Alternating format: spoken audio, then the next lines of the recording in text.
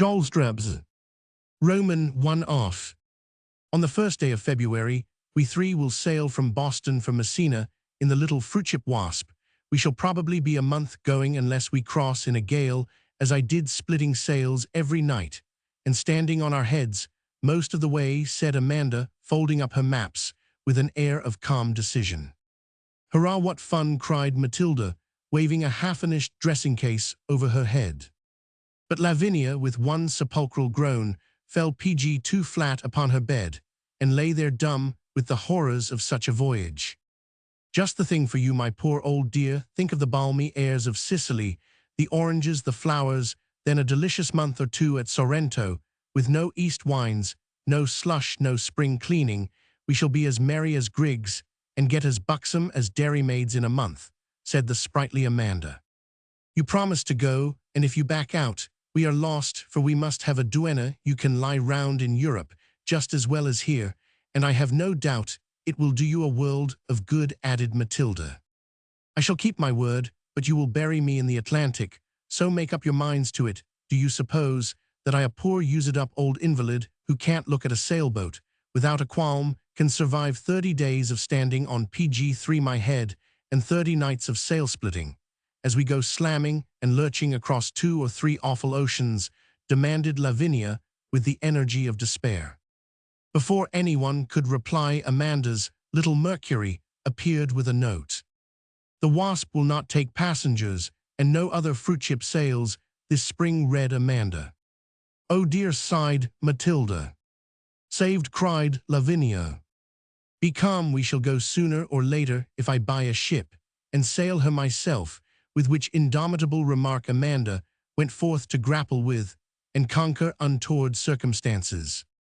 A month of plans, vicissitudes, and suspense followed, during which Amanda strove manfully, Matilda suffered agonies of hope and for fear, and Lavinia remained a passive shuttlecock waiting to be tossed wherever fate's battledore chose to send her. Exactly 2 weeks from today we sail with a party of friends in the French steamer Lafayette from New York for Brest. Will you be ready, demanded Amanda, after a protracted wrestle with aforesaid adverse circumstances. But that is exactly what we didn't mean to do. It's expensive and fashionable France, and not Italy, north and not south. That's because I am in the party. If you take a Jonah, nothing will go well. Leave me behind, and you will have a charming trip, said Lavinia, who had an oyster-like objection to being torn from her bed. No matter, we are going live or die, sink or swim, and I shall expect to meet you all PG5 booted and spurred and fit for the fight April 1st, said the unwavering Amanda. A most appropriate day for 3 lone women to start off on a wild goose chase after health and pleasure, groaned Lavinia from among her pillows. Very well then, I leave you now, and shall expect to meet on the appointed day. If I am spared, answered the sufferer. I'll bring her, never fear, added the sanguine Mat, as she rattled the trays out of an immense trunk. How they ever did it no one knows, but in a week everything was ready, and the sisters had nothing left to do but to sit and receive the presents that showered upon them from all quarters. How kind everyone was, to be sure. 6 fine dressing cases arrived, and were hung upon the walls, 4 smelling bottles sewn for PG6 each, nostril bedsocks, rigolettes, afghans, lunch baskets, pocket flasks, guidebooks, needle cases, bouquets in stacks, and a great cake with their names on top in red and blue letters 3 inches long. Friendly fingers sewed for them, even the gentlemen of the house, and there were 8 that a bee and hemmed handkerchiefs for mat-marked towels, and one noble being actually took off his coat and packed the trunks in layers of mosaic work. Wonderful to behold. A supper celebrated the last evening, and even the doleful Lavinia, touched by such kindness, emerged from her slough of despond, and electrified the ball by dancing a jig with great spirit and grace. Devoted beings were up at dawn to share the early breakfast. Lug trunks fly up and down with last messages. Cheer heartily as the PG7 carriage drove off, and then adjourn en masse to the station there to shake hands all round once more and wave and wring handkerchiefs as the train at last bore the jocund Mat and the resigned Lavinia toward the trysting place and Amanda. All along the route, more friends kept bursting into the cars, as they stopped at different places, more gifts, more handshakes, and kisses, more good wishes and kind prophecies, till at last, in a chaos of smiles, tears, smelling bottles, luncheon, cloaks, books, and foot-warmers, the travelers left the last friendly face behind and steamed away to New York. "How delicious this is," cried the untraveled Matilda as they stepped upon the deck of the Lafayette, and she sniffed the shippy fragrance that caused Lavinia to gasp and answer darkly, "Page 8. Wait till tomorrow." While Matt surveyed the steamer, under the care of devoted being No. 10, who appeared to see them off, Lavinia arranged the stateroom, stowing away all useless gear, and laying forth dressing gowns, slippers, pocket handkerchiefs. With an anguished smile, she had crossed the ocean twice and was a wiser, sadder woman for it. At 8, she turned in, and 10 minutes later Amanda came aboard with a flock of gay friends, but no temptations of the flesh could lure the wary spinster from her den, for the night was rough and cold, and the steamer a babel of confusion. "It's perfectly delightful. I wish you'd been there, Livy. We had supper and songs and funny stories, and all sorts of larks. There are quantities of nice people aboard, and we shall have a perfectly splendid trip. I shall be up PG9 bright and early, put on my scarlet stockings, my new boots and pretty sea-suit, and go in for a jolly day," said the ardent Matilda, as she came skipping down at midnight and fell asleep full of rosy visions of the joys of life on the ocean wave. "Deluded child," sighed Lavinia, closing her dizzy eyes upon the swaying garments on the wall, and feebly wishing she had hung herself along with them. In the grey dawn she was awakened by sounds of woe, and peering forth beheld the festive Matilda with one red stocking on, and one off her blonde locks, wildly dishevelled, her face of a pale green, and her hands clasping lemons, cologne, and salts, as she lay with her brow upon the cool marble of the toiletable. "How do you like it, dear?" asked the unfeeling Lavinia. "Page 10. Oh, what is it? I feel as if I was dying. If somebody would only stop the swing 1 minute. Is it seasickness? It's awful, but it will do me good. Oh yes, I hope so. I've tried everything and feel worse and worse. Hold me, save me. Oh, I wish I hadn't come." "Shipmates ahoy, how are you, my loves?" And Amanda appeared rosy, calm, and gay, with her pea-jacket on, skirts, clothes reefed, hat well to windward, and everything taut and shipshape, for she was a fine sailor and never missed a meal. Wails greeted her, and faint inquiries as to the state of things in the upper world. "Blowing a gale, rain, hail, and snovery, dirty weather, and we are flying off the coast in fine style," was the cheerful reply. "Page 11. Have we split any sails?" asked Lavinia, not daring to open her eyes. "Dozens, I dare say. Shipping sees every 5 minutes, all the passengers ill. But me, and every prospect of a northeaster all the way over," continued the lively Amanda, lurching briskly about the passage with her hands in her pockets.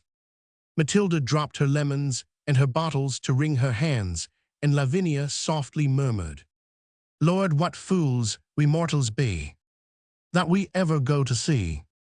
"Breakfast, ladies," cried the pretty French stewardess, prancing in with teacups, bowls of gruel, and piles of toast, balanced in some miraculous manner all over her arms.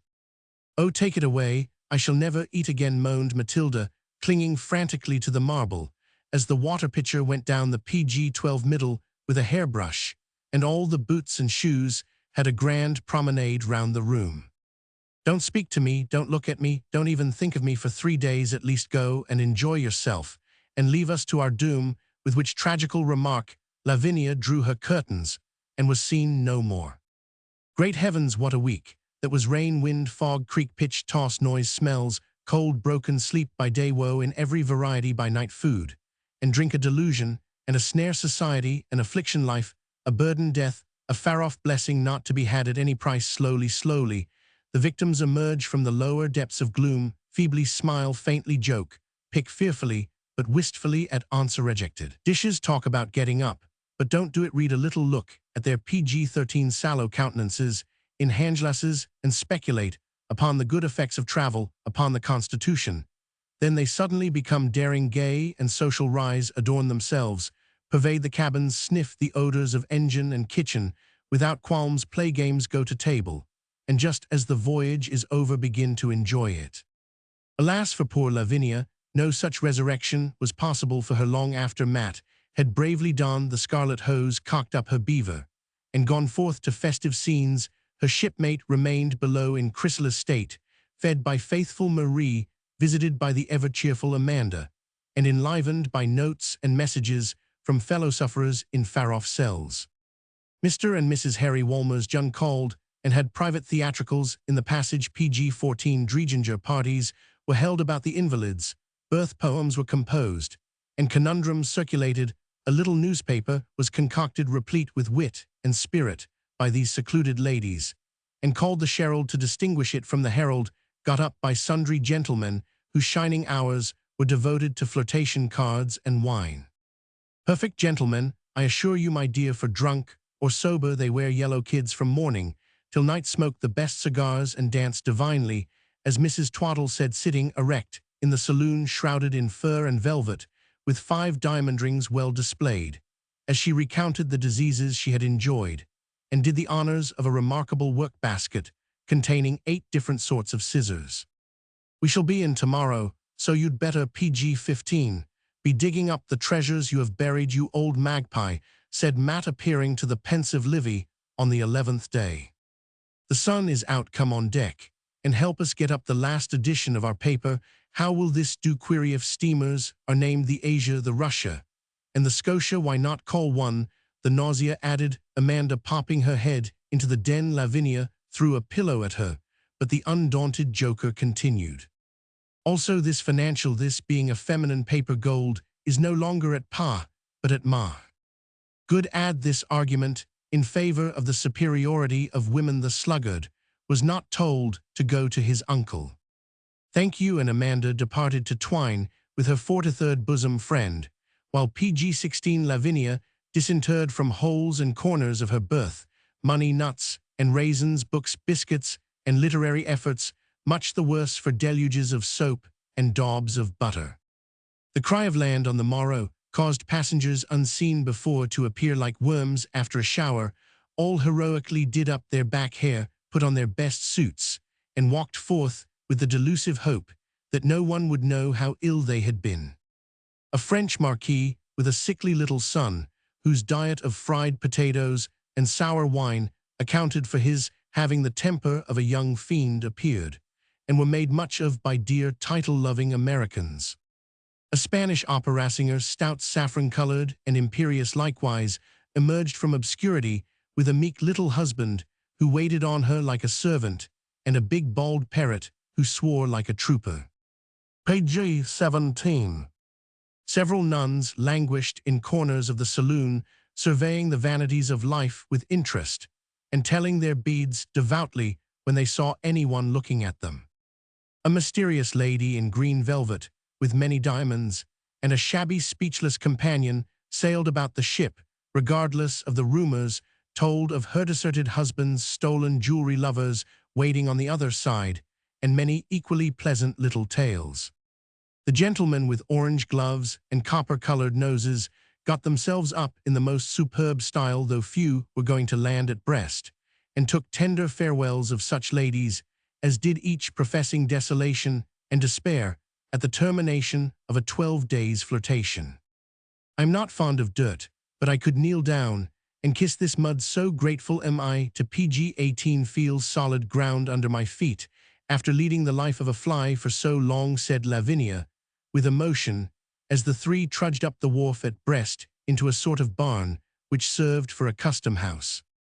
Now let each sit upon her luggage and clamor till some one comes and examines it, else it will get whisked away, heaven only knows where, ordered Amanda, who was the leader in right of her knowledge of tongues. Each perched accordingly on her one big trunk and tried to clamor, but nothing came of it save loss of time and temper, for no one paid the slightest heed to them, and it was maddening to see trunk after trunk passed and sent off, followed by its rejoicing owner. Especially hard to bear was the sight of the green velvet sinner, who with a smile or two won the sternest official to pass her 5 trunks PG-19 without turning a key, and sailed away with a scornful glance at the virtuous 3 planted on their property and feebly beckoning for help. I shall bear this no longer, Matt. Sit there and guard the small things while you and I, Livy, charge boldly among these imbeciles and drag them to their duty. And Amanda marched away to clutch a cockaded victim by the shoulder with an awe-inspiring countenance. Lavinia picked out a feeble grey officer and dogged him like an Indian, smiling affably and pointing to her luggage with a persistent mildness that nearly drove the poor man mad. No matter where he went, or what he did, no matter how thick the crowd about him, or how loud the din, still like a relentless ghost, that mild old lady was ever at his side, PG-20, mutely pointing, and affably smiling, of course. He gave in, lifted one tray, saw much flannel, nearly blew his venerable nose off sniffing at one suspicious bottle, and slamming down the lid, scrawled a mysterious crossbowed and fled.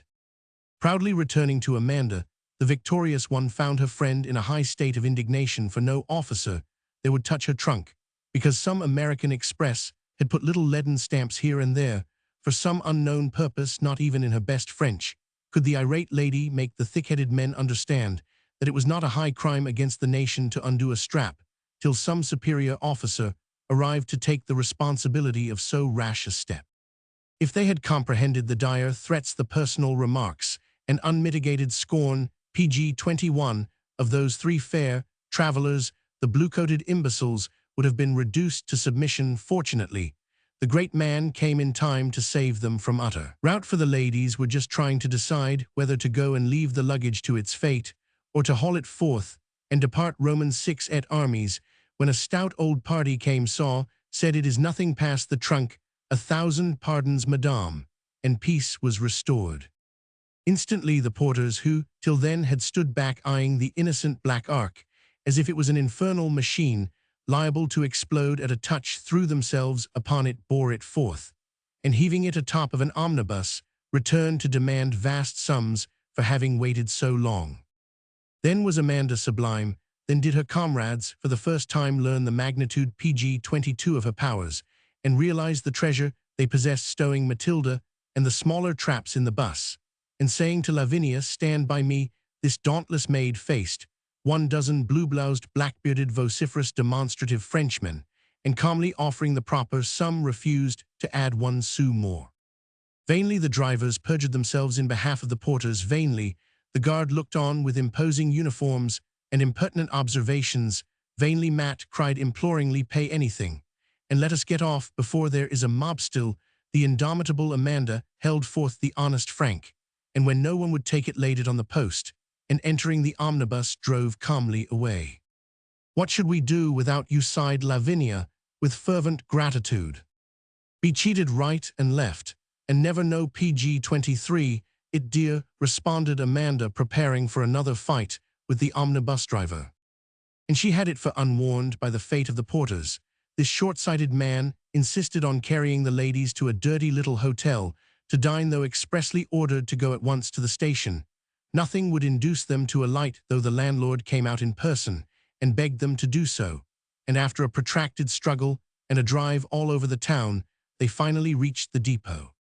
Here another demand for double fare was promptly quenched by an appeal to the chef de station, who, finding that Mademoiselle was wide awake, crushed the driver and saw justice done. Exhausted but triumphant, the three at length found themselves rolling slowly towards Moorlakes through a green and blooming country, so unlike the New England they had left behind that they rejoiced like butterflies in the sunshine. PG-24. Roman 2, Brittany. After a late dinner at which their appetites were pretty effectually taken away by seeing dishes of snails passed round and eaten like nuts with large pins to pick out the squirming meat, a night's rest somewhat disturbed by the incessant clatter of sabots in the marketplace, and a breakfast rendered merry by being served by a gherkin whom Dickens would have immortalized, our travelers went on to Colney's Dinan.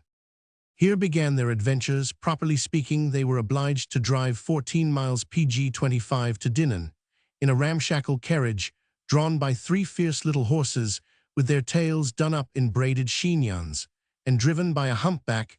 This elegant equipage was likewise occupied by a sleepy old priest who smoked his pipe without stopping the whole way, also by a large, loquacious, beery man who talked incessantly, informing the company that he was a friend of Victor Hugo, a child of nature aged 60, and obliged to drink much ale, because it went to his head and gave him commercial ideas. If it had given him no others, it would have done well, but after each draught, and he took many, this child of nature became so friendly that even the free and easy Americans were abashed. Matilda quailed before the languishing glances he gave her, and tied her head up like a bundle in a thick veil. The PG-26 scandalized Lavinia, informing him that she did not understand French, assumed the demeanor of a griffin, and glared stonily into space, when she was not dislocating her neck, trying to see if the toffee luggage had not tumbled off behind. Poor Amanda was thus left a prey to the beery one for having at first courteously responded to his paternal remarks, and expressed an interest in the state of France. She could not drop the conversation all at once, even when the friend of Victor Hugo became so disagreeable that it is to be hoped the poet has not many such. He recited poems, he sung songs, he made tender confidences, and finished by pressing the hand of Mademoiselle to his lips on being told that such demonstrations were not permitted to strangers in America. He beat his breast and cried out, PG-27, my God, so beautiful and so cold, you do not comprehend that I am but a child. Pardon, and smile again, I conjure you. But Mademoiselle would not smile, and folding her hands in her cloak, appeared to slumber, whereat the grey-headed infant groaned, pathetically cast his eyes heavenward, and drank more ale, muttering to himself, and shaking his head, as if his emotions could not be entirely suppressed. These proceedings caused Lavinia to keep her eye on him, being prepared for any outbreak from a bullet, all round to proposals, to both her charges at once.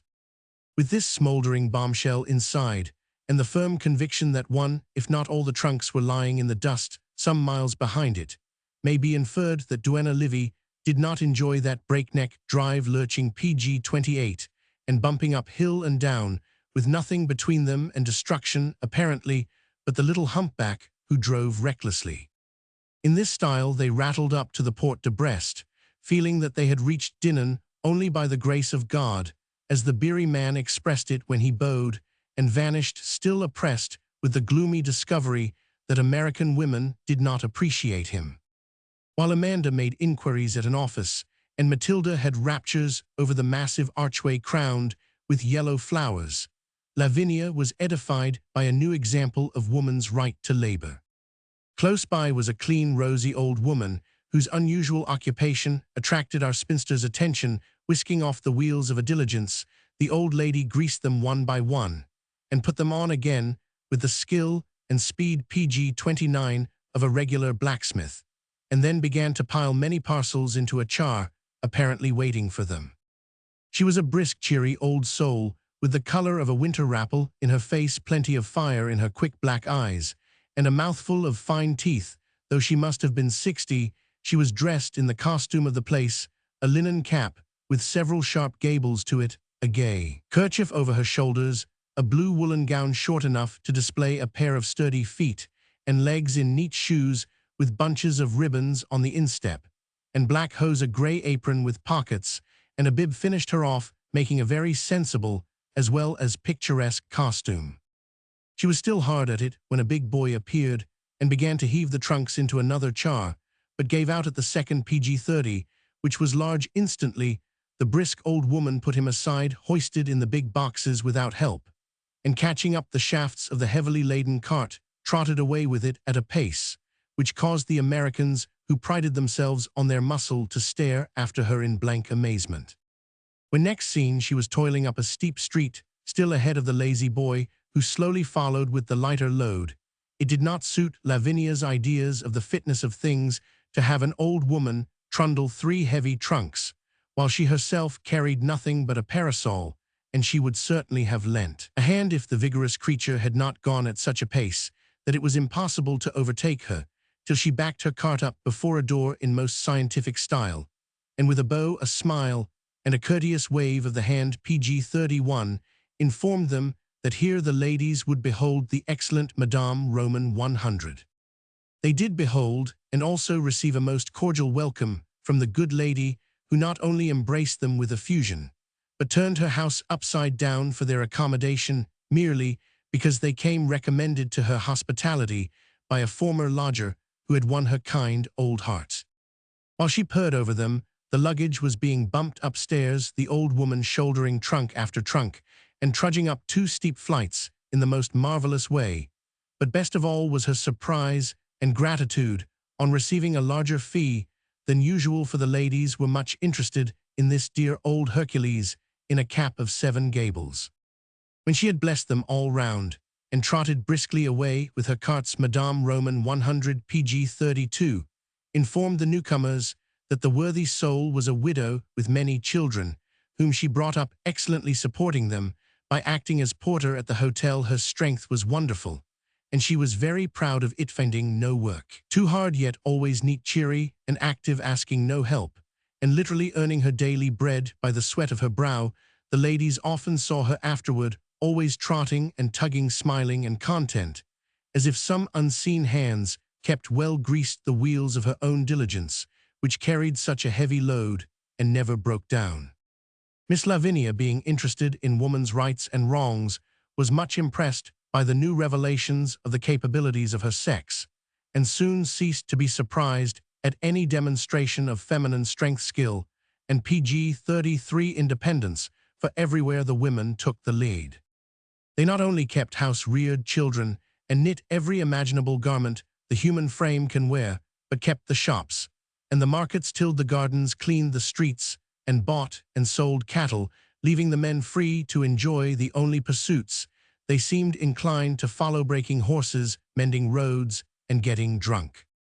The markets seemed entirely in the hands of the women, and lively scenes they presented to unaccustomed eyes, especially the pig market held every week in the square before Madame Roman 100's house.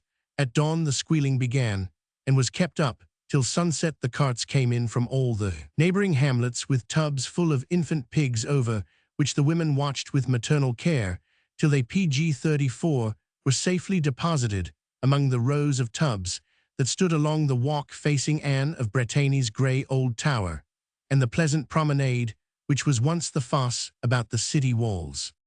Here Madame would seat herself and knit briskly till a purchaser applied, when she would drop her work, dive among the pink innocents, and hold one up by its unhappy leg, undisturbed by its doleful cries, while she settled its price with a blue-gowned, white-capped neighbor as sharp-witted and shrill-tongued as herself. If the bargain was struck, they slapped their hands together in a peculiar way, and the new owner clapped her purchase into a meal-bag, slung it over her shoulder, and departed with her squirming, squealing treasure as calmly as a Boston lady, with a satchel full of ribbons and gloves. More mature pigs came to market on their PG 35 own legs, and very long, feeble legs. They were for a more unsightly beast than a Breton pig was never seen out of a toy Noah's Ark, tall, thin, high-backed, and sharp-nosed. These porcine victims tottered to their doom with dismal wailings, and not a vestige of spirit, till the trials and excitement of the day goaded them to rebellion, when their antics furnished fun for the public. Miss Livy observed that the women could manage the pigs when men failed entirely. The latter hustled, lugged, or lashed unmercifully, and unsuccessfully, the former with that fine tact which helps them to lead nobler animals than pigs would soothe, sympathize, coax, and gently beguile the poor beasts, or devise ways of mitigating their bewilderment and woe, which did honor to the sex, and triumphantly illustrated the power of moral suasion. PG 36. One amiable lady who had purchased 2 small pigs and a coop full of fowls attempted to carry them all on one donkey, but the piggies rebelled lustily in the bags. The ducks remonstrated against their unquiet neighbors, and the donkey indignantly refused to stir a step till the unseemly uproar was calmed. But the Breton was equal to the occasion, for after a pause of meditation, she solved the problem by tying the bags round the necks of the pigs, so that they could enjoy the prospect. This appeased them at once, and produced a general lull, for when the pigs stopped squealing, the ducks stopped quacking, the donkey ceased his bray, and the party moved on in dignified silence, with the youthful pigs, one black, one white, serenely regarding life from their bags. Another time, a woman leading a PG 37 newly bought cow came through the square, where the noise alarmed the beast so much that she became unruly and pranced in a most dangerous manner, Miss Livy hung out of the window breathless with interest, and ready to fly with brandy and bandages. At minutes' notice, for it seemed inevitable that the woman would be tossed up among the lindens before the cow was conquered. The few men who were lounging about stood with their hands in their pockets, watching the struggle without offering to help, till the cow scooped the lady up on her horns ready for a toss. Livy shrieked, but Madame just held on, kicking so vigorously that the cow was glad to set her down, when instead of fainting, she coolly informed the men who, seeing her danger, had approached, that she could arrange her cow for herself, and did not want any help, which she proved by tying a big PG-38 blue handkerchief over the animal's eyes, producing instant docility, and then she was led away by her flushed but triumphant mistress, who calmly settled her cap, and took a pinch of snuff to refresh herself after a scuffle which would have annihilated most women. When Madame Roman 100's wood was put in, the newcomers were interested in watching the job, for it was done in a truly Bretonesque manner. It arrived in several odd carts, each drawn by 4 great horses, with 2 men to each team. And as the carts were clumsy, the horses wild, and the men stupid, the square presented a lively spectacle at one time. There were 3 carts, 12 horses, and 6 men, all in a snarl, while a dozen women stood at their doors and gave advice. One was washing a lettuce, another dressing her baby, a third twirling her distaff, and a fourth with her little bowl of soup, which PG-39 she ate in public, while gesticulating so frantically that her sabots clattered on the stones. The horses had a free fight, and the men swore and shouted in vain, till the lady with the baby suddenly went to the rescue, planting the naked cherub on the doorstep. This energetic matron charged in among the rampant animals, and by some magic touch untangled the teams, quieted the most fractious, a big gray brute prancing like a mad elephant, then returned to her baby, who was placidly eating dirt, and with a polite "Voilà, messieurs," she whipped little Jean into his shirt, while the men sat down to smoke. It took 2 deliberate men nearly a week to split the gnarled logs, and 1 brisk woman carried them into the cellar and piled them neatly. The men stopped about once an hour to smoke, drink cider, or rest. The woman, PG-40, worked steadily from morning till night, only pausing at noon for a bit of bread, and the soup good cost sent out to her. The men got 2 francs a day, the woman half a franc, and as nothing was taken out of it for wine or tobacco, her 10 cents probably went further than their 40. This same capable lady used to come to market with a baby on one arm, a basket of fruit on the other, leading a pig, driving a donkey, and surrounded by sheep, while her head bore a pannier of vegetables, and her hands spun busily with a distaff. How she ever got on with these trifling encumbrances was a mystery, but there she was, busy, placid, and smiling in the midst of the crowd, and at night went home with her shopping well content. The washerwomen were among the happiest. PG-40, one of these happy souls, and nowhere was seen prettier pictures than they made clustered round the fountains or tanks, by the way, scrubbing, slapping, singing, and gossiping, as they washed or spread their linen on the green hedges and daisied grass in the bright spring, whether one envied the cheery faces under the queer caps, the stout arms that scrubbed all day and were not too tired to carry home some chubby Jean or little Marie when night came, and most of all the contented hearts in the broad bosoms under the white kerchiefs. For no complaint did one hear from these hardworking happy women. The same brave spirit seems to possess them now as that which carried them heroically to their fate in the Revolution, when hundreds of mothers and children were shot at Nantes and died without a murmur. But of all the friends, the strangers made PG-42 among them. They liked old Mere Audun Bistache, shriveled leaf of a woman who at 92 still supported her old husband of 98. He was nearly helpless and lay in bed most of the time smoking, while she peeled willows at a sou a day, trudged up and down with herbs, cresses, or any little thing she could find to sell. Very proud was she of her master, his great age, his senses still quite perfect, and most of all his strength. For now and then the old tyrant left his bed to beat her, which token of conjugal regard she seemed to enjoy as a relic of early days, and a proof that he would long be spared to her.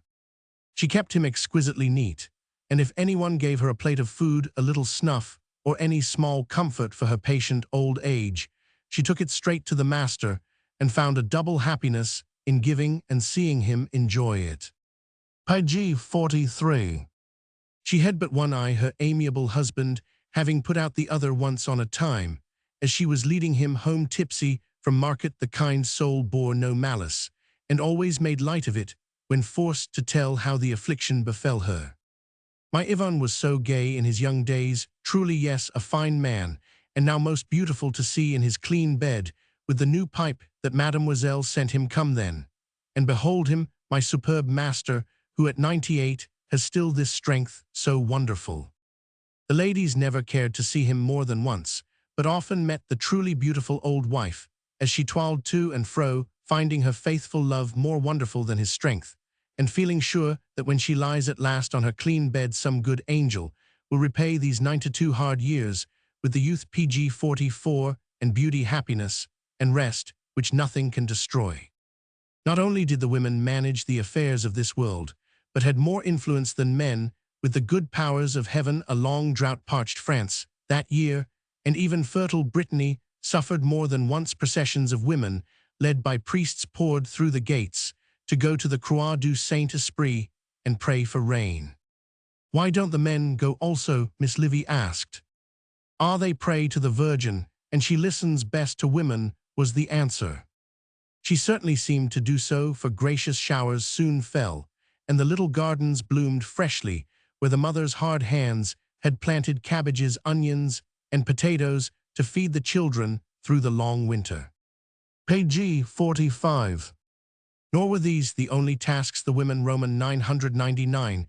The good ladies had a hospital, and a neater, cheerier place was never seen. Few invalids, but many old people sitting in the sunny gardens or at work in the clean rooms. La Gare is in ruins now, but the memory of its gentle lady still lives, and is preserved in this benevolent institution for the sick, the old, and poor.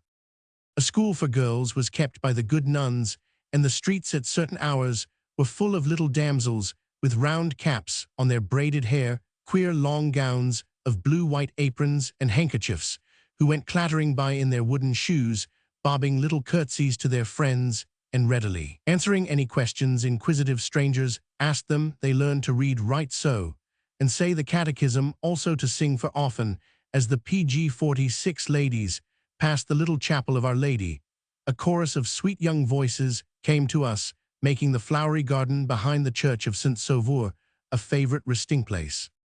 In endeavoring to account for the freedom of the women, here it was decided that it was owing to Anne of Brittany, the gentle and generous duchess, to whom her husband Louis Roman 12 allowed the uncontrolled government of the duchy. Relics of the fière Bretonne, as Louis called her, are still treasured everywhere, and it was pleasant to know not only that she was an accomplished woman, writing tender letters in Latin verse to her husband, but also a wise and just princess to her people, showing herself by spirit and independence to be the most worthy of all her race to wear the ducal crown. So 3 PG 47 cheers for good Duchess Anne, and long life to the hardy, happy women of Brittany.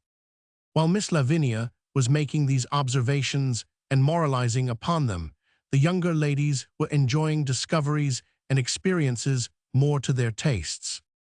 They had not been in the house half a day before Madame Roman 100 informed them that Mademoiselle, the so charming Miss, whom they beheld at dinner, was to be married very soon, and they should have the rapture of witnessing a wedding the most beautiful.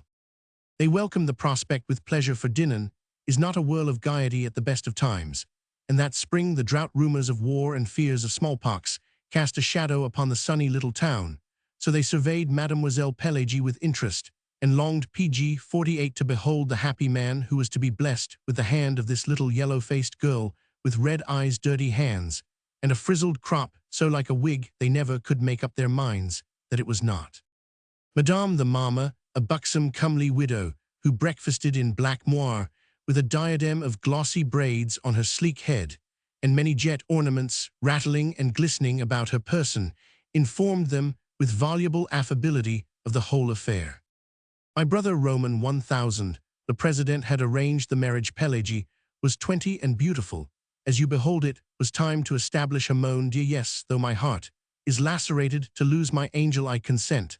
I conduct her to a ball that she may be seen by the young man whose parents desire that he should espouse my infant. He beholds her.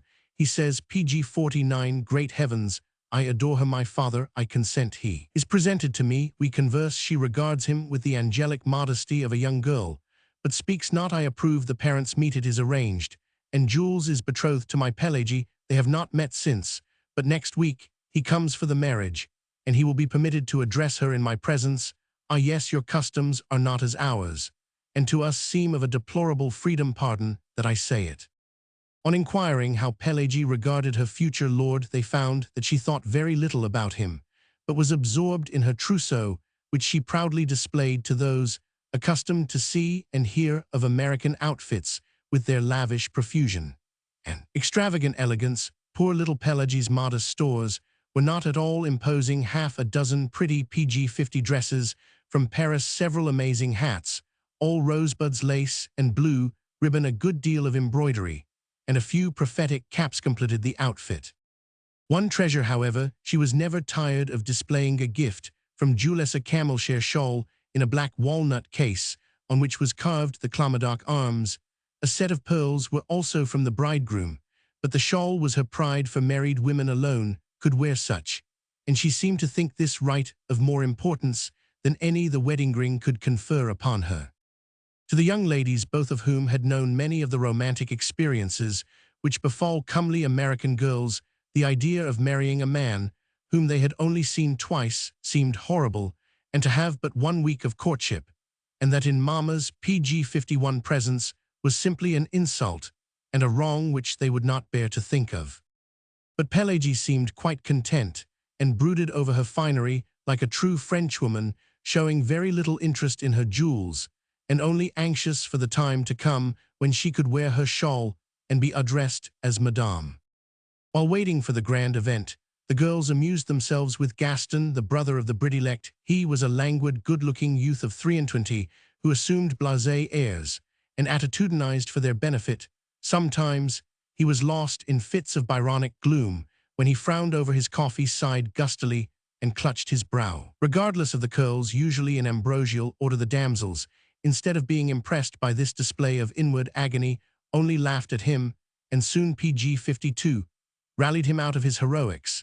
Then he would try another plan and become all devotion, presenting green tulips, ancient coins, early fruit, or sketches of his own so very small that the design was quite obscure. If these delicate attentions failed to touch the stony hearts of the blonde Americans, he would air his entire wardrobe, appearing before them one day in full Breton costume of white cloth, embroidered in gay silks, buckled shoes, and hat adorned with streaming ribbons and flowers. Quite Arcadian was Gaston in this attire, very effective on the croquet ground, where sundry English families disported themselves on certain afternoons. Another time, he would get himself up like a Parisian dandy, bound for a ride in the Bois de Boulogne, and mounting with much difficulty a rampant horse, he would caracole about the place St. Louis, to the great delight of the natives.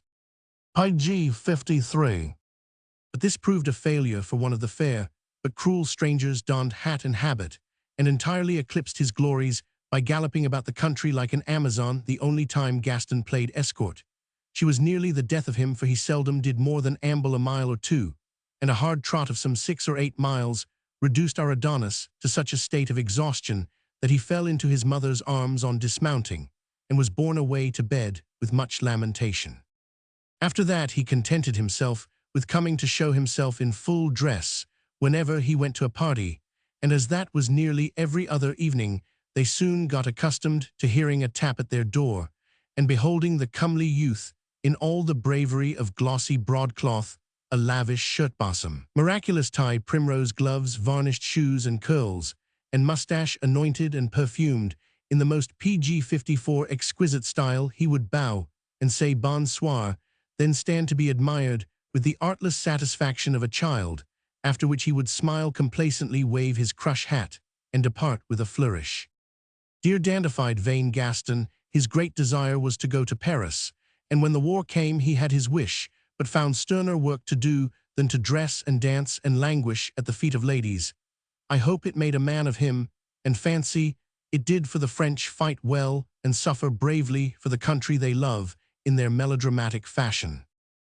As the day approached for the advent of the bridegroom, great excitement prevailed in the quiet household Madame Roman 100, and her handmaid dear old Marie cackled, and bustled like a pair of important hens. Madame F., the widow, lived at the milliner's, so to speak, and PG 55 had several dress rehearsals for her own satisfaction. Gaston mounted guard over his sister, lest some enamored man should rend her from them ere her jewels could secure the prize, and Pelagie placidly ate and slept, kept her hair in crimping pins from morning till night, wore out her old clothes, and whiled away the time munching bonbons and displaying her shawl.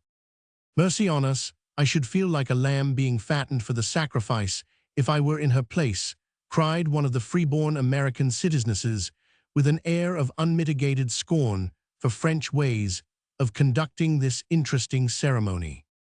I should feel like a galley slave, said the other, for she can't go anywhere without Gaston or Mamma at her elbow. Only yesterday she went into a shop alone, while Gaston waited at the door, and when she told it at PG 56 home as a great exploit, all the ladies shrieked with horror at the idea, and Mamma said, wringing her hands, "Mon Dieu, but they will think thou art a married woman, for it is inconceivable that any girl should do so bold a thing." And Pelagie wept, and implored them not to tell Jules, lest he should discard her. Here the Americans all groaned over the pathetic absurdity of the whole affair, and wondered with unrighteous glee what the decorous ladies below would say to some of their pranks at home. But fearing that Roman 1000 le President might feel it his duty to eject them from the town as dangerous persons, they shrouded their past sins in the most discreet silence, and assumed their primmest demeanor in public. "He has come, look, quick, girls," cried Lavinia as a carriage stopped at the door, and a rushing sound, as of many agitated skirts, was PG 57 heard in the hall. 3 heads peeped from the window of the blue parlor, and 3 pairs of curious eyes were rewarded by a sight of the bridegroom as he alighted. Such a little man, such a fierce mustache, such a dignified strut, and such an imposing uniform as he wore for Jules Gustave Adolphe Marie Clomadoc was a colonel in some regiment stationed at Boulogne. Out he skipped and he marched, and peeping over the banisters, they saw him salute Madame F. with a stately kiss on the hand, then escort her up to her salon, bowing loftily and twisting his tawny mustache with an air that gave him the effect of being 6 feet in height and broad in proportion. How he greeted his fiancée they knew not, but the murmur of voices came from the room in steady flow for hours, and Gaston flew in and out with an air of immense importance. PG 58. At dinner the strangers were proudly presented to Roman 1000 le Colonel, and received affable bows from the little man, who flattered himself that he could talk English, and insisted on speaking an unknown tongue, evidently wondering at their stupidity in not understanding their own language. He escorted Madame down, sat between her and Pelagie, but talked only to her, while the girl sat silent and ate her dinner with an appetite which no emotion could diminish. It was very funny to see the small warrior do his wooing of the daughter through the mother, and the buxom widow played her part so well that an unenlightened observer would have said she was the bridilect. She smiled, she sighed, she discoursed, she coquetted, and now and then plucked out her handkerchief, and wept at the thought of losing the angel who was PG 59, placidly gnawing bones, and wiping up the gravy on her plate with bits of bread. Jules responded with spirit, talked, jested, quoted poetry, paid compliments right and left and now, and then passed the salt, filled a glass, or offered a napkin to his fiancée, with a French shrug and a tender glance. After dinner, Madame F. begged him to recite one of his poems, for it appeared this all-accomplished man was beloved of the muse, and twanged the lyre, as well as wielded the sword with much persuasion and many modest apologies. Jules at length consented, took his place upon the rug, thrust one hand into his bosom, turned up his eyes, and in a tremendous voice declaimed a pensive poem of some 20 stanzas called Adieu to My Past. The poet's friends listened with rapt PG 60 countenances and frequent bursts of emotion or applause, but the Americans suffered agonies, for the whole thing was so absurdly melodramatic that it was with great difficulty they kept themselves from explosions of laughter when the little man dropped voice to a hoarse whisper in bidding adieu to the lost loves of his youth. Tender-hearted old Roman 100 sobbed in her napkin, while Livy only saved herself from hysterics by drinking a glass of water, and Pelagie ate sugar with her round eyes fixed on her lover's face, without the slightest expression whatever. When the poet mourned his blighted hopes, and asked wildly of all the elements if he should live or die, Gaston cast reproachful glances at the alien charmer who had nipped his passion in the bud. And when Jules gave a sudden start, slapped his brow, and declared that PG 61, he would live for his country, old Marie choked in her coffee, while Madame F clapped her fat hands and cried, "It is sublime." The poem closed there, and the providential appearance of their donkeys gave the ladies an excuse for retiring to their room, where they laughed till they could laugh no more. Each meal was as good as a play, and every glimpse they had of the little pair gave fresh food for mirth. Everything was so formal and polite, so utterly unlike the free and easy customs of their native land, that they were kept in alternate states of indignation and amusement. The whole time Jules never was alone with his Pelagie. For an instant, such a breach of etiquette would have shocked the entire town. In the walks and drives which the family took together, Madame was always at the Colonel's side, while Gaston escorted PG 62, his sister, looking as if he was fast reaching a state of mind when he would give her away without a pang. Many guests came and went, much kissing and bowing, prancing and rustling went on up and downstairs. Stately old gentlemen called papers were signed, fortunes discussed, and gifts displayed. Pelagie went much to mass, also to the barbers, and the Bath-agitated milliners flew in and out. A great load of trunks arrived from Nantes, where Madame formerly lived, and the day before the wedding a whole carriage full of Clomadocs appeared, and Babel seemed to have come again. Great supper was given that evening, and the three were banished to their own rooms, where however they fared sumptuously for Madame Roman 100, and good old Marie ate with them, having no place left them. But the kitchen PG 63, Madame Roman 100, was much hurt that she had not been asked to the wedding. It seemed the least Madame F could do after taking possession of the house, and turning its rightful owner out of every room. The attic Madame Roman 100 was a gentlewoman, and though a meek old soul, this rudeness hurt her very much. She said nothing, but Marie fumed and scolded fiercely, and proposed that the neglected ones should all go away on the wedding day and make a fate for themselves somewhere. So they decided to drive to dinner, enjoy the fine views of the sea and St. Malo dine, and return at dusk, leaving the house free for the wedding festivities. The day was fine, and the ladies were graciously invited to behold the bride before she left for church. She looked as much like a fashion plate as it was possible for a living PG 64 girl to look, and they dutifully kissed her on both cheeks, paid their compliments, and retired thanking their stars that they were not in her place. Mamma was gorgeous to behold in royal purple and black lace. Gaston was so glossy and beruffled and begemmed that they gazed with awe upon the French Adonis. But the bridegroom was a sight for gods and men, in full regimentals, with a big sword, so many orders that there was hardly room for them on his little breast, and a cocked hat with a forest of feathers in which he extinguished himself at intervals. How his tiny boots shone, his tawny mustache bristled with importance, and his golden epaulets glittered as he shrugged and pranced. His honored papa and mamma were both tall, portly people, beside whom the mannequin looked like a child. Livy quite longed to see Madame Clomadoc take little Jules on her PG 65 knee, and amuse him with bonbons when he got impatient at the delay of the carriage.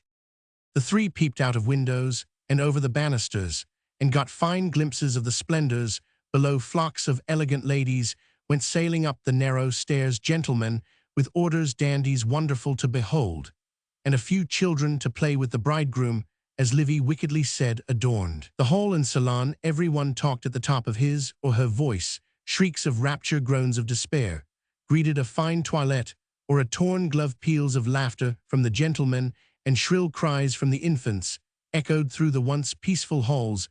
As Francois said, it was truly divine. At 11, everyone trooped into the carriages again. How they ever got so many full-dressed people into one carriage is a PG 66 mystery to this day, but in they piled regardless of train's corpulency or height, and coach after coach lumbered away to the church. The bride's carriage could not be got very near the door, so she tripped out to it, leaning on her uncle's arm, while the devoted Gaston bore her train. Mamma sailed after in a purple cloud, and when two young damsels in arsenic green were packed in away, they went, leaving the bridegroom to follow.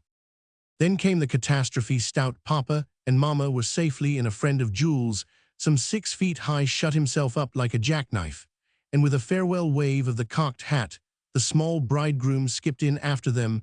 The coachman cracked his whip, intending to dash under the arched gateway in fine style, but alas, the harness was old, the big horses clumsy, and the road half-paved. PG 67, the traces gave way, the beasts reared, the big coach lurched, and dismal wails arose. Out burst the fierce little hero of the day, and the tall friend, followed by installments.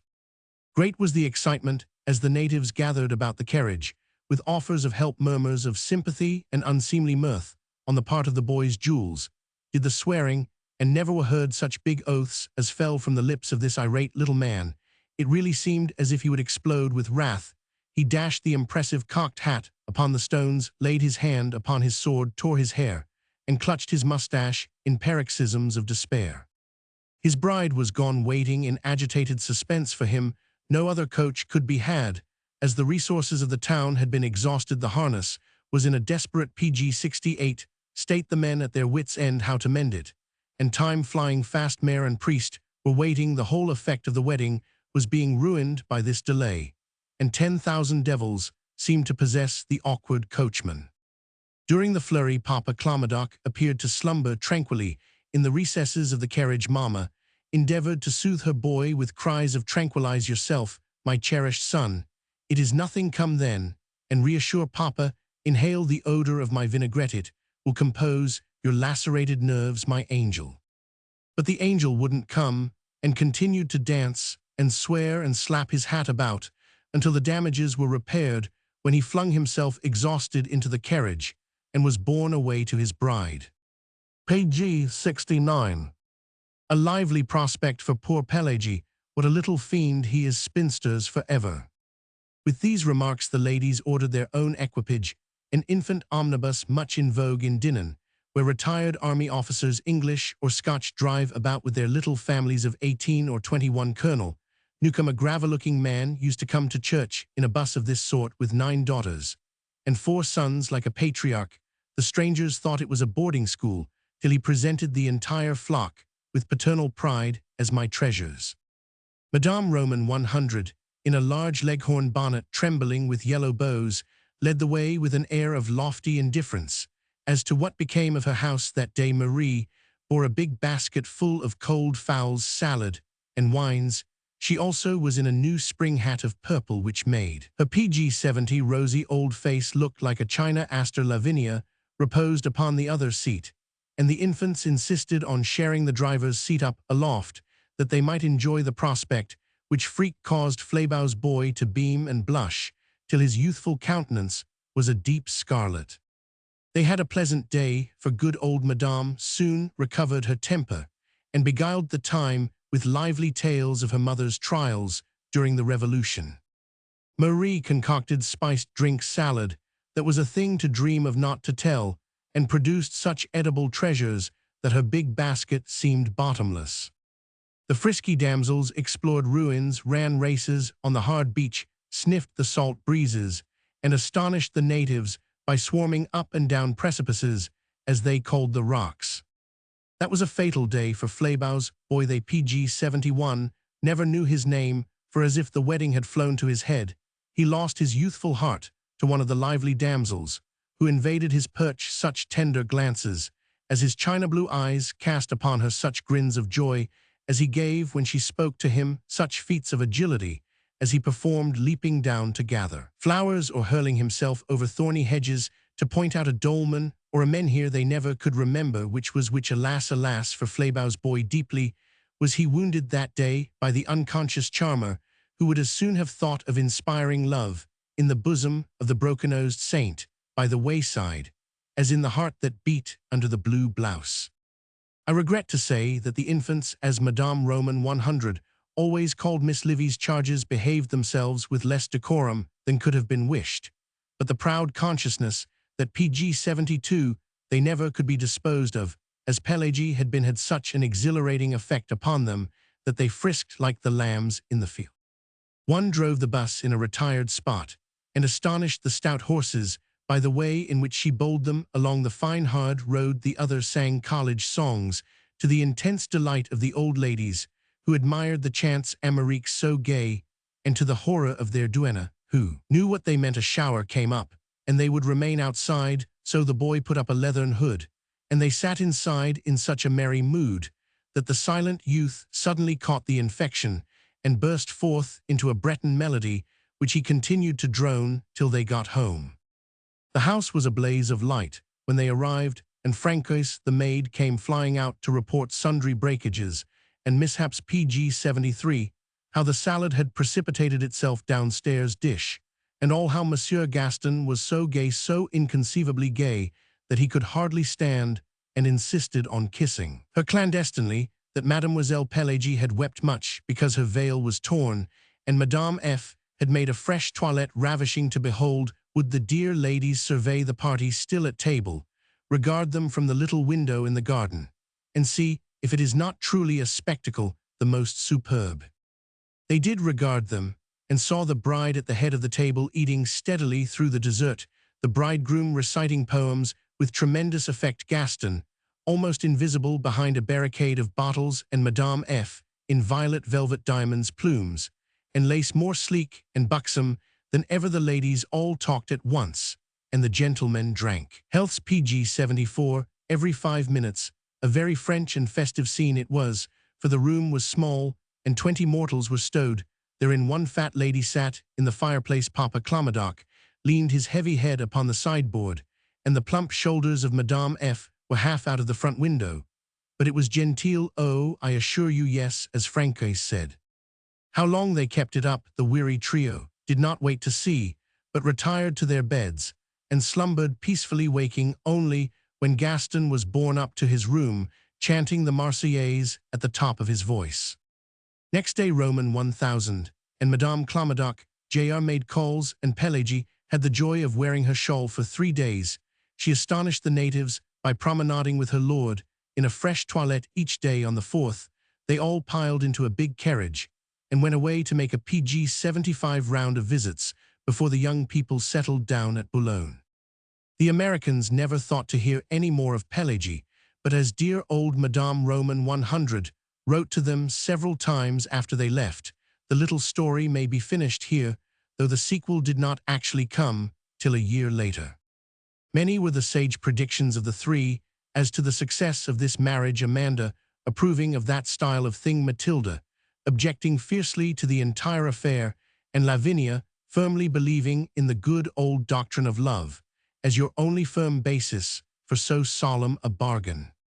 Wagers were laid that the fiery little colonel would shoot someone in a jealous fit, or that Pelagie would elope, or both charcoal themselves to death, as the best way out of the Pg 76 predicament, but none of them guessed how tragically it would really end.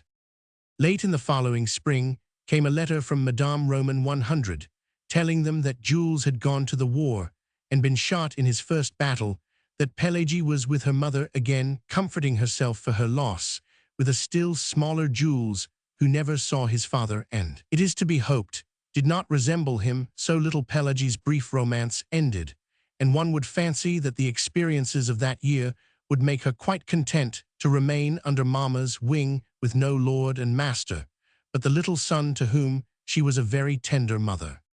Pleasant days those were in quaint old Dinan, for spring's soft magic glorified earth and sky, and a delicious sense of rest and freedom gave a charm to that quiet life. Legends of romance Pg 77, and chivalry hung about the ruins of castle and chateau, as green and golden as the ivy and bright wallflowers that tapestried the crumbling walls and waved like banners from the turret tops. Lovely walks into woods, starred with pale primroses, and fragrant with wild hyacinths, down green lanes leading to quaint cottages, or over wide meadows full of pink-tipped daisies and dear familiar buttercups, the same all the world over.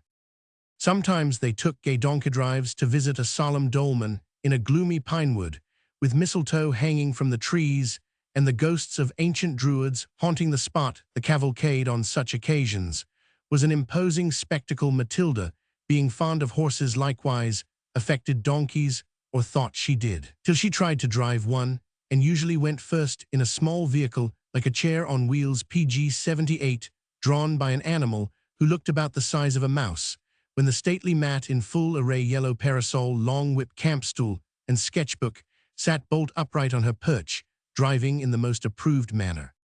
The small beast, after much whipping, would break into a trot and go pattering over the hard white road with his long ears wagging and his tiny hoofs raising a great dust for the benefit of the other turnout just behind. In a double chair sat Lavinia, bundled up as usual, and the amiable Amanda, both flushed with constant pokings and thrashings of their steed, a venerable ass so like an old Whitterbrown hare, trunk as to his body and Nick Bottom's mask as to his head, that he was a constant source of mirth to the ladies. Mild and venerable as he looked, however, he was a most incorrigible beast, and it took 2 immortal PG-79 souls and 4 arms to get the ancient donkey along. Vain all the appeals to his conscience, pity or pride, nothing but a sharp poke among his ribs, a steady shower of blows on his fuzzy old back, and frequent yanks of the reins produced any effect. It was impossible to turn out for anything, and the ladies resigned themselves to the ignominy of sitting still in the middle of the road, and letting other carriages drive over or round them. On rare occasions, the beast would bolt into the ditch as a vehicle drew near, but usually he paused abruptly, put his head down, and apparently went to sleep. Matilda got on better because little Bernard du Guesclin, as she named her mouse, was so very small that she could take him up and turn him round bodily when other means failed, PG-80, or pull him half into the chair. If danger threatened in front, he was a sprightly little fellow and had not yet lost all the ardor of youth or developed the fiendish obstinacy of his kind, so he frequently ran little race and then pranced, and was not quite dead to the emotion of gratitude in return for bits of bread. Truly, yes, the fair Mat, with her 5 feet 7 inches, and little Bernard, whose longest ear, when most erect, did not reach much above her waist, were a sweet pair of friends, and caused her mates great amusement. I must have someone to play with, for I can't improve my mind all the time as Mandy does, or cuddle and doze like Livy. I've had experience with young donkeys of all sorts, and I give you my word little Bernie is much better fun than some I've known, with shorter ears and fewer legs. PG-81. Thus Matilda, regardless of the jeers of her friends, when they proposed having the small beast into the salon to beguile the tedium of a rainy day. As the summer came on, picnics were introduced, and gay parties would pile into and on to Fleabau's small omnibus and drive off to Hunanday Coetquin La Belliere Gingemp or some other unpronounceable but most charming spot for a day of sunshine and merrymaking. The hospitable English came out strong on these occasions, with ampers of am-sandwiches, bottled porter, and so on, don't you know, all in fine style. Even the stout doctor donned his knickerbockers and grey hose, unfurled his Japanese umbrella, and with a pretty niece on either arm, disported himself like a boy. But pleasantest of all were the daily strolls, PG-82, through the little town, and its environs, getting glimpses of Breton manners and customs. The houses were usually composed of one room, where near the open fire, and fixed against the wall, stands the bedstead or lit close of old oak, shut in by carved sliding panels, often bearing an inscription or some sacred symbol. The mattresses and featherbeds are so piled up that there is hardly room to creep in before it is the big chest, containing the family wardrobe, answering the double purpose of a seat, and a step by which to ascend. The lofty bed cupboards on each side often have wide shelves where the children's sleep settles, and a long table complete the furniture. The latter often has little wells hollowed out in the top to hold the soup. Instead of plates, over the table, suspended by pulleys, are 2 indispensable articles in a Breton house: a large round PG-83 basket to cover the bread, and a wooden frame to hold the spoons, festoons of sausages, hams, candles, onions, horseshoes, harness, and tools all hang from the ceiling. The floor is of beaten earth. 1 narrow window lets in the light. There are no outhouses, and pigs and poultry mingle freely with the family. The gardens are well kept and produce quantities of fruit and vegetables. The chief food of the poorer class is bread or porridge of buckwheat, with cabbage soup made by pouring hot water over cabbage leaves and adding a bit of butter. They are a home-loving people and pine like the Swiss. If forced to leave their native land, they are brave soldiers and good sailors. Their vices, as a Breton writer says, are avarice, contempt for women, and drunkenness. Their virtues, love of home and country. Pg. 84 resignation to the will of God, loyalty to each other, and hospitality. Their motto is En tout chemin Lord.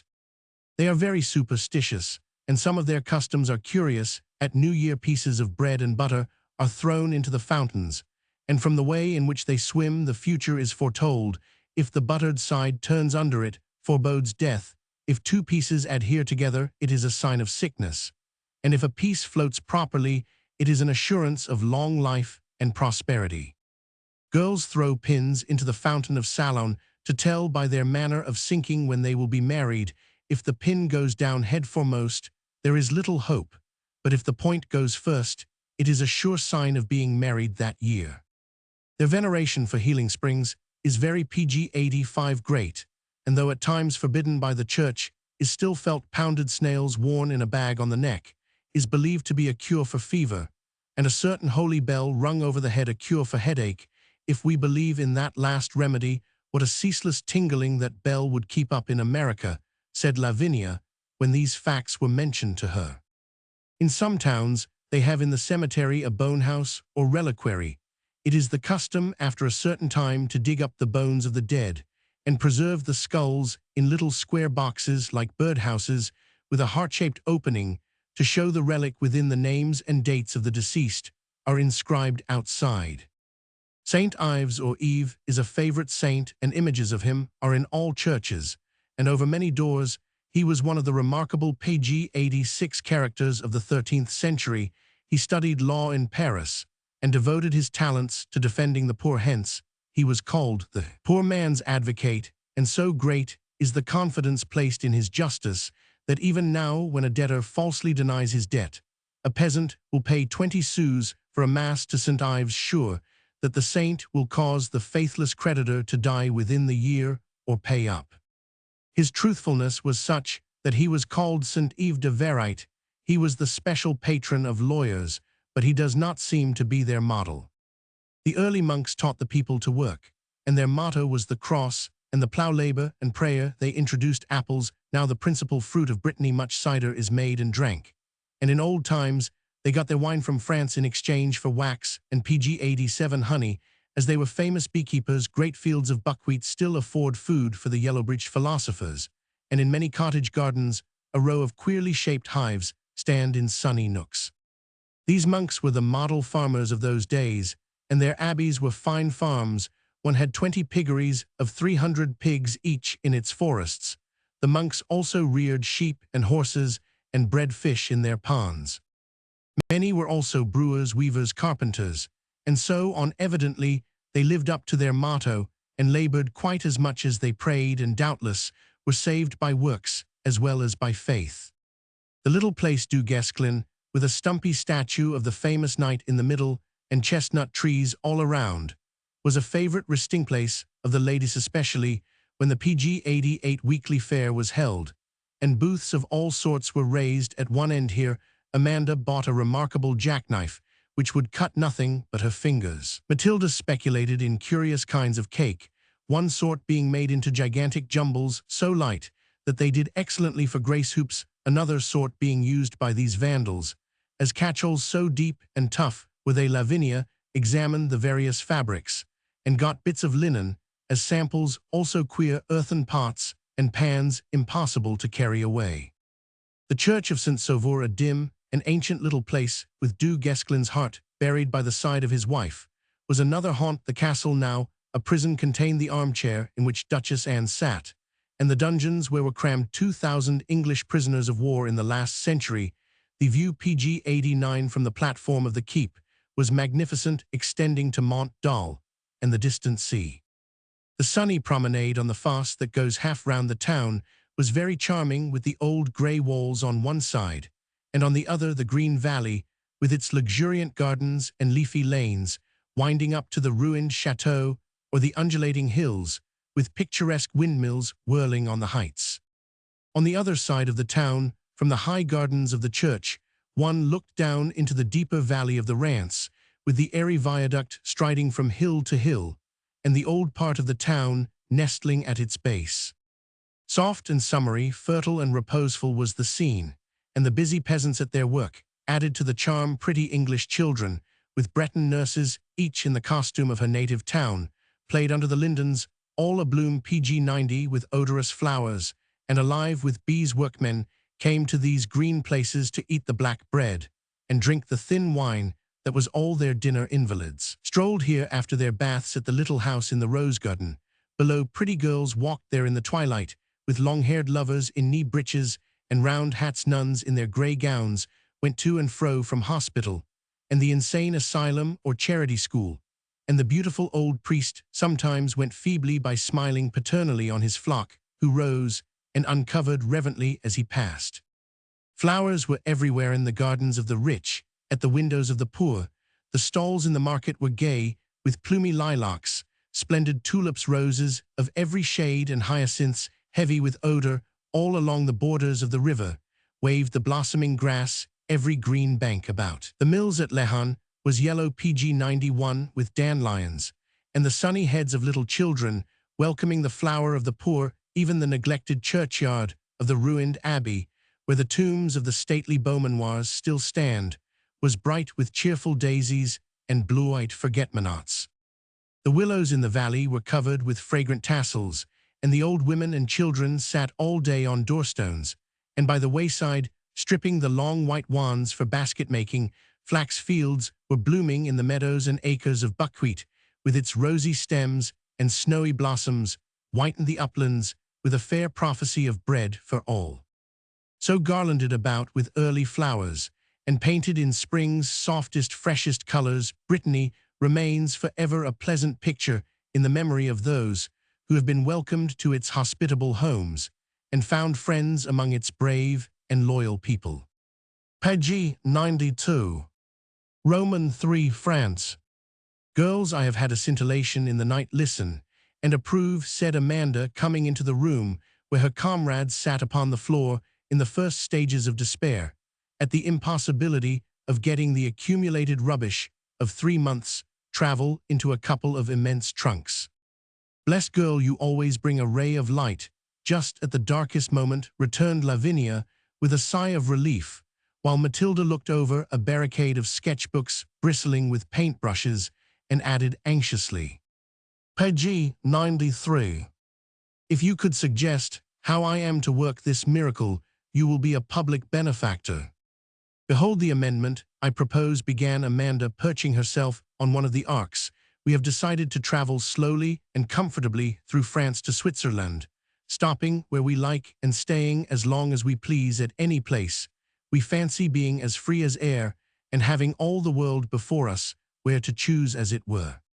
The route you have laid out is a charming one, and I don't see how you can improve it, said Lavinia, who, though she was supposed to be the matron, guide, and protector of the younger girls, was in reality nothing but a dummy used for Mrs. Grundy's sake, and let the girls do just as they pleased, only claiming the right to groan and moan as much as she PG94 liked, when neuralgia, her familiar demon, claimed her for its own.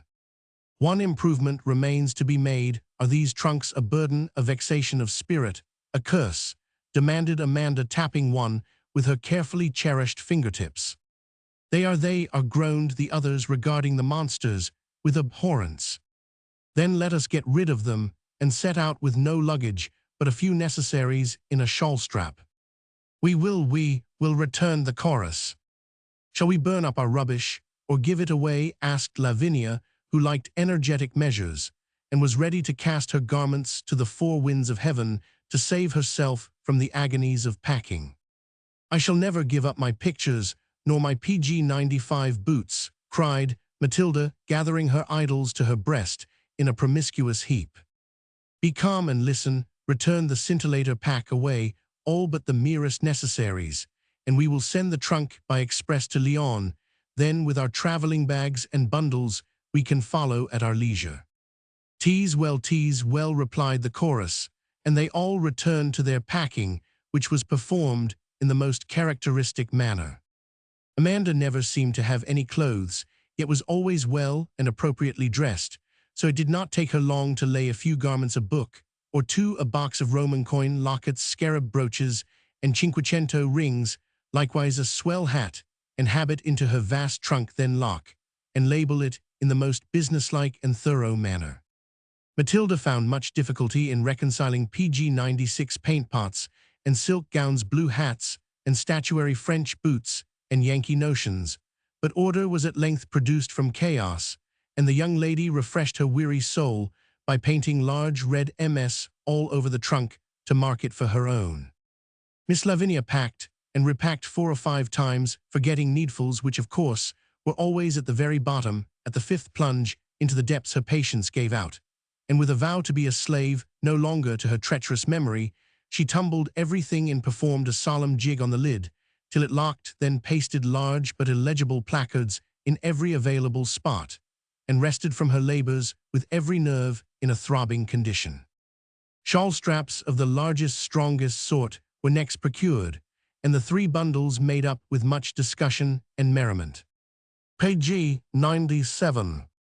Into Amanda's went a volume of Shakespeare of great size and weight, but as indispensable as a toothbrush to its owner, toilet articles tied up in a handkerchief, a few necessary garments, and much paper for Amanda, was inspired with poetic fire at unexpected moments also. Had 500 bosom friends in answering, whose epistolary gushings much stationery was consumed, a pistol, a massive crust of bread, and an oval box containing all the dainty appliances for the culture, preservation, and ornamentation of the fingernails made up her store.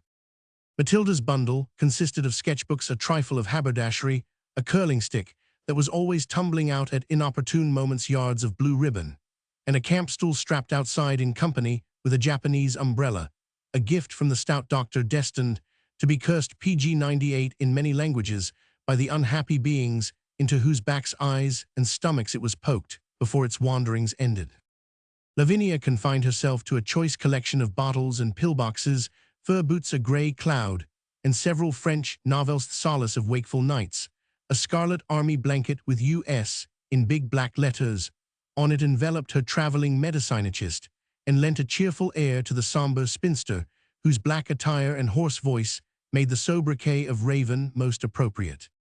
With these imposing bundles in one hand, little pouches slung over the shoulder plain, traveling suits, subdued hats, and resolute but benign countenances, our 3 errant damsels set forth one bright June day to wander through France at their own suite, will not a fear assailed them, for all men were civil, all PG-99 women friendly, and the world wore its sunniest aspect. Not a doubt perplexed them, for the gifted Amanda spoke many tongues, understood all sorts of money, could grapple successfully with Murray and Bradshaw, and never got into the wrong corporation. When she traced a route with unerring accuracy through the mysteries of an indicator, no lord and master, in the shape of brother, spouse, or courier, ordered their outgoings and incomings, but liberty, the most entire, was theirs, and they enjoyed it heartily, wisely, and well too, for, though off the grand route, they behaved themselves in public as decorously as if the eyes of all prim Boston were upon them, and proved by their triumphant success that the unprotected might go where they liked if they conducted themselves with the courtesy and discretion of gentlewomen. How pleasant were the early sail down the PG-100 Ronnie from Dinan to St. Malo, the comfortable breakfast in the flowery little court of Hotel Franklin, and the stroll afterward about the quaint old town, looking at the churches, buying fruit, and stoutly resisting the temptations of antique jewelry displayed in the dingy shops. Lavinia never forgave herself, however, for not securing a remarkable watch, and Amanda sighed months afterward for a Breton collar and cross of charming antiquity and ugliness. Matilda boldly planted her camp stool, unfurled her umbrella, and undaunted by the crowd of round-capped, blue-bloused, wooden-shoed children about her began to draw the church. "I intend to study architecture, and to sketch all the cathedrals we see," said the ardent art student, struggling manfully with the unruly umbrella, the unsavory odors from the gutter PG-101, and the garrulous crowd leaning over her shoulder, peering under her hat brim, and examining all her belongings with a confiding freedom rather embarrassing. "Do you know what impertinent things these little scamps are saying to you?" asked Amanda, pausing in a lecture on surface drainage, which she was delivering to Lavinia, who was vainly struggling to cram a fat wine bottle, a cabbage leaf of strawberries, and some remarkable cakes into the lunch basket. "No, I don't, and that is the advantage of not knowing any language, but my own," complacently replied Matilda, who considered all study but that of art as time wasted, and made her small store of French answer admirably by talking very loud and fast, and saying oui on all occasions, with much gesticulation and bows and smiles of great suavity and sweetness. Page 102. "Clear out this rabble or come back to the hotel and wait for the bus. We shall have the whole town round us soon, and I can't stand it," said Amanda, who had no romantic admiration for the great unwashed. "You think I can't do it, voila," and rising suddenly to an unexpected height, Matilda waved the umbrella like a baton, cried Allez in a stern voice, and the children fled like chaff before the wind. "You see how little is needed, so don't vex me with learning your old verbs any more," and Matilda closed her book with an air of calm satisfaction. "Come home and rest. It is so warm here I am fairly melted," prayed Lavinia, who had been longing for summer, and of course was not suited when she got it. "Now do remember one thing, don't let us PG 103 be gregarious. We never know who we may pick up if we talk to people and stray acquaintances are sad bores. Sometimes Granny is such a cross old dear she won't say a word to anyone if she can help it. But you Matt can't be trusted. If we meet anyone who talks English, so be on your guard, or the peace of this party is lost," said Amanda impressively. "We are not likely to meet any but natives in this wilderness, so don't excite yourself, Mandy dear," replied Matilda, who, being of a social turn and an attractive presence, was continually making friends to the great annoyance of her more prudent comrades.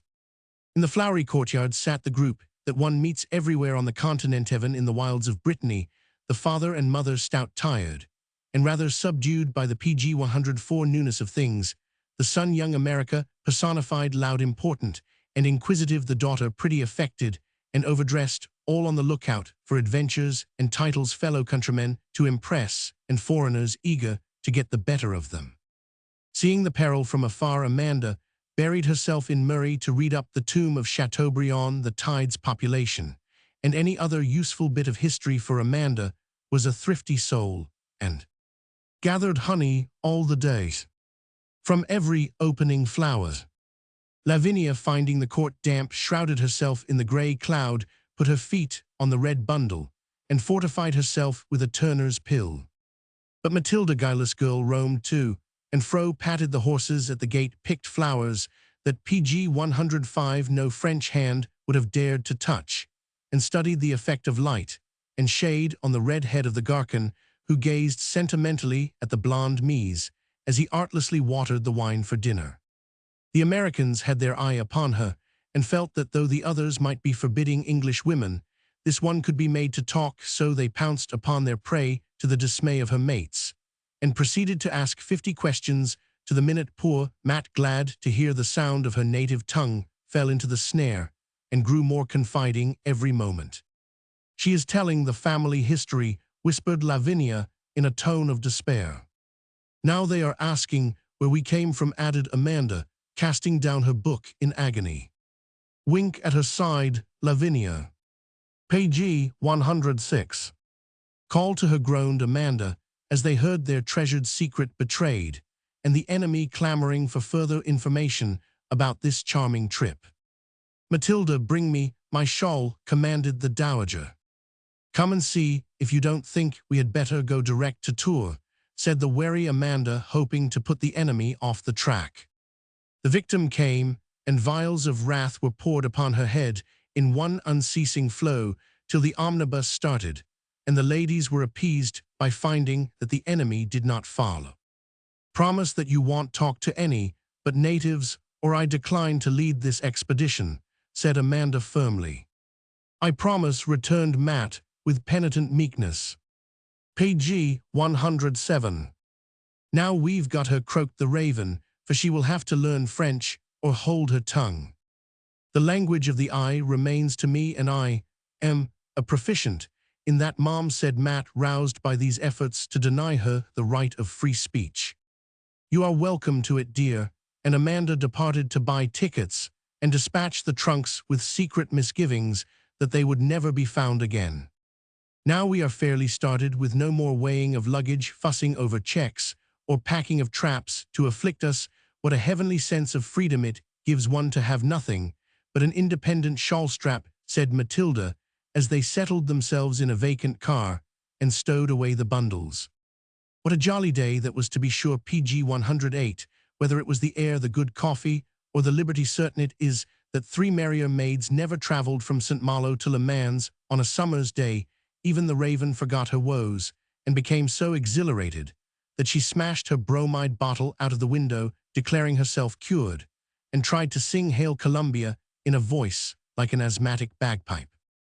Matt amused herself and her comrades by picking up the different articles that kept tumbling down on her head from her badly built bundle, while Amanda scintillated to such an extent that the others laughed themselves into hysterics and lay, exhausted, prone upon the seats. They ate, drank, sung, gossiped, slept, read, and revelled, till another passenger got in, when propriety clothed them as with a garment, and PG 109, the mirthful damsels became three studious statues. The newcomer was a little priest, so rosy and young that they called him the Reverend Boy. He seemed rather dismayed at first, but finding the ladies silent and demure, he took heart and read diligently in a dingy little prayer book, stealing shy glances now and then from under his broad-brimmed hat at Amanda's white hands or Matilda's yellow locks, as if these vanities of the flesh had not quite lost their charms for him. By and by he fell asleep and leaned in his corner, making quite a pretty picture, for the ugly hat was off his boyish face, as placid as a child's. His buckled shoes and neat black-stockinged legs stretched comfortably out, his plump hands folded over the dingy book, and the little bands lay peacefully on his breast. Page 110. He was quite at their mercy now, so the three women looked as much as they liked, wondering if the poor dear boy was satisfied with the life he had chosen, and getting tenderly pitiful over the losses he might learn to regret when it was too late. His dreams seemed to be pleasant ones, however, for once he laughed a blithe, boyish laugh good to hear, and when he woke, he rubbed his blue eyes and stared about, smiling like a newly roused baby. He got out all too soon, was joined by several other clerical youths, and disappeared with much touching of big beavers and wafting of cassocks. Innocent, reverend little boy, I wonder what became of him, and hope his sleep is as quiet now as Thenhi's awakening, as happy as it seemed that summer day. Page 111. 6 o'clock saw our damsels at Le Mans, and after dinner, a sunset walk took them to the grand old cathedral, where they wandered till moonrise, pure Gothic of the 12th century, rich in stained glass, carved screens, tombs of kings and queens, dim little chapels, where devout souls told their beads before shadowy pictures of saints and martyrs, while over all the wonderful arches seemed to soar one above the other, light and graceful as the natural curves of drooping branches or the rise and fall of some great fountain. We shall not see anything finer than this. I am sure it's a perfect revelation to me, said Matilda, in a calm rapture at the beauty all about her. This is a pious-feeling church, and I could say my prayers here with all my soul, for it seems as if the religion of centuries had got PG 112 built into it, added Lavinia, thinking of the ugly imitations at home. You will both turn Catholic before we get through, prophesied Amanda, retiring to study the tomb of Berengaria Coeur de Lion's wife. The square before the hotel was gay with a market, many soldiers lounging about, and flocks of people eating ices before the cafes. The ladies enjoyed it from the balcony, and then slumbered peacefully in a great room with 3 alcoves, much muslin drapery, and a bowl and pitcher like a good-sized cup and saucer. Another look at the cathedral in the early morning, and then away to tour which place they found a big, clean, handsome city, all astir for the fête dieu. We will stay over Sunday and see. It was the general vote as the trio headed for the great church, and catching sight of it, they subsided PG 113 into a seat by the fountain opposite, and sat looking silently at the magnificent pile. How strangely impressive and eloquent it was. The evening red touched its grey towers, with a mellow light like sunshine, on a venerable head. Lower down, flights of rooks circled round the fretted niches, quaint windows, and grotesque gargoyles, while the great steps below swarmed with priests and soldiers, gay strangers, and black-robed nuns, children and beggars. For an hour our pilgrims sat and studied the wonderful facade, or walked round the outside, examining the rich carvings that covered every inch of the walls. Twilight fell before they had thought of entering, and feeling that they had seen enough for that night, they went thoughtfully home to dream of solemn shadows and saintly faces, for the cathedral haunted them still. Page 114.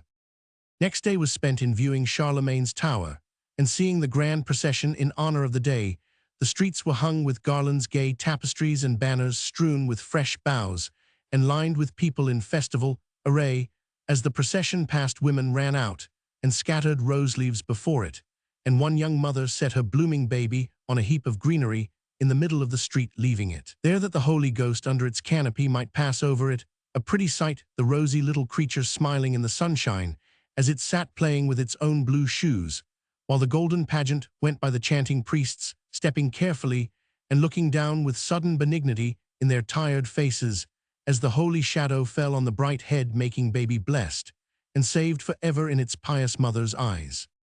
A great band played finely. Scarlet Soldiers, PG 115, followed.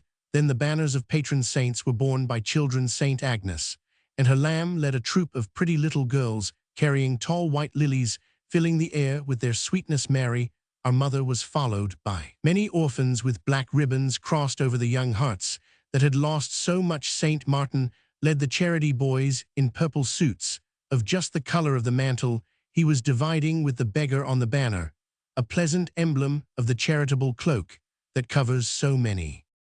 Priests in full splendor paced solemnly along with censers swinging candles, flickering, sweet-faced boys singing, and hundreds kneeling as they passed. Most impressive figures, unless one caught a glimpse of something comically human to disturb the effect of the heavenly pageant. Lavinia had an eye for the ludicrous. PG 116, and though she dropped a tear over the orphans, and with difficulty resisted a strong desire to catch and kiss the pretty baby, she scandalized her neighbors by laughing outright. The next minute, a particularly portly, pious-looking priest, who was marching with superb dignity and chanting like a devout bumblebee, suddenly mislaid his temper and injured the effect by boxing a charity boy's ears with his gilded missile, and then capped the climax by taking a pinch of snuff with a sonorous satisfaction that convulsed the heretic.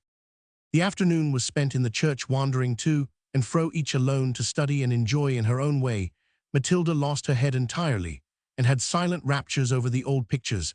Amanda said her prayers, looked up her dates, and imparted her facts in a proper and decorous manner, while Lavinia went up PG 117 and down, finding for herself little pictures not painted by hands and reading histories more interesting to her than those of saints and martyrs. In one dim chapel, with a single candle lighting up the divine sorrow of the Mater Dolorosa, knelt a woman in deep black, weeping and praying all alone. In another flowery nook, dedicated to the infant Jesus, a peasant girl was telling her beads over the baby asleep in her lap, her sunburnt face refined and beautiful by the tenderness of mother love. In a third chapel, a pale-waisted old man sat propped in a chair, while his rosy old wife prayed heartily to St. Gratian, the patron saint of the church, for the recovery of her John Anderson. And most striking of all was a dark, handsome young man, well-dressed and elegant, who was waiting at the door of a confessional with some great PG 118 trouble in his face, as he muttered and crossed himself, while his haggard eyes were fixed on the benignant figure of St. Francis, as if asking himself if it were possible for him also to put away the pleasant sins and follies of the world, and lead a life like that which embalms the memory of that good man. If we don't go away tomorrow, we never shall, for this church will bewitch us and make it impossible to leave, said Amanda, when at length they tore themselves away. I give up trying to sketch cathedrals, it can't be done, and seems impious to try, said Matilda, quite exhausted by something deeper than pleasure. I think the reminiscences of a rook would make a capital story. they are long-lived birds, and could tell tales of the past that would entirely eclipse our modern rubbish, said PG 119 Lavinia, taking a last look at the solemn towers and the shadowy birds that had haunted them for ages. The ladies agreed to be off early in the morning, that they might reach Amboise in time for the 11 o'clock breakfast. Amanda was to pay the bill and to make certain inquiries at the office. Matt to fly out and do a trifle of shopping, while Lavinia packed up the bundles and mounted guard over them. They separated, but in half an hour all met again, not in their room according to agreement, but before the cathedral, which all had decided not to revisit on any account. Matilda was there first, and as each of the others came stealing round the corner, she greeted them with a laugh, in which all joined after the first surprise was over. "I told you it would bewitch us," said PG 120 Amanda, and then all took a farewell look, which lasted so long that they had to rush back to the hotel in most unseemly haste. "Now to fresh chateaux and churches new," sang Lavinia, as they rolled away on the fourth stage of their summer journey. A very short stage it was, and soon they were in an entirely new scene, for Amboise was a little old-time village on the banks of the Loire, looking as if it had been asleep for 100 years. The Lion d'Or was a quaint place, so like the inns described in French novels, that one kept expecting to see some of Dumas' heroes come dashing up, all boots, plumes, and pistols, with a love letter for some court beauty in the castle on the hill beyond. Queer galleries and stairs led up outside the house to the rooms above. The salle-à-manger was across a court, and every dish came from a PG 121 kitchen round the corner. The Gherkin, a beaming, ubiquitous creature, trotted perpetually, diving down steps, darting into dark corners, or skipping up ladders, producing needfuls from most unexpected places. The bread came from the stable, soup from the cellar, coffee out of a meal chest, and napkins from the housetop, apparently, for Adolphe went up among the weathercocks to get them. "No one knows us, no one can speak a word of English, and if we happen to die here, it will never be known how romantic and nice it is," exclaimed Matt in good spirits, for the people treated the ladies as if they were duchesses in disguise, and the young women liked it. "I'm not so sure that the romance is all it looks. We should be in a sweet quandary if anything happened to our sheet anchor here. Just remember, in any danger save Amanda." PG 122 first, then she will save us. "But if she is lost, all is lost," replied Lavinia darkly, for she always took tragical views of life when her bones ached. Up the hill they went after breakfast, and balm was found for the old lady's woes in the sight of many Angora cats of great size and beauty, white as snow, with tails like plumes and mild yellow eyes. Were these charmers? At every window sat one, on every doorstep sprawled a bunch of down, and frequently the eye of the tabby-loving spinster was gladdened by the touching spectacle of a blonde mamma in the bosom of her young family. "If I could only carry it, I'd have one of those dears, no matter what it cost," cried Lavinia, more captivated by a live cat than by all the dead Huguenots that Catherine de Médicis PG 123 hung over the castle walls on a certain memorable occasion. "Well, you can't, so come on and improve your mind with some good useful history," said Amanda, leading them forward. "You must remember that Charles Roman VII was born here in 1470, that Anne of Brittany married him for her first husband, and that he bumped his head against a low door in the garden here above as he was running through to play bowls with his Anne, and it killed him." "Which the bump or the bowls?" asked Matt, who liked to have things clearly stated. "Don't be frivolous, child. Here Margaret of Anjou and her son were reconciled to Warwick. Abdul-Kader and his family were kept prisoners here, and in the garden is a tomb with a crescent on it, likewise a pleached walk, and a winding drive inside the great tower up PG 124, which lords and ladies used to ride straight into the hall," continued the sage Amanda, who yearned to enlighten the darkness of her careless friends. A brisk old woman did the honors of the castle, showing them mouldy chapels, sepulchral halls, rickety stairs, grubby cells, and pitch-dark passages, till even the romantic Matilda was glad to see the light of day and repose in the pleasant gardens, while removing the cobwebs from her countenance and the dust from her raiment. A lovely view gladdened their eyes as they stood on the balcony, whence the amiable Catherine surveyed the walls hung thick and the river, choked up with the dead, below the broad Loire rolled slowly by between its green banks. Little boys in the costume of Cupid were riding great horses in to bathe. After the PG 125 days, worked the grey roofs of the town nestled to the hillside, and far away stretched the summer landscape full of vague suggestions of new scenes and pleasures to the pilgrims. We start for Chenonceau at 7 in the morning, so ladies, I beg that you will be ready punctually, was the command issued by Amanda as they went to their rooms after a festive dinner of what Lavinia called earthworms and cacti, not being fond of stewed brains, baked eels or thistles, and pigweed chopped up in oil.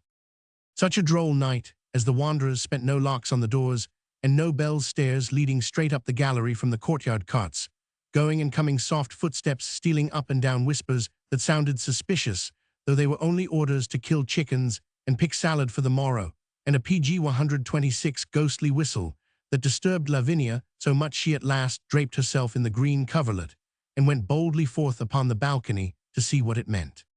She intended to demand silence in French that would strike terror to the soul of the bravest native, but when she saw that poor dear hard-worked Garcon blacking boots by the light of the moon, her heart melted with pity, and resolving to give him an extra fee, she silently retired to her stone-floored bower and fell asleep in a stuffy little bed, whose orange curtains filled her dreams with volcanic eruptions and conflagrations of the most lurid description.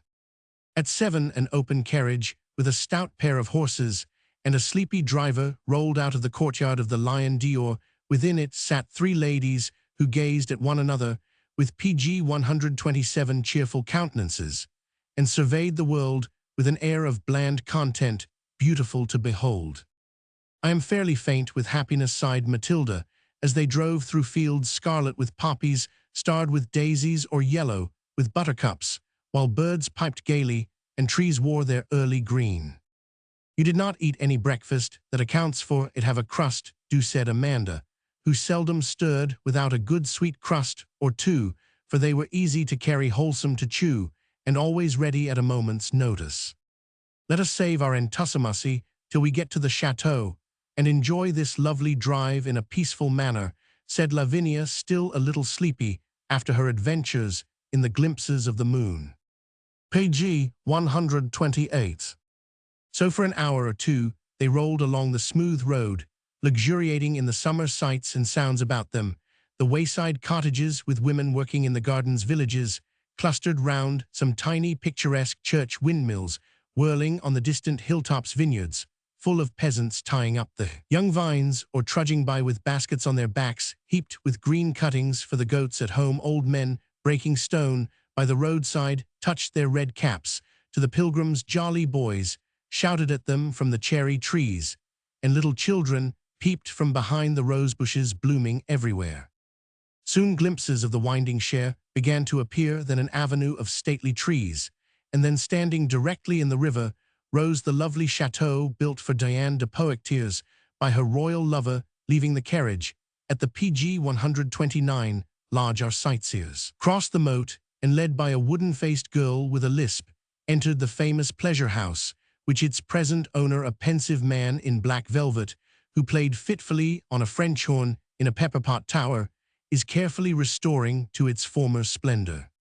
The great picture gallery was the chief attraction, and beginning with Diane herself, a tall simpering baggage with a bowhound's crescent and a blue sash for drapery, were led through a rapid review of all sorts of worthies and unworthies, relics and rubbish without end. Portraits are always interesting. Even Lavinia, who had no soul for art, as Matt said, looked with real pleasure. Bas-relief of Agnes of Sorel and pictures of Montaigne, Rabelais, Ninon d'Enclos, Madame de Sévigné, and miniatures of Lafayette and Ben Franklin. The latter gentleman looked PG 130, rather out of place in such society, but perhaps his good old face preached the Dianes and Ninons. A silent sermon. His plain suit certainly was a relief to the eye wearied with periwigged sages and bejeweled sinners. Here was the little theatre where Rousseau's plays were acted. Here were the gilded chairs in which kings had sat, swords, heroes had held books, philosophers had pored over mirrors that had reflected famous beauties, and painted walls that had looked down on royal revels long ago. The old kitchen had a fireplace big enough for a dozen cooks to have spoiled gallons of broth in queer pots and pans, and a handy little window out of which they could fish at any moment, for the river ran below. The chapel chambers, balconies, and terraces were all being repaired for thanks to George P.G. 131, Sand's grandmother, who owned the place in the time of the Revolution. It was spared out of respect to her, and is still a charming relic of the past. The ladies went down the mossy steps leading from the gallery to the further shore, and lying under the oaks whiled away the noontime by repeopling the spot with the shapes that used to inhabit it, a very happy hour. It was dreaming there by the little river, with the scent of new-mown hay in the fresh wind, and before them the airy towers and gables of the old chateau rising from the stream like a vision of departed splendor, love, and romance. Having seen everything and bought photographs ad libitum of the wooden-faced lisper who cheated awfully, the pilgrims drove away, satiated with relics, royalty, and regardes. Another night in the stony-hearted PG 132 orange-colored rooms, with the sleepless gherkins sweeping and murmuring outside like a banshee, while the hens roosted sociably in the gallery. The horses seemed to be champing directly under the bed, and the dead Huguenots bumping down upon the roof from the castle walls. Another curious meal wafted from the bowels of the earth, and cooled by all the airs that blow them. The shawl-straps were girded anew, the carriage, a half-grown omnibus, with the jaundice, mounted, the farewell bows and adieus received, and forth rumbled the duchesses en route for Blois. "My heart is rent at leaving that lovely chateau," said Matt as they crossed the bridge. "I mourn the earthworms, the cacti, and the tireless gossoon," added Amanda, who appreciated French cookery and had enjoyed confidences with Adolphe. Page 133. The cats, the cats, the cats, I could die happy if I had one," murmured Lavinia, and with these laments they left the town behind them. Anything hotter than Blois, with its half-dried-up river, dusty boulevards, and baked streets, can hardly be imagined, but these indomitable women did the church, and the castle without flinching. The former was pronounced a failure, but the latter was entirely satisfactory. The emperor was having it restored in the most splendid manner. The interior seemed rather fresh and gay when contrasted with the time-worn exterior, but the stamped leathern hangings, tiled floors, emblazoned beams, and carved fireplaces were quite correct. Dragons and crowns, porcupines and salamanders, monograms and flowers shone PG 134 everywhere, in a maze of scarlet and gold, brown and silver, purple and white. Here the historical Amanda reveled and quenched the meek old guide with a burst of information, which caused him to stare humbly at the mad English. "Regardez, my dears, the chamber and oratory of Catherine de Medicis, who here plotted the death of the Duc de Guise. This is the cabinet of her son Henry Roman III, where he gave the daggers to the gentlemen who were to rid him of his enemy, the hero of the barricades. This is the salle des gardes, where Guise was leaning on the chimney-piece when summoned to the king. This is the little room at the entrance of which he was set upon in the act of lifting the drapery, and stabbed with 40 wounds." "Oh, how horrid!" gasped Matilda, staring PG 135 about, as if she saw the sanguinary gentleman approaching. "So interesting, do go on," cried Lavinia, who was fond of woe and enjoyed horrors. "This is the hole where the body lay for 2 hours, covered with a cloak, and a cross of straw on the breast cut in." Amanda, as the guide opened his mouth, "Here the king came to look upon the corpse of the once mighty Henry le Balafre, and spurned it with his foot, saying, I shall not translate it for you, Mat G. ni le croix pas aussi grand, and then ordered it to be burnt, and the ashes cast into the river. Remember the date, I implore you, December 23, 1588. As Amanda paused for breath, the little man took the word, and rattled off a jumble of facts and fictions about the window from which Marie PG 136 de Medicis lowered herself when imprisoned here by her dutiful son Louis Roman XIII. I wish the entire lot had been tossed out after her, for I do think kings and queens are a set of rascals," cried Mat, scandalized by the royal iniquities to which she had been listening, till the hair stood erect upon her innocent head. The salle des gardes was being prepared for the trial of the men who had lately attempted the emperor's life, and a most theatrical display of justice was to be presented to the public. The richly carved staircase, with Francis I salamanders squirming up and down. It was a relic worth seeing, but the parched pilgrims found the little pots of clotted cream quite as interesting and much more refreshing when they were served up at lunch. The pots, not the pilgrims, each covered with a fresh vine leaf PG 137 and delicately flavored with buttercups and clover. Amanda won the favor of the stately Garcon by praising them warmly, and he kept bringing in fresh relays and urging her to eat a third, a fourth, with a persuasive dignity hard to resist. But yes, mademoiselle, one more, for nowhere else can creme de Saint Gervais be achieved. They are desired, ardently desired in Paris, but alas, it is impossible to convey them so far, such is their exquisite delicacy. How many the appreciative ladies consumed the muse saith not, but the susceptible heart of the great Garcon was deeply touched, and it was with difficulty that they finally escaped from his attentions. On being presented with a cast-off camp stool and a pair of old boots to dispose of, he instantly appropriated them as graceful PG 138 souvenirs, and clasping his hands declared with effusion that he would seat his infant upon the souseful stool, and offer the charming boots to Madame my wife, who would weep for joy at this touching tableau. With this melodramatic valedictory, he suffered the guests to depart, and the last they saw of him, he was still waving a dirty napkin as he stood at the gate, big, bland, and devoted to the end, though the drops stood thick upon his manly brow, and the sun glared fiercely on his uncovered head.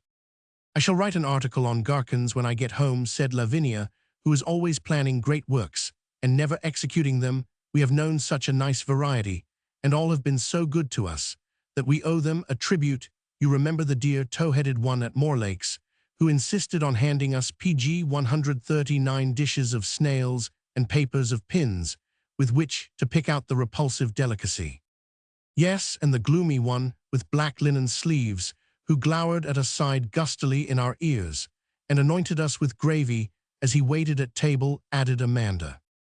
"Don't forget the dark one with languid Spanish eyes and curly hair on the boat going down the Rance. How picturesque and polite he was, to be sure, as he kept picking up our beer bottles when they rolled about the deck," put in Matt, who had the dark youth safely in her sketchbook with eyes as big and black as blots.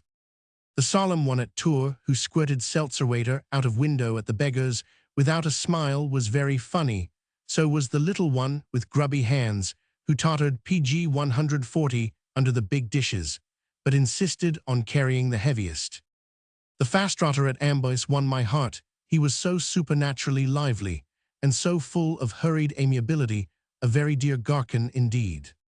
Be sure you remember the superb being at Brest, whose eyes threatened to fall out of his head at exciting moments, also Flabot's chubby boy, who adored Matt and languished at her over the onions like a cupid in a blue blouse. I will do justice to everyone, and Lavinia took copious notes on the spot. Orleans was a prim, tidy town, and after taking a look at the fine statue of the Maid, and laughing at some funny little soldiers drumming wildly in the place, our travelers went on to Bourges. Page 141.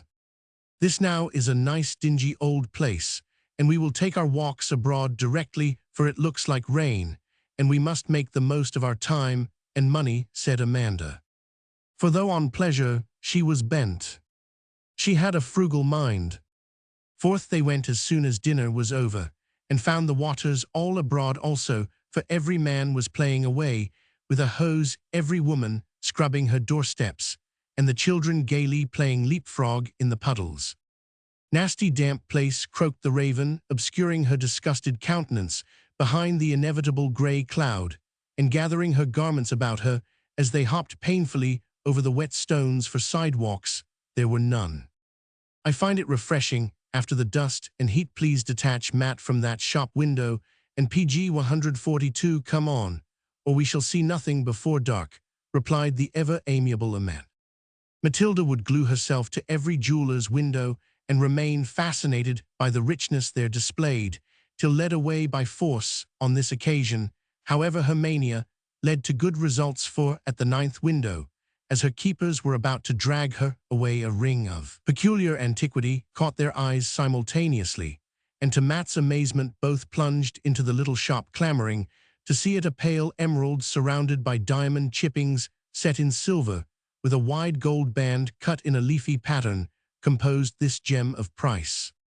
A Francis first ring sold by a noble but impoverished family, and only 100 francs, madame, said the man, politely anxious to cheat the fair foreigners out of 4 times its value. Page 143. Can't afford it, and Lavinia retired, but the shrewd Amanda, with inimitable shrugs and pensive sighs, regretted that it was so costly a sweet ring, but alas, 40 francs is all I have to give. The man was desolated to think that 80 francs was the lowest he was permitted to receive. Would madame call again, and perhaps it might be arranged. Ah no, madame is forced to depart early to return no more. Mon Dieu, how afflicting in that case 60 would be possible for so rare a relic. Madame is abime, but it is not to be. 40 is the utmost, therefore merci and bonjour. Hold, where shall it be sent, cries the man, giving in, but not confessing it, with awkward frankness. 1,000 thanks, madame, will pay for it. Page 144 at once, and laying down the money, she sweetly bows herself away, with the ring upon her finger.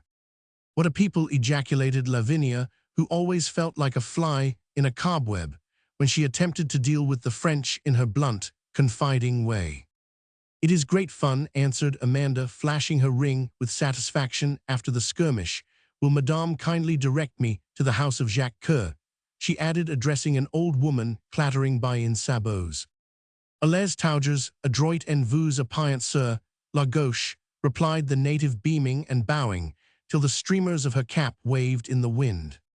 They followed these directions, but failed to find the place, and applied to another old woman eating soup on her doorstep. Page 145. Suivez le chemin droit en tombant à gauche, was the reply with a wave of the spoon to all the points of the compass. Great heavens, what a language, cried Lavinia, who had been vainly endeavoring to support herself, as she fell in every direction, over and into the full gutters. The house was found at last, an ancient mysterious place, with a very curious window carved to look as if the shutters were half open, and from behind one peeped a man's head, from the other a woman's, both so lifelike that it quite startled the strangers. Murray informed the observers that these servants are supposed to be looking anxiously for their master's return, Jacques having suddenly disappeared after lending much money to the king, who took that medieval way of paying his debts. Service was being held in the church, and the Page 146 ladies went in to rest and listen, for the music was fine. Much red and white drapery gave the sanctuary the appearance of a gay drawing-room, and the profane Lavinia compared the officiating clergy to a set of red furniture. The biggest priest was the sofa, 4 deacons the armchairs, and 3 little boys the footstools, all upholstered in crimson silk and neatly covered with lace tidies. As if to rebuke her frivolity, a lovely fresh voice from the hidden choir suddenly soared up like a lark, singing so wonderfully that a great stillness fell on the listeners, and while it lasted the tawdry church and its mummery were quite forgotten, as the ear led the heart up that ladder of sweet sounds to heaven. Even when the others joined in, one could still hear that child voice soaring and singing far above the rest, as Page 147, if some little angel were playing with the echoes among the arches of the roof. A proud native informed the strangers that it was a poor boy whose exquisite voice was the pride of the town, and would in time make his fortune. As the choir boys came racing downstairs after service, pulling off their dingy robes, as they ran, Lavinia tried to pick out the little angel, but gave it up in despair for a more uninteresting set of bullet-headed copper-colored sprigs she never saw. Rain drove the wanderers back to the hotel, and there they made a night of it, ordering a fire in the largest of the 3 stuffy little cells, which they occupied. They set about being comfortable, for it had turned chilly, and a furious wind disported itself in and out through numberless crevices. Lavinia was inspired to mull some wine, and brewed a mild jorum that Page 148 cheered, but did not inebriate. Amanda produced her Shakespeare and read aloud, while the simmering and sipping went on. Matilda sketched the noble commander as she lay upon the sofa, with her Egyptian profile in fine relief, and her aristocratic red slippers gracefully visible. A large grey cat of a social turn joined the party, and added much to the domesticity of the scene. by sitting on the hearth in a cozy bunch and purring blissfully. "Now it is your turn to propose something for the general amusement," Mandy said Matt, when the beakers were drained dry, and the Montagues and Capulets comfortably buried. "Let us attend to the culture of our nails," replied Amanda, producing her polissoir powder and knife. 3 cups of tepid water were produced, and the company sat eagerly soaking their finger PG 149 tips for a time, after which much pruning and polishing went on to the great bewilderment of Puss, who poked her own paws into the cups, as if trying to test the advantages of this remarkable American custom. "What would our blessed mother say if she saw us now?" said Matt, proudly examining 10 pointed pink nails at the tips of her long fingers. "People told us we should get demoralized if we came abroad, and this is the first step on the downward road," returned Lavinia, shaking her head over her own backslidings. "No, it's the second step. We ate calves' brains for dinner, and what I am sure were frogs' legs with mushrooms. You know we vowed we wouldn't touch their horrid messes, but I really begin to like them," confessed Matt, who had pronounced every dish at dinner delicious. Page 150. "How I will write a poem," cried Amanda, and leaping from the sofa, she grasped her pen, flung open her portfolio, and in a few brief moments produced these inspired stanzas. "The downward road. 2 Yankee maids of simple mien and earnest high endeavor come sailing to the land of France to escape the winter weather. When first they reached that vicious shore, they scorned the native ways, refused to eat the native grub, or ride in native chaise. Oh, for the puddings of our home! Oh, for some simple food! These horrid, greasy, unknown things, how can you think them good?" Thus to Amanda did they say, an uncomplaining maid, who ate in peace and answered not, until one day they said, "How can you eat this garbage vile, against all nature's laws? How can you eat your nails in points, until they look like claws?" Page 151. Then patiently Amanda said, "My loves, just wait a while. The time will come you will not think the nails or victuals vile. A month has passed, and now we see that prophecy fulfilled. The ardor of those carping maids is most completely chilled. Matilda was the first to fall, lured by the dark gossoon. In awful dishes, one by one, she dipped her timid spoon. She promised for one little week to let her nails grow long, but added in a saving clause, she thought it very wrong. Thus did she take the fatal plunge, did compromise with sin. Then all was lost from that day forth. French ways were sure to win.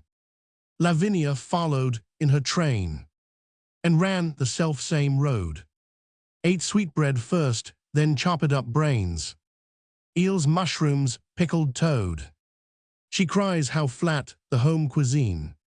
After this luscious food, puddings and brutal joints of meat, that once we fancied good, and now in all their leisure hours, one resource never fails." Page 152. "Morning and noon and night they sit, and polish up their nails. Then if in one short fatal month a change like this appears, oh, what will be the next result, when they have stayed for years?" Tremendous applause greeted this masterly effort, and other poems were produced with the rapidity of genius by Amanda and Lavinia, each writing the alternate verse à la Beaumont and Fletcher, which gave a peculiar charm to these effusions.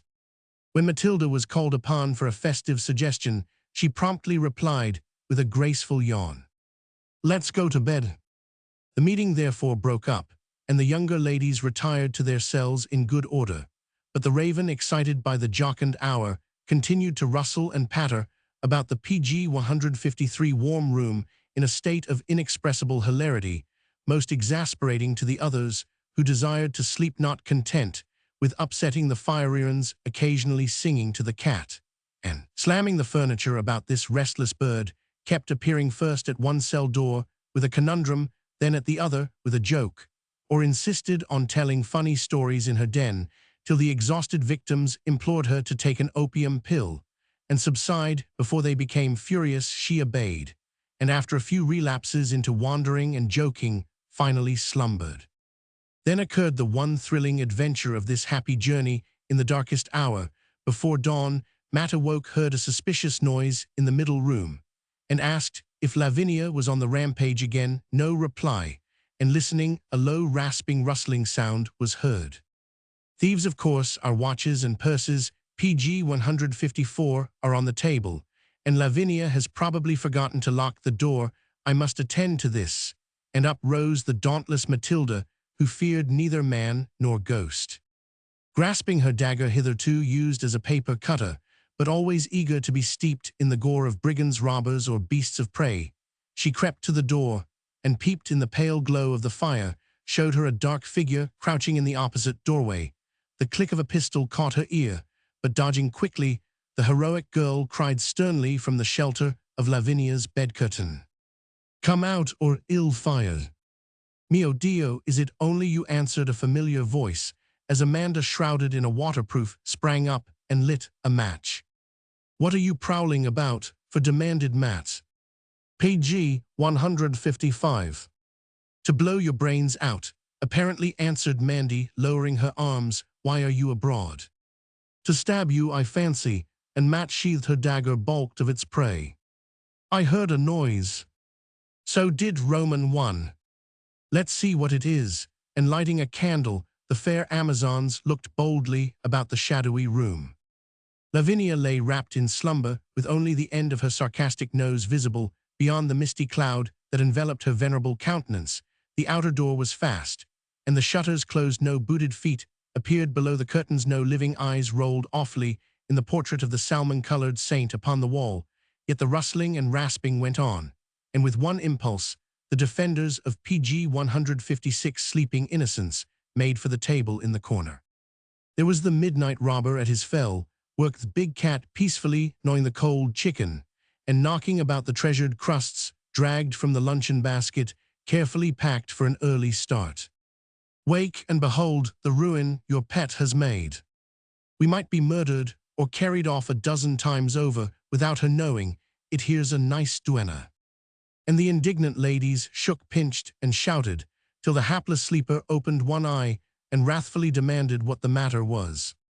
They told her with eloquent brevity, but instead of praising their prowess and thanking them with fervor, the ungrateful woman shut PG 157 her eye again, merely saying with drowsy irascibility, "You told me to go to sleep, and I went. Next time fight it out among yourselves, but don't wake me.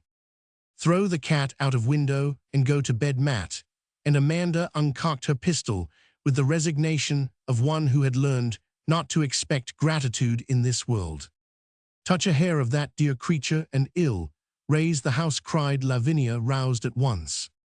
Puss, who had viewed the fray sitting bolt upright on the table, now settled the vexed question by skipping into Lavinia's arms, feeling with the instinct of her race that her surest refuge was there. Matt retired in silent disgust, and the raven fell asleep, soothed by the grateful purring of her furry friend. PG 158. "Last night's experiences have given me a longing for adventures," said Matt as they journeyed on next morning. "I've had quite enough of that sort," growled Lavinia. "Let us read our papers and wait for time to send us something in the way of a lark," and Amanda obscured herself in a grove of damp newspapers. Lavinia also took one and read bits aloud to Matt, who was mending her gloves, bright yellow, forbuttoned, and very dirty.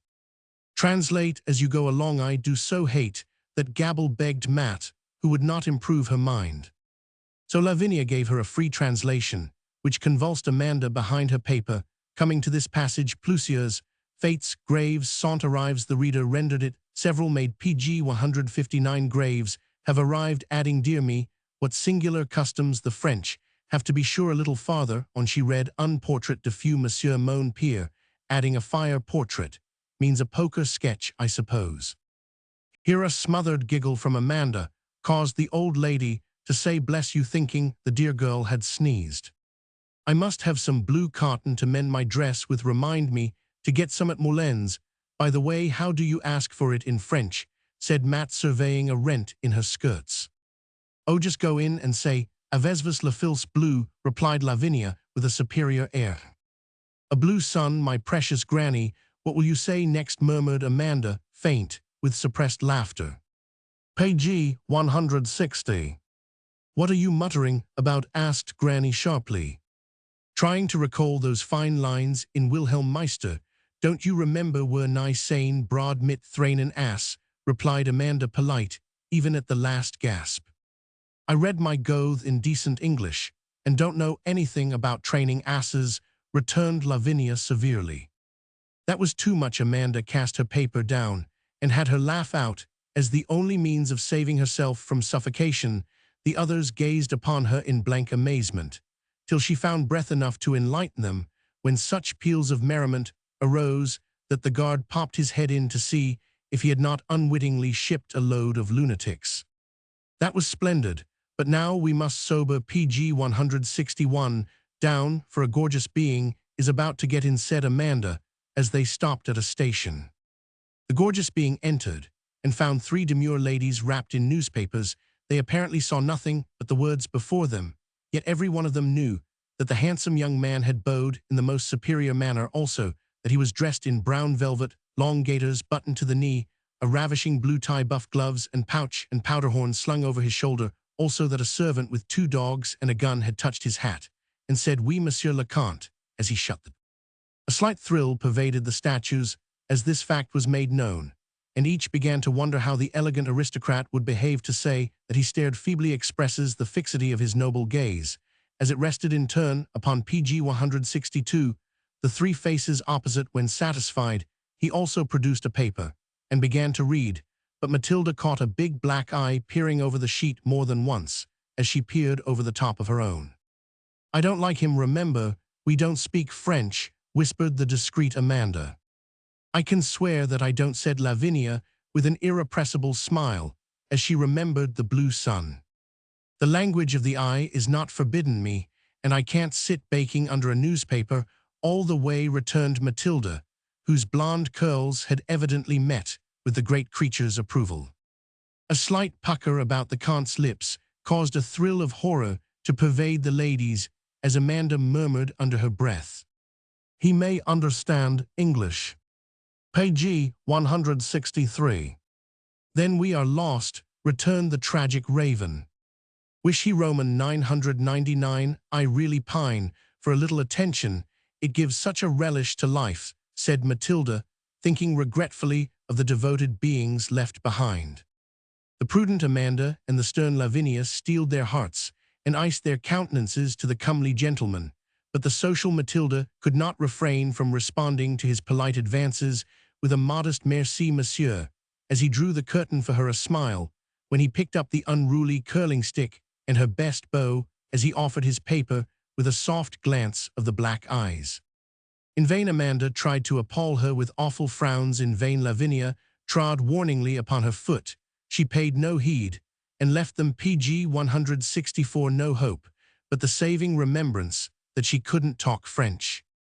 "If the man don't get out soon, I'll tie her up in my shawl and tell him she is mad," resolved Lavinia, whose spinster soul was always scandalized at the faintest approach to a flirtation. "If the man does speak English, Matt will have it all her own way," thought Amanda, remembering the vow imposed upon the reckless girl. Alas, alas for the anxious twain, the man did not get out soon. The man did speak English, and in 10 minutes Matilda was off like a colt, without a halter. The anguish of her keepers added zest to the fun, and finding that the gentleman evidently thought her the lady of the party, owing to the yellow gloves, smartest hat, and irreproachable boots, and the others in sober gray and black, were made, and Page 165 duenna, this reprehensible girl, kept up the joke, put on airs, and enjoyed that flirtatious hour to her heart's content. As if to punish the others for their distrust, and to reward Matt's interest in him, Roman 1000, Alcott devoted himself to Mademoiselle, telling her about his hunting his estate, and finished by inviting her and her party to call and view his chateau if they ever paused at the town, which had the honor of being his summer residence. Matt responded to all these courtesies with confiding sweetness, and when at length he was desolated at being obliged to tear himself away, she gave sigh for sigh, as he retired with a superb bow, a gallant bon voyage, mesdames, and a wicked twinkle of the black eyes as they rested on the faces of the frozen ladies. Page 166. I got rather the best of the joke in that little affair, didn't I? Said Matt gaily, as the brown velvet Adonis vanished.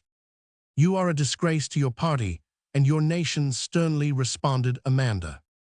Lavinia spoke not, but shook her little sister till the hat flew off her head, and she had only breath enough left to declare with unquenched ardor that she would do it again the very next chance she got. Lectures, laughter, and longings for my cant beguiled the remainder of the way, and Moulin, as Matt pronounced Moulins, was reached after a pleasant trip through a green country picturesque. With the white cattle of Berry, there was not much to see, but the town was so quaint and quiet that Amanda was seized with one of her remarkable projects. Let us find a little house somewhere, and PG 167, stay a week or two. I fain would rest and ruminate among the white cows, for a while have a little washing done, and slowly prepare to emerge into the world again. Lyon is our next point, and there we must bid adieu to freedom and shawl straps. Very well, dear, responded Lavinia, with resignation, having learned that the best way to curb these aberrations of genius was to give in and let circumstances prove their impracticability. So Amanda inquired of the landlady if such a rustic cot could be found, whereupon the dingy little woman clasped her dingy little hands and declared that she had exactly the charming retreat desired. Truly, yes, and she would at once make her toilette, order out the carriage, and display this lovely villa to the dear ladies. Page 168.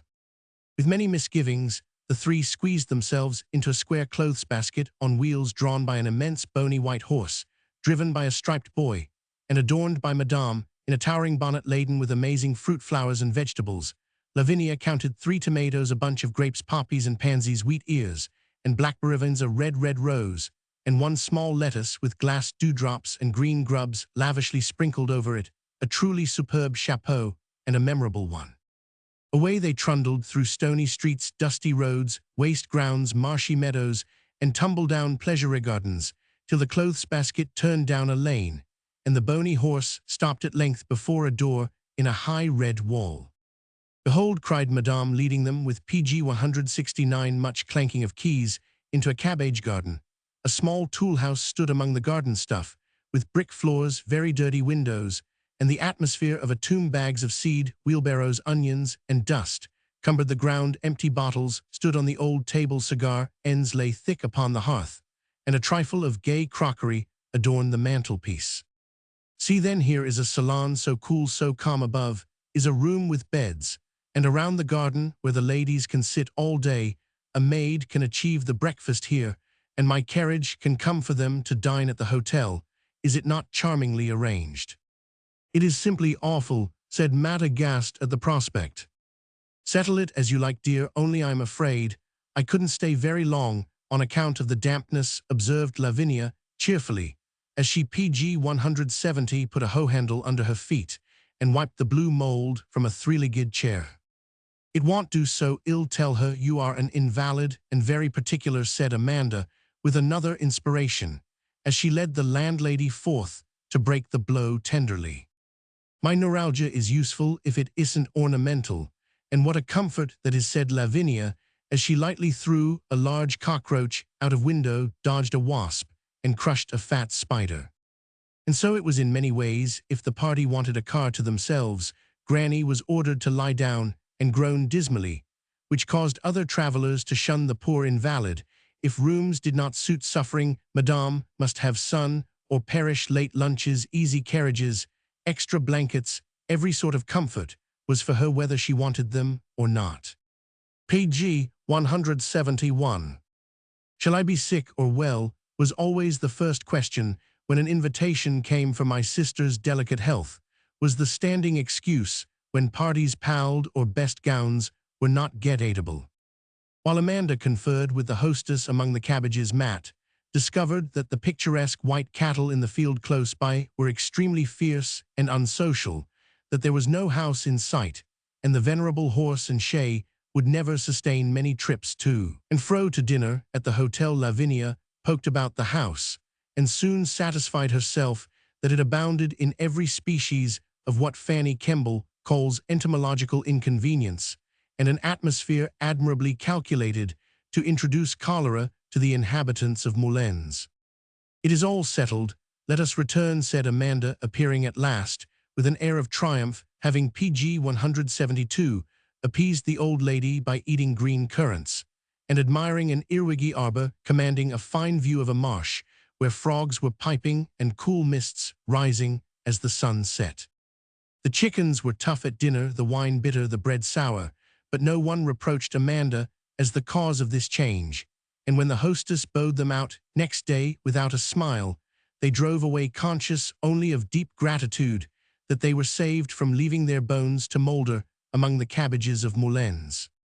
"Now we return to civilization, good clothes, and Christian food," said Lavinia, as they surveyed their fine rooms at the Grand Hotel Lyon. "Likewise letters and luggage," added Amanda, as the maid brought in a bundle of letters, and two porters came bumping up with the trunks. Page 173. "Well, I've enjoyed the trip immensely, though nothing very remarkable has happened," said Matt, diving into her private ark with satisfaction. "I should like to wander in the wilderness for years if I could hear from my family at intervals," said Lavinia briskly, breaking open the plump travel-worn letters. "Then you consider our trip a success?" asked Amanda, pausing in the act of removing the dust from her noble countenance. "A perfect success. We have done what we planned, had no mishaps seen, and enjoyed much, quarreled not at all, laughed a great deal, and been altogether festive, thanks to you. I shall hang my shawl strap on the castle wall as a trophy of the prowess of my Amanda, and the success of the last Declaration of American Independence," replied Lavinia. Page 174. "I also," said Matt, opening her bundle for the 100th and last time. "You do me proud, I humbly thank you," and with a superb curtsy, the Commander-in-Chief modestly retired behind the towel. Page 175. Roman 4, Switzerland. "My children, listen to the words of wisdom ere it is too late," began Lavinia, as the three sat about in dressing gowns after a busy day in Geneva. "We listen, go on, Granny," replied the irreverent girls. "If we stay here a week longer, we are ruined. Firstly, this metropole is an expensive hotel, also noisy and full of fashionable people whom I hate. Secondly, the allurements of the jewelers' shops are too much for us, and we had better flee before we spend all our money." Pg 176. "Thirdly, if war does break out along the Rhine, as rumor now predicts, Geneva will be crammed with people whose plans, like ours, are upset. Therefore, we had better skip across the lake and secure a comfortable place for ourselves at Vevey or Montreux, for we shall probably have to winter there. Here we will do it, and if Italy doesn't get over her revolution in time for us to go to Rome, we must content ourselves with some nook in this refuge for all wanderers on the face of the continent," said Amanda. "But I like Geneva so much. It's such fun to watch the splendid waiters file in at dinner, looking like young gentlemen ready for a ball. The house is so gay, and the shops, never did I dream of such richness before. Do stay another week, and buy a few more things," prayed Matilda, who spent most of her time, Pg 177, gloating over the jewelry and tempting her sister to buy all manner of useless gauds. "No, we will go tomorrow. I know of several good pensions at Vevey, so we are sure of getting in somewhere. Pack at once, and let us flee," returned Lavinia, who, having bought a watch, a ring, and a locket, felt that it was time to go. And go they did, settling for a month at Bex, a little town up the valley of the Rhone, remarkable for its heat, its dirt, its lovely scenery, and the remarkable perfection to which its inhabitants had brought the goiter nearly every one being blessed with an unsightly bunch upon the neck, which they decorated with ribbons, and proudly displayed to the disgusted traveller. Here in the rambling old Hotel des Bains, with its balconies, gardens, and little rooms, the PG 178 wanderers reposed for a time. A Polish countess, with her lover, daughter, and governess, conferred distinction upon the house, an old Hungarian count, who labored under the delusion that he descended in a direct line from Zenobia, also adorned the scene. An artist, with two pretty boys, named Alfred Constable Lancier Reynolds, and Alston West Kuyp Van Dyke, afforded Matilda much satisfaction. English mammas, with prim daughters of 30 or so still tied to their apron strings, were to be found, of course, for they are everywhere. Also wandering French folk, raving about the war one minute, and tearing their hair over bad coffee the next. Amanda read newspapers and talked politics with the old count, while Lavinia, with a paper bag of apricots under one arm and a volume of Disraeli's novels under the other, spent her PG 179 shining hours wandering from balcony to garden, enjoying the heat, which gave her a short respite from her woes. While here Matilda, in company with a kindred soul, made the ascent of Mount St. Bernard, with the pleasing accompaniments of wind, rain, thunder, and lightning. But the irrepressible Americans went on in spite of warnings from more prudent travelers, who stopped halfway with one mule and a guide for escort. The two enthusiasts waded swollen streams with ice-cold water up to their knees, climbed slippery roads, faced what seemed a whirlwind at that height, and undaunted by the uproar of the elements, pressed on to the hospice, to the great admiration of Moritz, the guide, who told them he had seldom taken men up in such a storm, never ladies. At the hospice, the dripping lasses found a PG 180 hospitable welcome from the handsome monk, who does the honors, there being provided with dry garments, and having much fun over the tall Matilda, draped in skirts of many colors. In the attempt to get any long enough, they were fed and warmed by the engaging monk, who entertained them as they sat about a roaring fire, while the storm raged without, with thrilling tales of the travelers they had saved, the wild adventures they had known in the dreadful winter time, and the gifts bestowed upon them by grateful travelers or generous guests. The Prince of Wales had sent them a piano, and many fine pictures ornamented the walls from famous persons. An old English lady, who spends her summers up there, seemed much amused at the prank of the girls, and evidently wondered what their guardians were about. PG 181. A merry and memorable evening, and when on going to their cells, they found the beds nicely warmed, Matilda exclaimed, "This is the most delightful of the romantic and the comfortable I ever saw. Alps and warming pans taken gently are delicious." At 5 next morning, they were wakened by the chanting of the Invisible Brotherhood, and went down to the chapel for Mass. On going out for a clamber on the rocks, 7 or 8 great dogs came baying and leaping about them, licking their hands and smelling their garments to see if they were hurt. Looking into their bright, benevolent eyes, one could well believe the wonderful tales told of their courage and sagacity.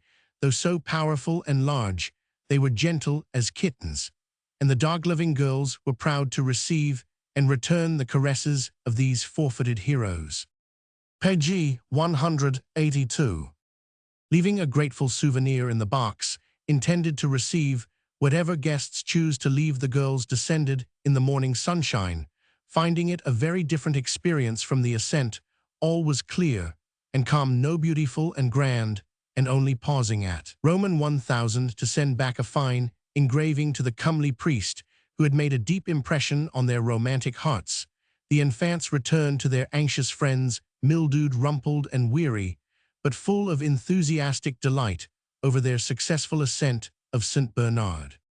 War broke out, and Alexander, the accomplished headwaiter, dropped his napkin, shouldered his gun, and marched away, leaving the Hotel des Bains desolate, being pretty thoroughly baked and very weary of the little town. Our trio departed to Vevey and settled down in the best pension that ever received the weary traveler. PG 183. Standing in its own pretty grounds and looking out upon the lake, Pension Paradise deserves its name. Clean and cozy, within a good table a kindly hostess, and the jolliest old host ever seen. What more could the human heart desire? Vevey was swarming with refugees. Don Carlos, or the Duc de Madrid, as he was called, was there with his duchess, and court plotting heaven knows what up at his villa with the grave shabby men who haunted the town. Queen Isabella reigned at one hotel, and Spanish grandees pervaded the place. There were several at pension parodies, and no one guessed what great creatures they were, till a fete day arrived, and the grim grey men blossomed out into counts, marquises, and generals, covered with orders, stars, and crosses, splendid to behold. One particularly silent, shabby little man, PG 184, with a shaven head and fine black eyes, who was never seen to smile, became an object of interest on that occasion by appearing in a gorgeous uniform, with a great gilt grasshopper hanging down his back from a broad green ribbon. Who was he? What did the grasshopper mean? Where did he go to in a fine carriage?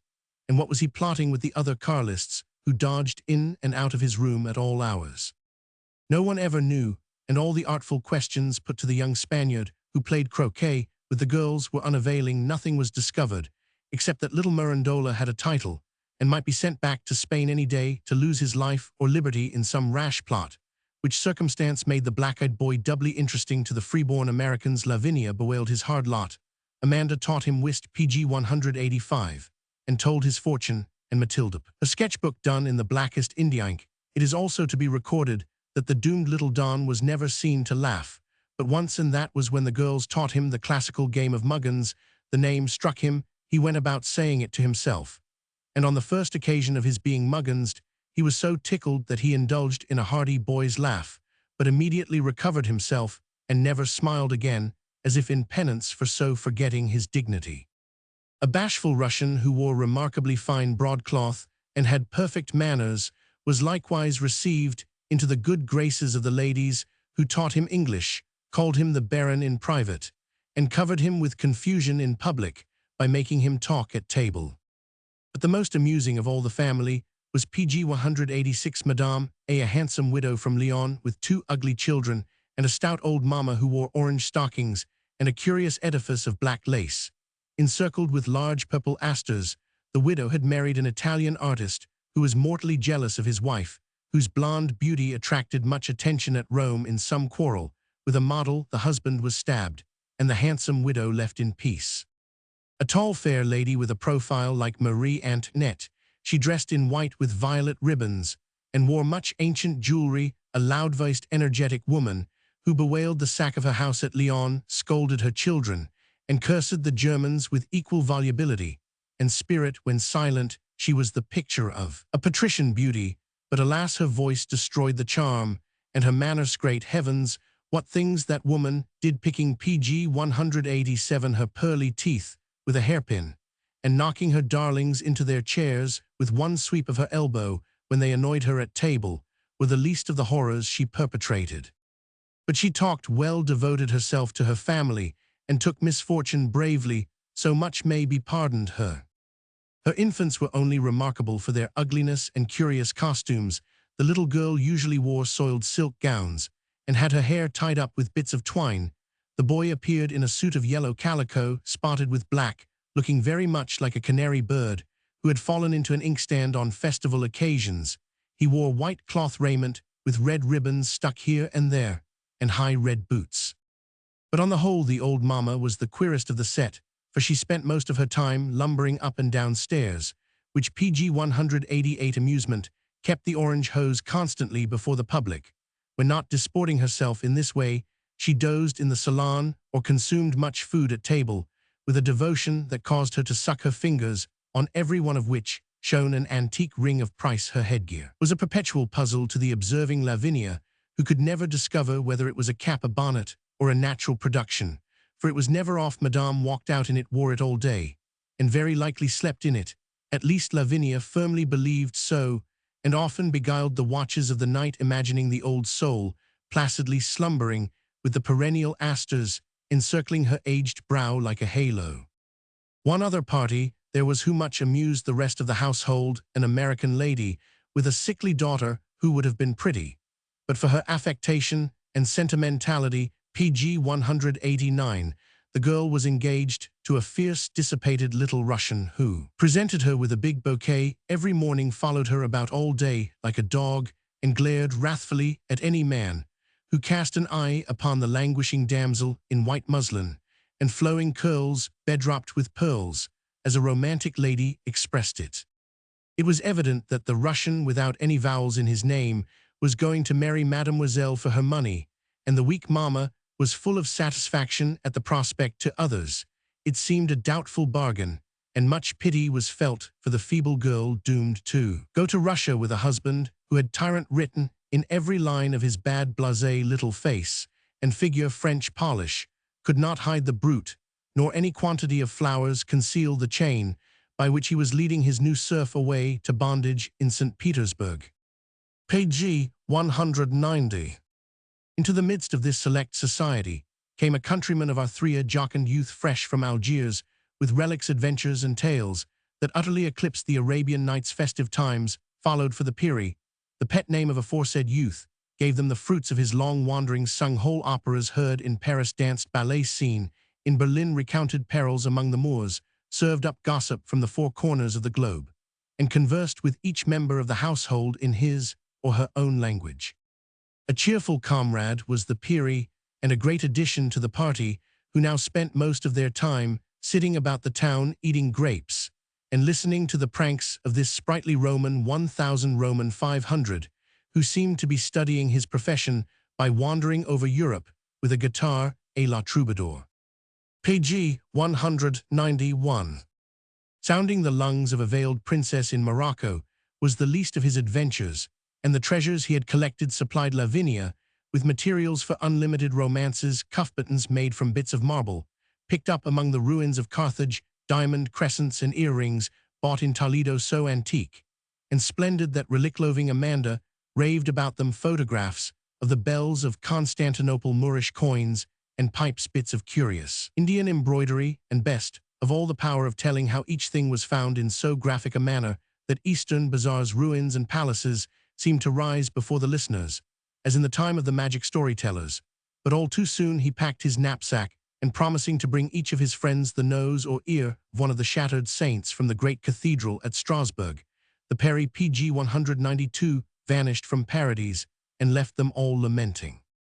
The little flurry in Italy ending peacefully, our travelers, after much discussion, resolved to cross the Alps and spend the winter in Rome, if possible, so with tragic farewells from those they left behind them, who, hoping to keep them longer, predicted all manner of misfortunes. The three strong-minded ladies rumbled away in the coupe of a diligence to Brieg. A lovely day's journey up the valley of the Rhone, and a short night's rest in the queer little town at the foot of the mountains. Before light the next morning they were called, and after a hurried breakfast in a stony hall, went shivering out into the darkness, and stumbling through the narrow street, came to the starting point. Lanterns were dancing about the square. Two great diligences loomed Pg 193 up. Before them horses were tramping, men shouting, and eager travelers scrambling for places in the dimly lighted office. People were clamoring for tickets, scolding at the delay, or grimly biding their time in corners, with one eye asleep and the other sharply watching the conductor. "Isn't it romantic?" cried Matilda, wide awake and in a twitter of excitement. "It is frightfully cold, and I don't see how we are going for both those caravans are brimful," croaked Lavinia, chafing her purple nose, and wishing it had occurred to her to buy a muff before going to sunny Italy. "I have got through tickets, and someone is bound to see us over these snowbanks, so trust in Providence and the other man, and we shall come out right, I assure you," replied the energetic Amanda, who had conferred with Pg 194, a spectral being in the darkness, and blindly put her faith in him. Away lumbered one diligence after the other, the first drawn by 7 horses, the second by 5, while the carrier's little cart with one brought up the rear. But still 3 muffled ladies sat upon a cool stone in the dark square, waiting for the spectre to keep his promise. He did like a man, for suddenly the doors of an old stable flew open, and out rattled a comfortable carriage with a pair of stout little horses jingling their bells, and a brisk driver, whose voice was pleasant as he touched his hat and invited the ladies to enter, assuring them that they would soon overtake and pass the heavy diligences before them. "Never again will I doubt you, my Amanda," cried the raven, packing herself into the dowager's corner with a grateful heart. Pg 195. "I hope the top of this carriage opens, for I must see everything," cried Matilda, prancing about on the front seat, in a chaos of wraps, books, bottles, and lunch baskets. "Of course it does, and when there is anything to see we will see it. It is dark and cold now, so we'd better all go to sleep again." With which sage remark, Amanda burrowed into her cloaks and slumbered, but not the other two. Matilda stuck her head out of one window, uttering little cries of wonder and delight at all she saw, while Livy watched the solemn stars pale one by one as the sky brightened, and felt as if she were climbing up out of a dark valley of weariness and pain into a new world full of grand repose.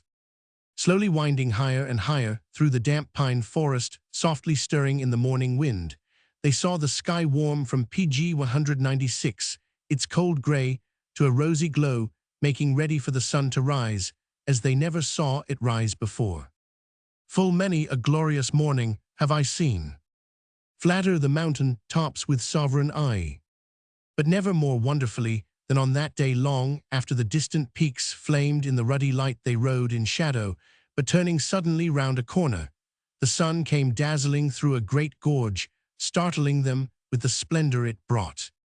Down went the carriage-top, and standing bolt upright 3 pairs of eager eyes drank in the grandeur and the beauty that makes the crossing of the Simplon an experience to live forever in the memory. Peak after peak of the Bernese Oberland rose behind them, silver-white, against a wonderful blue sky before them. Monte Rosa, touched with the morning. Pg 197 red, and all around great glaciers glittering in the sunshine, awful gorges, with torrents thundering from the heights above, relics of landslides and avalanches still visible in uprooted trees, boulders tumbled here and there, and ruins of shepherds' huts in solitary nooks where sheep now feed.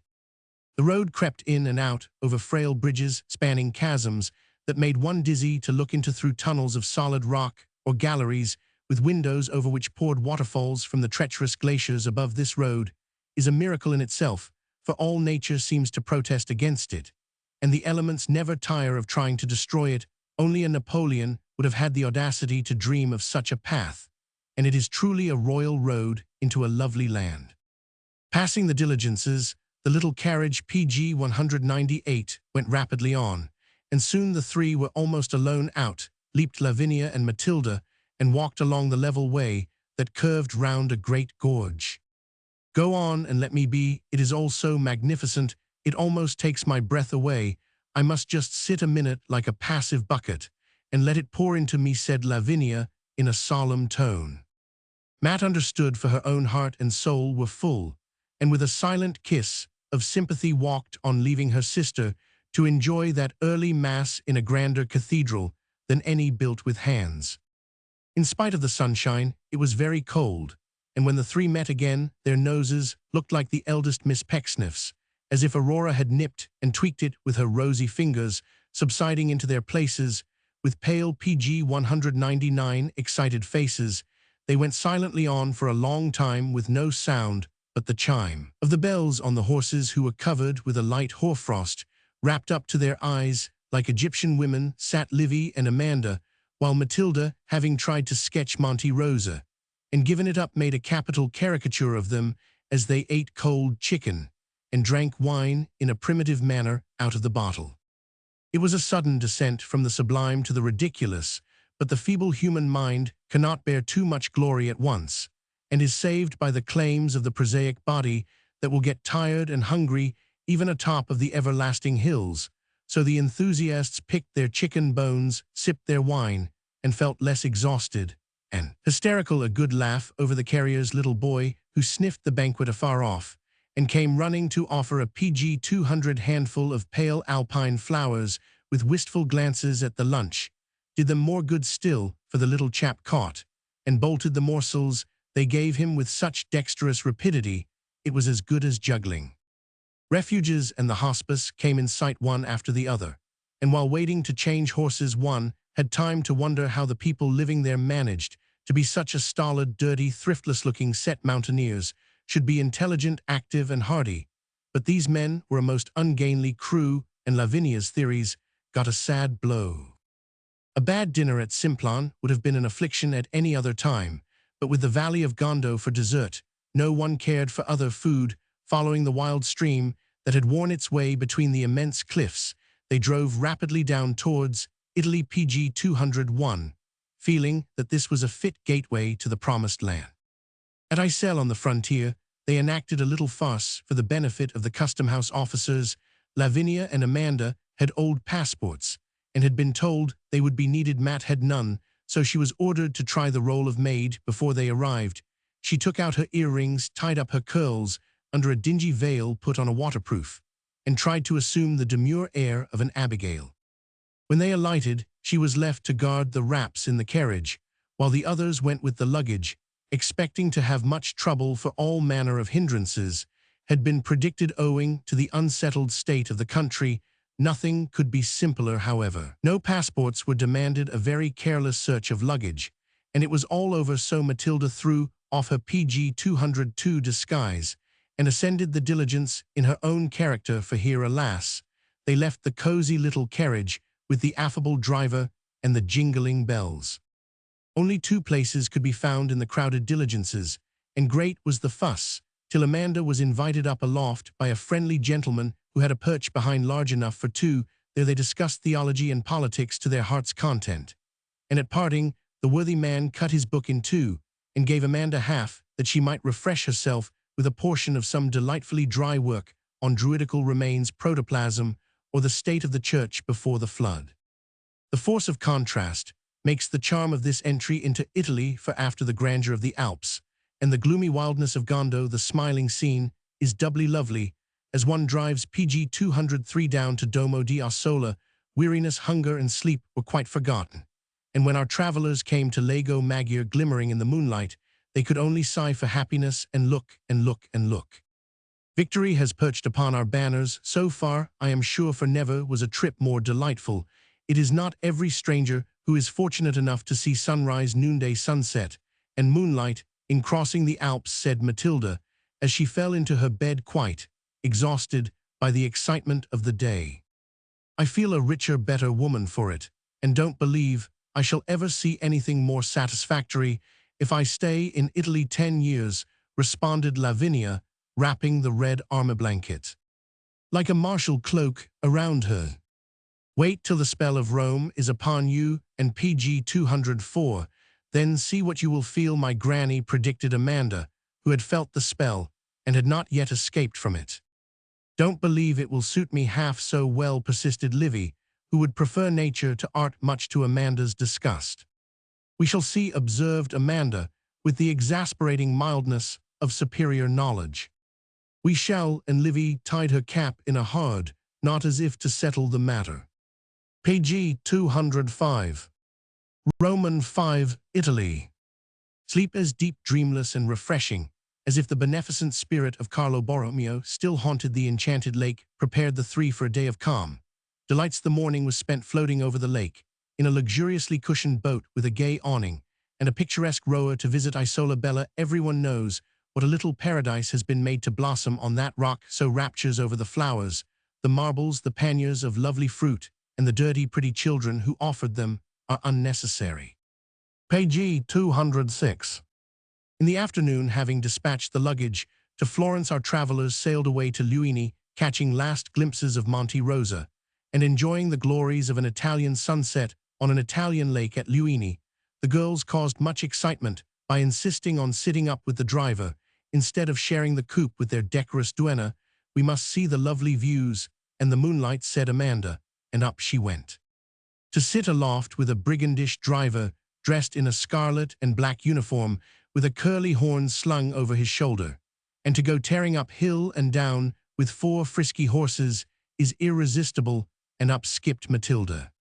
You will both catch your death of cold if you don't break your necks, so it will be well to have someone to nurse or bury you, and Lavinia, finding commands and entreaties vain, entered the coupe with mournful dignity. PG 207. With a toot of the horn and cheers from the crowd, which the girls gracefully acknowledged away, rumbled the diligence. With at least two very happy occupants, how lovely it was first, the soft twilight wrapping everything in mysterious shadow, and then the slow uprising of a glorious full moon touching the commonest object with its magical light. Cries of rapture from the girls atop were answered by exclamations from Livy hanging half out of the coupe, regardless of night air or raps on the head from overhanging boughs as they went climbing up woody hills or dashing down steep roads that wound so sharply round corners. It was a wonder the airy passengers did not fly off at every lurch, rattling into quiet little towns with a grand tootle-tattoo of the horn was an especial delight. And to see the people gather so quickly that they seemed to spring from the ground, a moment's chatter, a drink for the horses, a PG 208 soft fellis, not another toot, and away thundered the diligence for miles more of moonlight summer air and the ecstasy of rapid motion.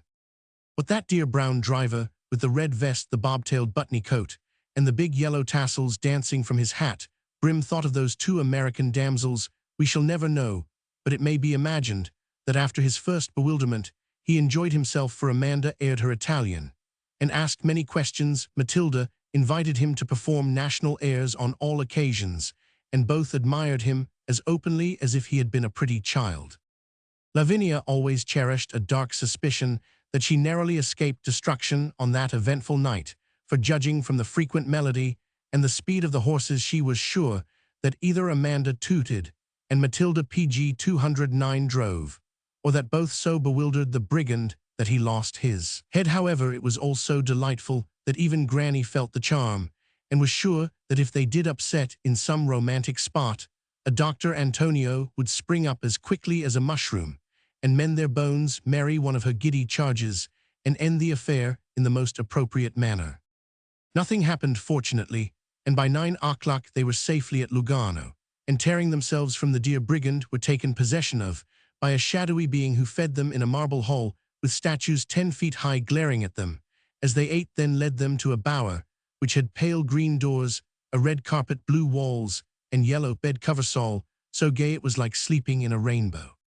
As if another lovely lake under the windows and moonlight ad libitum was not enough, they PG 210 had music also. Lavinia scorned the idea of sleep, and went prowling about the rooms hanging over the balconies, and doing the romantic in a style that was a disgrace to her years. She it was who made the superb discovery that the music they heard came from across the way, and that by opening a closet window they could look into a theater and see the stage. All rushed at once, and beheld an opera in full blast, heartily enjoying the unusual advantages of their position, for not only could they hear the warblers, but see them when the curtain was down. What a thing it was to see Donna Anna do up her black hair, Don Giovanni dance a jig, and stately Ottavio imbibe refreshment out of a black bottle, and the ghostly commander prance like a punchinello as they got him into position. Page 211. The others soon succumbed to sleep, but till long after midnight old Livy wandered like a ghost from the front balcony with the lovely lake to the closet window and its dramatic joys, feeling that no moment of that memorable night should be lost. For what other traveler could boast that she ever went to the opera wrapped in a yellow bedquilt? On the morrow, a few pictures of Luini before breakfast, and then more sailing over lakes, and more driving in festive diligences to Menaggio, where a boat like a market wagon, without wheels, bore them genteelly to Cadenabia, and a week of repose on the banks of Lago Como.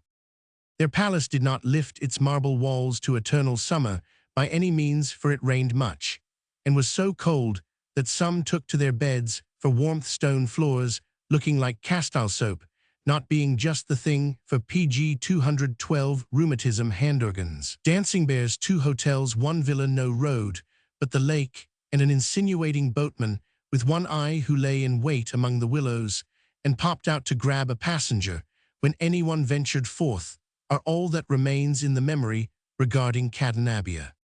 A few extracts from Lavinia's notebook may be found useful at this point, both as a speedy way of getting our travelers to Rome, and for the bold criticisms on famous places and pictures which they contain.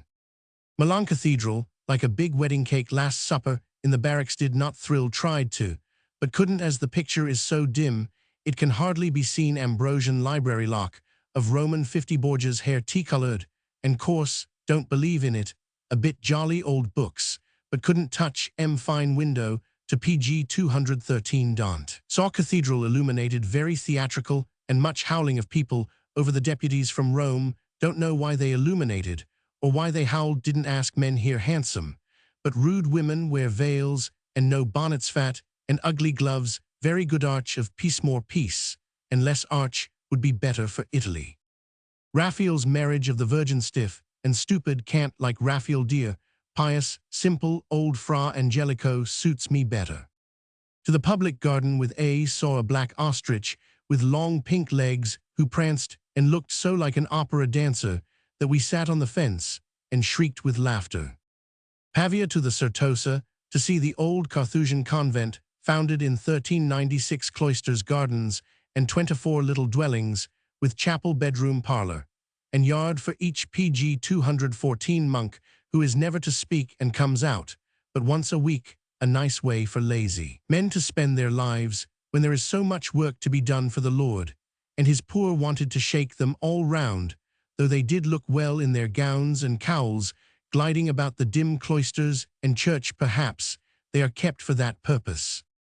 Parmadome of church frescoed by Correggio, all heaven upside down, fat angels turning somersaults, saints like butchers and martyrs, simpering feebly like Roman 100s babies. Much better heaven can't be painted, and they'd better not try. Madonna by Girolamo was lovely room of the abbess with rosy children peeping through the lattice, very charming. Madonna della Scodelaide, Boy Christ, very charming. The old Farnese Theatre, page 215, most interesting. Got a scrap of canvas from a mouldy scene. Dead old place is Parma. Bologna drove in a pelting rain to the Academy and saw many pictures. A Pieta by Guido was very striking. The desolate mother with her dead son on her knees haunted me long afterwards. St. Jerome and the infant Christ by Elizabeth Serrani. I liked Raphael. Want suit, yet sad for me, but I cannot admire Madonnas with faces like fashion plates or dropsicle babies with no baby sweetness about them. Florence bought furs, nice climate to bring invalids into. Always did think Italy a humbug, and I begin to see I was right. Acres of pictures, like about 6 out of the lot. Can't bear the Venus or Titian's famous hussy hanging over it, like his portraits. PG 216. Much busts of Roman emperors, great fun. Such bad heads, the Julias, Faustinas, and Agrippinas with hair dressed like a big sponge on the brow, were so comical. I was never tired of looking at them. I see now where the present bedlamite style of coiffure comes from. The philosophers, Roman 100, were very interesting. Cicero, so like Wendell Phillips, that I could hardly help clapping my hands and saying, "Hear, hear." Gave a sad blow by saying the Campanile looked like an inlaid workbox. Did not admire it half so much as I did a magnificent stone pine. Best of all, saw in the old monastery of St. Marco many works of Fra Angelico. I love his pictures, for he put his pious heart into them, and one sees and feels it, and I don't care if his saints do have 6 joints to their fingers and impossible noses. Apk 217, very dear picture of Providenzapo monks at an empty table, and angels bringing bread. Angelico's picture of heaven was more to my mind than any I have seen. No stern, avenging God, no silly Madonna, but happy souls playing like children or singing and piping with devout energy. Relics of Savonarola, his cell, bust beads, haircloth shirt, and a bit of wood from the pile on which they burnt him. I like relics of one man who really lived, worked, and suffered better than armies of angels or acres of gods and goddesses. Pleasant drives saw artists' Casa Guidi windows and a model baby house with Dolly's name on the door, and steps modeled by hands that have made famous statues. Papa's baby house was best of all his works to me. PG 218, a nice little earthquake and a trifle of snow to enhance the charms of this sweet spot. Visited Parker's grave and was afflicted to find it in such an unlovely crowded cemetery. It does not matter, after all. His best monument is in the hearts that love him and the souls he fed. As I stood there, a little brown bird hopped among the vines that covered the grave, pecked its breakfast from a dry seed pod, perched on the headstone with a grateful twitter as grace after meat, and flew away, leaving me comforted by the little sermon it had preached. I don't wish to hurt your feelings, dear, but if this is Rome, I must say, it is a very nasty place, began Lavinia, as they went stumbling through the mud and confusion of a big unfinished station on their arrival at the Eternal City. Page 219. People of sense don't judge a place at 10 o'clock of a pitch-dark rainy night, especially if they are hungry, tired, and excuse me, love, rather cross, returned Amanda severely as they piled into a carriage and drove to Paese di Spagna. I see a divine fountain, a splendid palace now. It's a statue of some sort, I do believe. That dark figure was a monk. I know, I shall like it, in spite of everything, cried Matilda, excitedly flattening her nose against the window. She had been much disappointed at not being able to enter Rome by daylight, so that she might clasp her hands and cry, aloud, half-stifled, with the overpowering emotions of the moment, Roma, Roma, the eternal city bursts upon my view. That was the proper thing to do, and it was a blow to make so PG 220 commonplace and ignoble an entry into the city of her dreams. Early next morning, Livy was roused from slumber by cries of delight, and starting up beheld her artist sister, wrapped in a dressing gown, with disheveled hair, staring out of the window, and murmuring incoherently. Spanish Steps, that's where the models sit, propaganda, famous Jesuit school, hope. I shall see the little students in their funny hats and gowns, that's the great monument thing put up to settle the Immaculate Conception, fuss very fine, but the apostles look desperately tired of holding it up. Dear old houses, heavens, there's a trattoria man with somebody's breakfast on his head, don't see any costumes, where are the sheepskin suits, the red skirts, and white headcloths, girl, with flowers, oh how lovely, mercy, on PG 221. Us, there's an officer staring up here, and I never saw him. In came the blonde head, and the blue dressing gown vanished from the eyes of the handsome soldier, who had been attitudinizing with his high boots, gray and scarlet cloak, jingling sword, and becoming barrette cap for the especial benefit of the enraptured stranger. Livy, it is just superb, get up and come out at once, it is clouding up, and I must have one look, or lose my mind, said Matilda, flying about with unusual energy. You will have to get used to rain if you stay here long, my child, returned the raven. And she was right, it poured steadily for 2 months, with occasional flurries of snow, also thunder likewise, hurricanes, the tramontana, the sirocco, and all the other charming features of an Italian winter, that nothing PG 222 might be wanting. A nice little inundation was got up for their benefit December 28th. Sitting peacefully at breakfast on the morning of that day in their cosy apartment, with a fire of cones and olive wood cheerily burning on the hearth, Jokrella, the big cat purring on the rug, the little coffee pot proudly perched among bread and butter, eggs and fruit, while the ladies in dressing gowns and slippers lounged luxuriously in armchairs, one red, one blue, one yellow. They, the ladies, not the chairs, were started by Agrippina, the maid, who burst into the room like a bombshell, announcing all in one breath that the Tiber had risen, inundated the whole city, and instant death was to be the doom of all. Rushing to the window to see if the flood had quite covered the steps and cut off all retreat, the friends were comforted to observe PG 223 no signs of water, except that half-frozen in the basin of the fountain above which leaned their favorite old Triton with an icicle on the end of his nose. I must go and attend to this, the poor will suffer, we may be able to help, said Livy, forgetting her bones and beginning to scramble on her fur boots, as if the safety of the city depended on her. The others followed suit, and leaving Jokrella to ravage the table, they hurried forth to see what Father Tiber was up to. A most reprehensible prank, apparently, for the lower parts of the city were under water, and many of the great streets already as full of boats as Venice. The Corso was a deep and rapid stream, and the shopkeepers were disconsolately paddling about trying to rescue their property. Page 224. Our dresses, our beautiful new dresses, where are they now, wailed the girls, surveying Mazzini's grand store, with water up to the balcony, where many milliners wrung their hands, lamenting.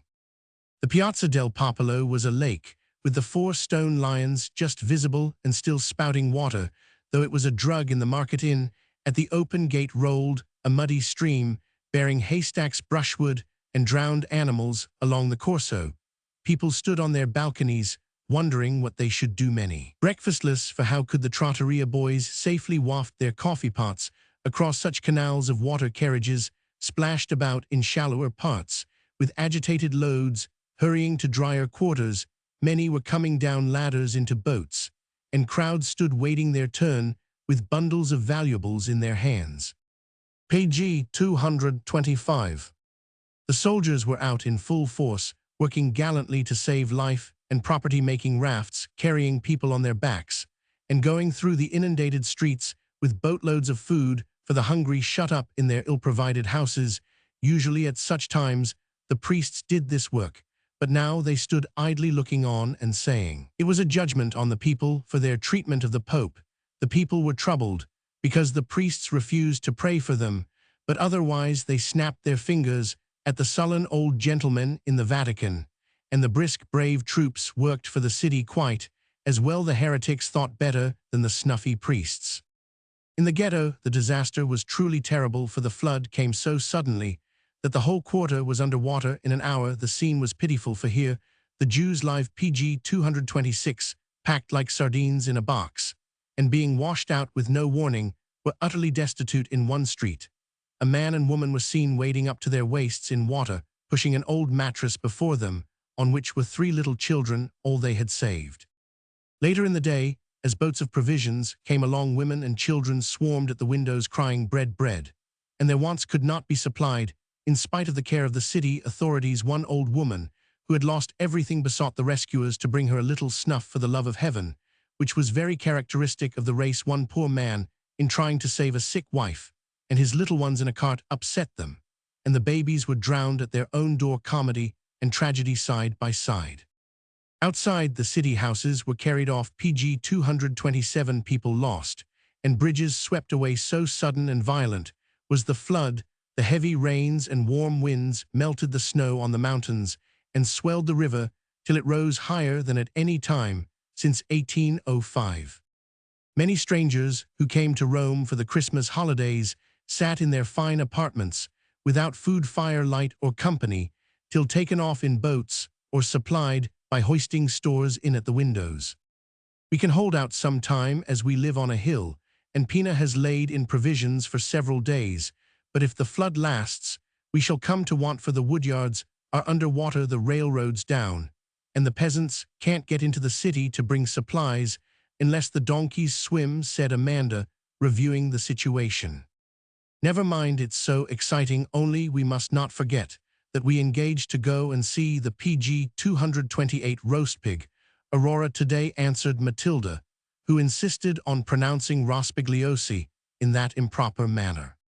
I like this infinitely better than any of your picturesque refrigerators, and it thrills me more to watch one of those dear dirty soldiers save women and babies than to see a dozen dying gladiators gasping for centuries in immortal marble, added Lavinia, who had shocked her artistic friends by sniffing at the famous statue and wishing the man would die and done with it and not lie squirming there. Come away, Matt, she has no soul for art, and it is all in vain to try and breathe one into her, said Amanda, with the calm pity of one who had read up every great picture, studied up every famous statue, and knew what to admire, when to thrill, and just where the various emotions should come in. Page 229. So they left the outcast perched on a wall, waving her muff at them, and calling out "Nater" forever, to the great horror of an English lady who would have seen all Rome upset without any unseemly excitement. That night the gas gave out, and mysterious orders were left at houses for lamps to be kept burning till morning. Thieves abounded, and the ladies prepared their arm-sewn pistol, one dagger, and a large umbrella-thon slept peacefully undisturbed by the commotion in the kitchen, where cats lived, chickens, and Pina's 5 grandmothers all lived together rent-free. Amanda's last prediction was that they would find themselves gently floating out at the Porta Pia. About midnight Matt wailed for a submerged gallery in which she had hoped to ice herself on the morrow, and Livy indulged the sinful hope that the Pope would get his pg 230 pontifical petticoats very wet, be a little drowned, and terribly scared by the flood, because he spoilt the Christmas festivities, and shut up all the cardinal's red coaches. Next day the water began to abate, and people made up their minds that the end of the world was not yet. Gentlemen paid visits on the backs of stout soldiers, ladies went shopping in boats, and family dinners were handed in at two-story windows without causing any remark. So quickly do people adapt themselves to the inevitable. Hardly had the watery excitement subsided when a new event set the city in an uproar. The king was not expected till the 10th of January, but the kind soul could not wait, and as soon as the road was passable, he came with 300,000 francs in his hands to see what he could do for his poor Romans. He arrived at PG 231 for a Roman 1000, and though unexpected, the news flew through the city, and a crowd turned out with torches to escort him to the Quirinal. Again did the explosive Pina burst in upon her mistresses with the news, this time in tears of joy, for the people began to think the king would never come, and therefore were especially touched by this prompt visit. In the midst of their trouble, the handsome damsel was a spectacle herself, so dramatic was she as she shook her fist at the Pope, and cheered for the king with a ladle in one hand, an artichoke in the other, her fine eyes flashing, and her mellow voice trembling, while she talked regardless of the polenta going to destruction in the frying pan. On went the bonnets, out flew the ladies, and rushed up to the Quirinal, where stood a great crowd, waiting eagerly for a sight of the king. There was a great bustle among the officials. PG 232, and splendid creatures in new uniforms ran about in all directions. Grand carriages arrived bringing the high and mighty gaping, but loyal to greet their Lord General Marmora. Thin, shabby, energetic man was everywhere, for the new order of things seemed a little hitchy. Dorias and Carlanas gladdened plebeian eyes, and the people cheered everything from the commander-in-chief to somebody's breakfast borne through the crowd by a stately Jeames in livery, who graciously acknowledged the homage. For one mortal hour our ladies stood in a pelting rain, and then retired, feeling that the sacrifice of their best hats was all that could reasonably be expected of freeborn Americans. They consoled themselves by putting out Pina's fine Italian banner made in secret, and kept ready for her king, for the padrona was Papalino. PG 233, and supporting it by two little American flags, the stars and stripes, of which much perplexed the boys and donkeys disporting themselves in the Piazza Barberini. But the excitement was so infectious that the girls could not resist another run after royalty, so, while Livy consoled herself with the fire and the cat, they took a carriage and chased the king till they caught him at the Capitol. They had a fine view of him as he came down the long steps almost alone, and at the peril of his life, through a mass of people cheering frantically and whitening the streets with waving handkerchiefs. The enthusiastic damsels mounted up beside the driver and hurrahed with all their hearts and voices, as well they might, for it certainly was a sight to see the courage of the king in trusting himself in a city full of enemies. PG 234 touched the people quite as much as the kindly motive that brought him there, and kept him sacred in their eyes. The girls had a second view of him on the balcony of the Quirinal, for the populace clamored so for another sight of ill-ray that the Pope's best velvet hangings were hastily spread, and Victor Emmanuel came out and bowed to his people, who stood on their heads with joy, as Amanda expressed it. He was in citizen's dress, and looked like a stout brown soldierly man, not so ugly as the pictures of him, but not an Apollo by any means. Hating ceremony and splendor, he would not have the fine apartments prepared for him, but chose a plain room, saying, "Keep the finery for my son, if you like, I prefer this." He drove through the ghetto and all the PG 235 desolated parts of the city to see with his own eyes the ruin made, and then desired the city fathers to give to the poor the money they had set apart to make a splendid welcome for him. He only spent one day, and returned to Florence at night. All Rome was at the station to see him off. Ladies, with carriages full of flowers, troops of soldiers, and throngs of poor people blessing him like a saint, for this kingly sympathy of his had won all hearts. When he does make his grand entry, we will decorate our balcony and have our 6 windows packed with loyal Yankees, who will hurrah their best for the honest man, as they call Victor Emmanuel, that is high praise for a king. So said the three, and while waiting for the event, which did not occur in their day, however they indulged in all the pastimes modern PG 236 Rome afforded. They shivered through endless galleries, getting cricks in their necks staring at frescoes, and injuring their optic nerves poring over pictures so old that often nothing was visible but a mahogany-colored leg and oily face, or the dim outline of a green saint in a whirlwind of pink angels. They grubbed in catacombs and came up moldy. They picnicked in the tomb of Caecilia Metella, flirted in the palace of the Caesar Snot, in the classical manner, however got cold by moonlight in the Colosseum, and went sketching in the baths of Caracalla, which last amusement generally ended in the gentlemen and ladies drawing each other, and returning delighted with the study of art in dear Rome. They went to fancy parties, where artists got themselves up like their own statues and PG 237 pictures, and set medieval fashions, which it was a pity the rest of the world did not follow. They drank much social tea, with titled beings as thick as blackberries, and better still men and women who had earned noble names for themselves with pencil, pen, or chisel. They paid visits in palaces where the horses lived in the basement, rich foreigners on the first floor, artists next, and princes in the attic. They went to the hunt and saw scarlet coats, fine horses, bad riding, many hounds, and no foxes. As a change, they got up game parties, a la Little Athens in their own small salon, introduced the potato pantomime, had charades, and enacted the immortal Jarley's waxworks on one of the 7 hills.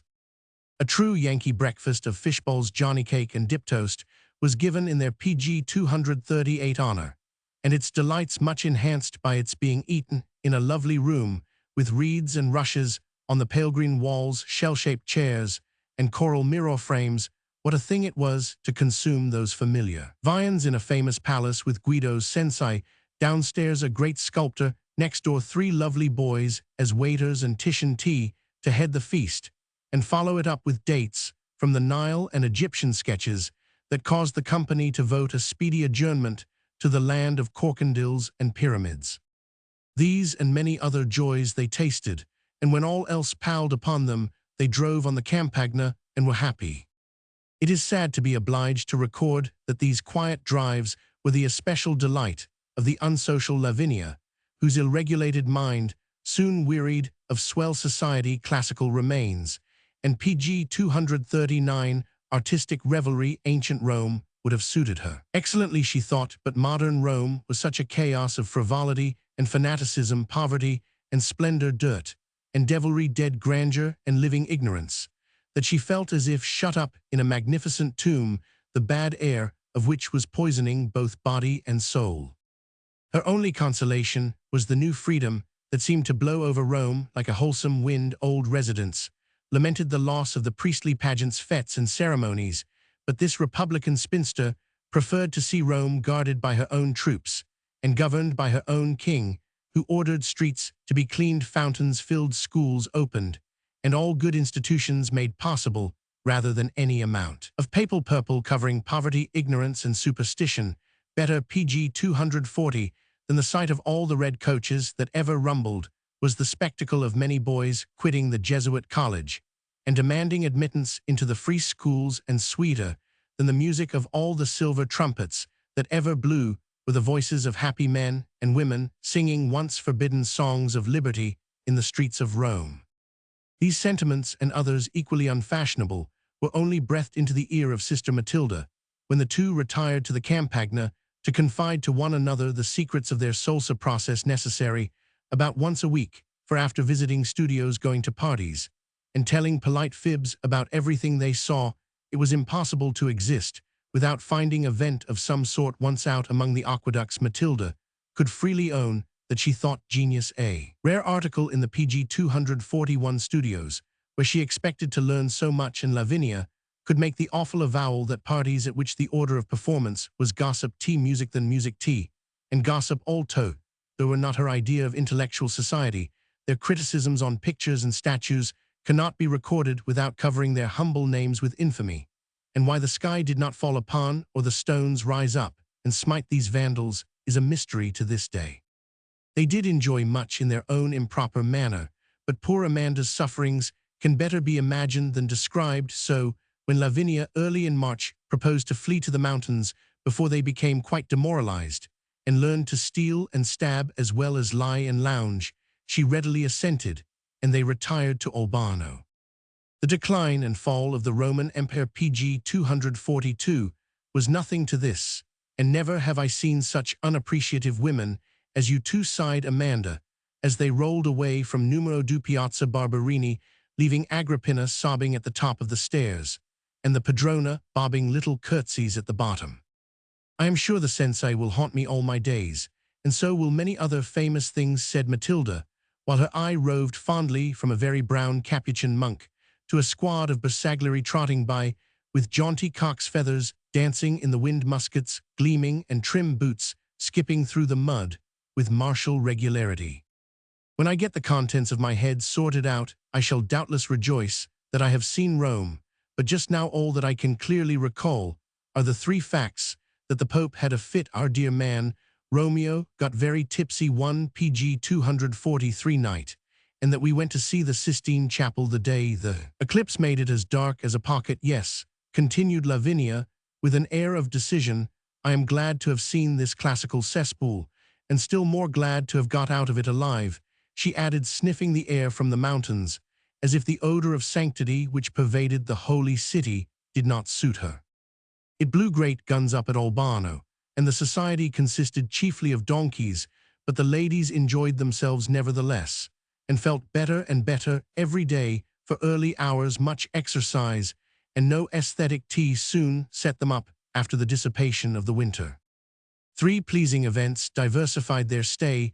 The first happened the day after they arrived. The girls went forth early to look about them, and to see if they could find a little apartment where all could be more comfortable than in PG 240 for the breezy rooms at the hotel following. The grassy road that winds down the valley below the viaduct, they came to a lovely garden, and finding the gate open, went in. A queer old villa was perched on the hill above, and a manly form was observed to be leaning from a balcony as if enjoying the fine view from the height.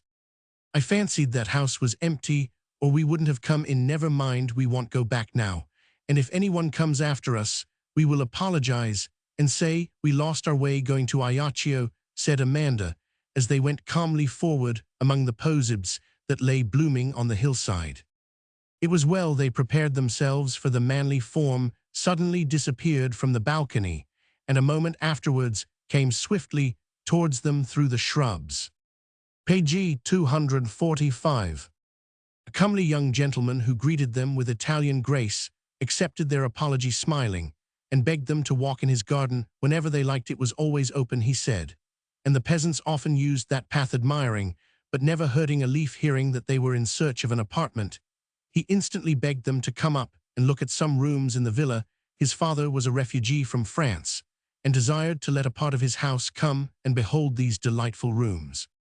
So charming was the interest he took in the errant damsels that they could not resist, and after rolling up their eyes at one another to express their enjoyment of the adventure, they graciously followed the handsome youth into the villa. With confiding hospitality, he took them PG 246, everywhere into his mother's room, the kitchen and nursery. In the latter place, they found 2 small boys who bore such a striking resemblance to Napoleon Roman I that the girls spoke of it, and were enraptured at the reply they received. Truly, yes, we belong to the family. My mother is a Buonaparte, my father Count. Here's richness and romance. What will Livy say? Whispered the girls to one another as their guide left them in the salon and went to find his father. She will scold us for coming here, said Amanda, remembering her own lectures on the proprieties. Yes, but she will forgive us the minute we say Napoleon, for that bad little man is one of her heroes, added Matt, pretending to be admiring the view, while she privately examined a lady in a bower below, a stout dark lady with PG 247, all the family traits so strongly marked that there could be no doubt of the young man's assertion. Presently he came back with an affable old gentleman who evidently had an eye to the main chance, for in spite of his elegance and affability, he asked a great price for his rooms, and felt that any untitled stranger should be glad to pay well for the honor of living under the roof of a Buonaparte. Amanda left the decision to her invisible duenna, and with a profusion of compliments and thanks they got away, being gallantly escorted to the gate by the young count, who filled their hands with flowers and gazed pensively after them, as if he found the society of two bright American girls very agreeable after that of his lofty parents or the peasantry of the town.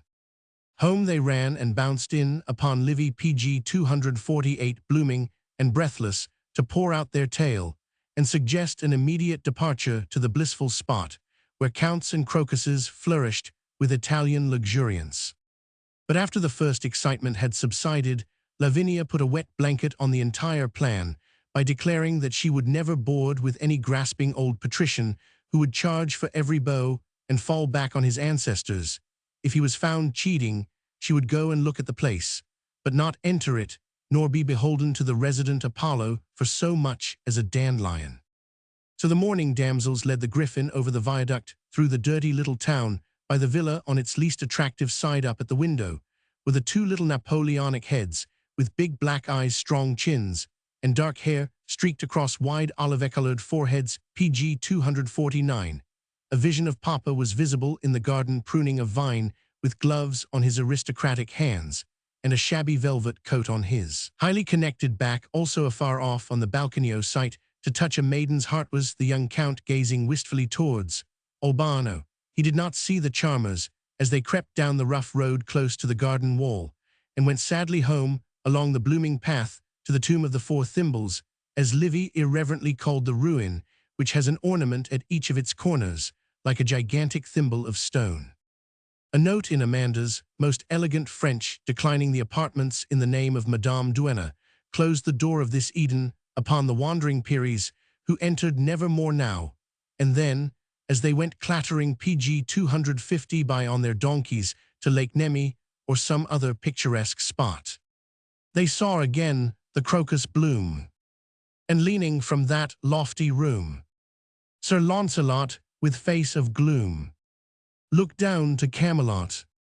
Up flew their veils and floated wide, but Livy pinned them to her side. "The curse has come upon us," cried the ladies of Shalott. The second adventure befell Amanda alone, and in this wise. Going one day to Rome on business, she found herself shut up in a car with a gorgeous officer and a meek young man who read papers all the way. The tall soldier, in his gray and silver uniform, with a furred frogged and braided jacket, not to mention the high boots or the becoming cap, was so very polite to the low lady that she could not remain dumb without positive rudeness, so Amanda conversed PG 251 in her most charming manner, finding inspiration doubtless in the dark eyes and musical voice of her handsome vis-a-vis, for the officers from Turin are things of beauty and joys forever to those who love to look on manly men. Among other things, the two had a little joke about the Baron Rothschild, who rode about Albano on a tiny donkey with two servants behind him, also the Baroness, a painfully plain woman with an ugly dog, the image of herself. When they arrived at Rome, however, their joke was turned against them by the discovery that the meek man was the Baron's secretary, who would doubtless repeat their chat at headquarters to see the handsome man slap his brow, and then laugh like a boy at the fun, was worth a longer journey. Amanda thought, as he put her into a carriage, gave her his best martial salute, and went clanking away about his own affairs. PG 252. Amanda returned at 4 Roman 1000, and her emotions may be imagined when the dark face of her officer peered in at the car window, and the melodious voice asked if he might be permitted to enter. Of course he might, and as no secretary now spoilt the tete-a-tete, Mars became delightfully confidential and poured his woes into the sympathizing bosom of Amanda. It had been a great affliction to him that his regiment was quartered at Albano for some months. Mio Dio, so dull was it, life had already become a burden. But now if the signorina was to be there, if she permitted him to make himself known to her party, what joys were in store for him. The signorina loved to ride. Behold, he had superb horses languishing in the stables that henceforth were dedicated to her use. His fellow officers were gentlemen of good family, brave as lions and dying. Of PG 253 ennui, if they might be presented to the ladies, life would be worth having, and Albano a paradise. Roman 100. To all this devotion, the prudent Amanda listened with pleasure, but promised nothing till Signor Mars had made the acquaintance of certain American gentlemen and married ladies. Then it would be possible to enjoy the delights of which he spoke. The colonel vowed he would instantly devote himself to this task, and thus they came to the lonely little station at Albano. Amanda had ordered the carriage to meet her, but it was not there, and she was forced to wait till all her fellow passengers were gone, all but the gallant officer, who decorously remained outside, marching to and fro as if on guard till his servant came with his horse. Then he begged to be allowed to see why the PG 254 carriage did not come, and Amanda consented, for night was falling, and 2 miles of mud lay between her and home. Away dashed the servant, but his master did not follow. Standing in the doorway, he declared that he must remain as the signorina's protector, for no trains would do. For hours the depot man was gone, and it was too late for any lady to stay there alone again. Amanda gratefully consented, wondering what would be the end of her adventure. And again the stately colonel resumed his march outside, singing as he tramped, and evidently enjoying the escort duty that gave him so good an opportunity of displaying not only his gallantry, but his fine voice and handsome figure.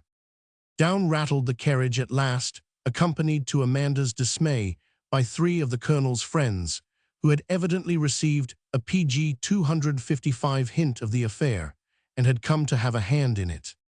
With much bowing of the gentlemen and much prancing of their fine horses, Amanda was handed to her seat, and went lumbering back to the hotel, with her splendid escort careering about her, to the great edification of the town. When the rescued damsel told the tale to her mates, Matilda tore her hair, and lamented that she had not been there. Even the stern Livy had no lecture for the erring lamb, but was as full of interest as either of the girls, for anything in the shape of a soldier was dear to her heart. When the ladies rode forth next day, 3 elegant St. Georges in full rig saluted as these modern Unas ambled by on their meek donkeys. A performance punctually executed, ever PG 256. Afterward, whenever the 3 blue veils appeared, much curveting went on before the hotel door, much clanking of spurs and sabres was heard in the little lane on to which the apartment of the ladies looked, and splendid officers seemed to spring up like violets in secluded spots where maidens love to stroll. It was all very nice, and the girls were beginning to feel that the charms of Albano rivaled those of Rome, when a sad blow upset their castles in the air and desolated the nights over the way. The highly respectable Americans, who were to serve as the link between the soldiers and the ladies, decidedly declined the office, objecting to the martial gentlemen as being altogether too dangerous to bring into the dovecot. So the poor dears sighed in vain, and the longing damsels never rode the fine horses that were PG 257 temptingly paraded before them on all occasions. They did their best, but it was soon evident to Lavinia that in some unguarded moment the impetuous Mat would yield to the spell, and go gambating away for a ride. Sans duenna, sans habit, sans propriety, sans everything. Amanda likewise seemed losing her head, and permitted the dark-eyed colonel to talk to her when they met only a moment. But what a perilous moment it was when this 6-foot Mars leaned over a green hedge and talked about the weather in the softest Italian that ever melted a woman's heart. "I am going to Venice next week, so you may as well make up your minds to it, girls. I cannot bear this awful responsibility any longer, for I am very sure you will both be off to Turin with those handsome rascals. If we stay much PG 258 longer, my mind is made up, and I won't hear a word." Thus Lavinia, with a stern countenance, for the romantic old lady felt the charm as much as the girls did, and decided that discretion was the better part of valor for the whole party. "I should never dare to go home and tell my honored parents that Mat had run away with a man as handsome as Jove, and as poor as Job. Amanda's indignant relatives would rise up and stone me if I let her canter into matrimony with the fascinating colonel, who may have a wife and 10 children in Turin. For all we know, they must be torn away at once, or my character as duenna is lost forever." Having made up her mind, Livy steeled her heart to all appeals, and wrote letters, packed trunks, and watched her little flock like a vigilant sheepdog. Page 259. How she would ever have got them through that last week is very uncertain if a providential picnic had not helped her.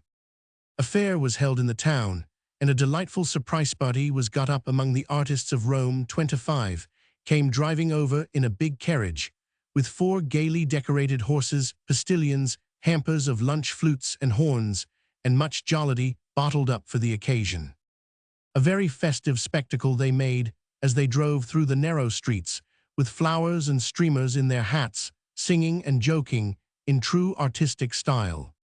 They meant to have lunched in the open air, but as it was cloudy decided to spread the feast at the hotel. Such a delightful revel as followed a scene from the Decameron modernized would give some idea of it, for after the banquet all adjourned to the gardens of Pg 260, the Doria Villa, and there disported themselves as merrily as if all the plagues of life were quite forgotten. And death itself, among the lost arts, flirting and dancing charades, and singing stories and statues, poems and pictures, gossip and gambols, absorbed the hours as pleasantly as in the olden time.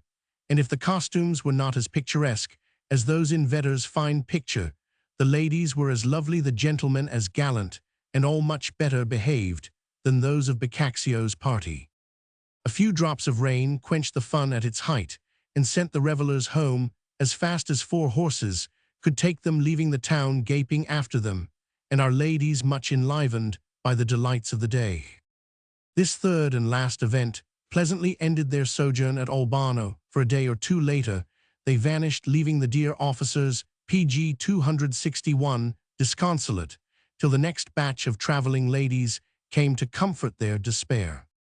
A week was spent in Venice, floating about all day from one delightful old church to another, or paying visits to Titians and Tintorettos, buying little turtles' photographs, or Venetian glass, eating candied fruit, and seeing the doves fed in the square of San Marco, visiting shops full of dusty antiquities, or searching the stalls on the Rialto for Moorshead rings, being rowed to the Lido by Giacomo in a red sash, and lulled to sleep at night by the songs of a chorus that floated under the windows in the moonlight. Lavinia never could get used to seeing the butcher, the baker, and the postman go their rounds in boats. Matilda was in bliss with a gondola all to herself, where she sat surrounded with watercolors, trying to paint everything. Pg 262. She saw for here the energy she had lost at Rome seemed to return to her. Amanda haunted a certain shop, trying to make the man take a reasonable sum for a very ancient and ugly bit of jewelry, which she called a sprigillario for want of a better name.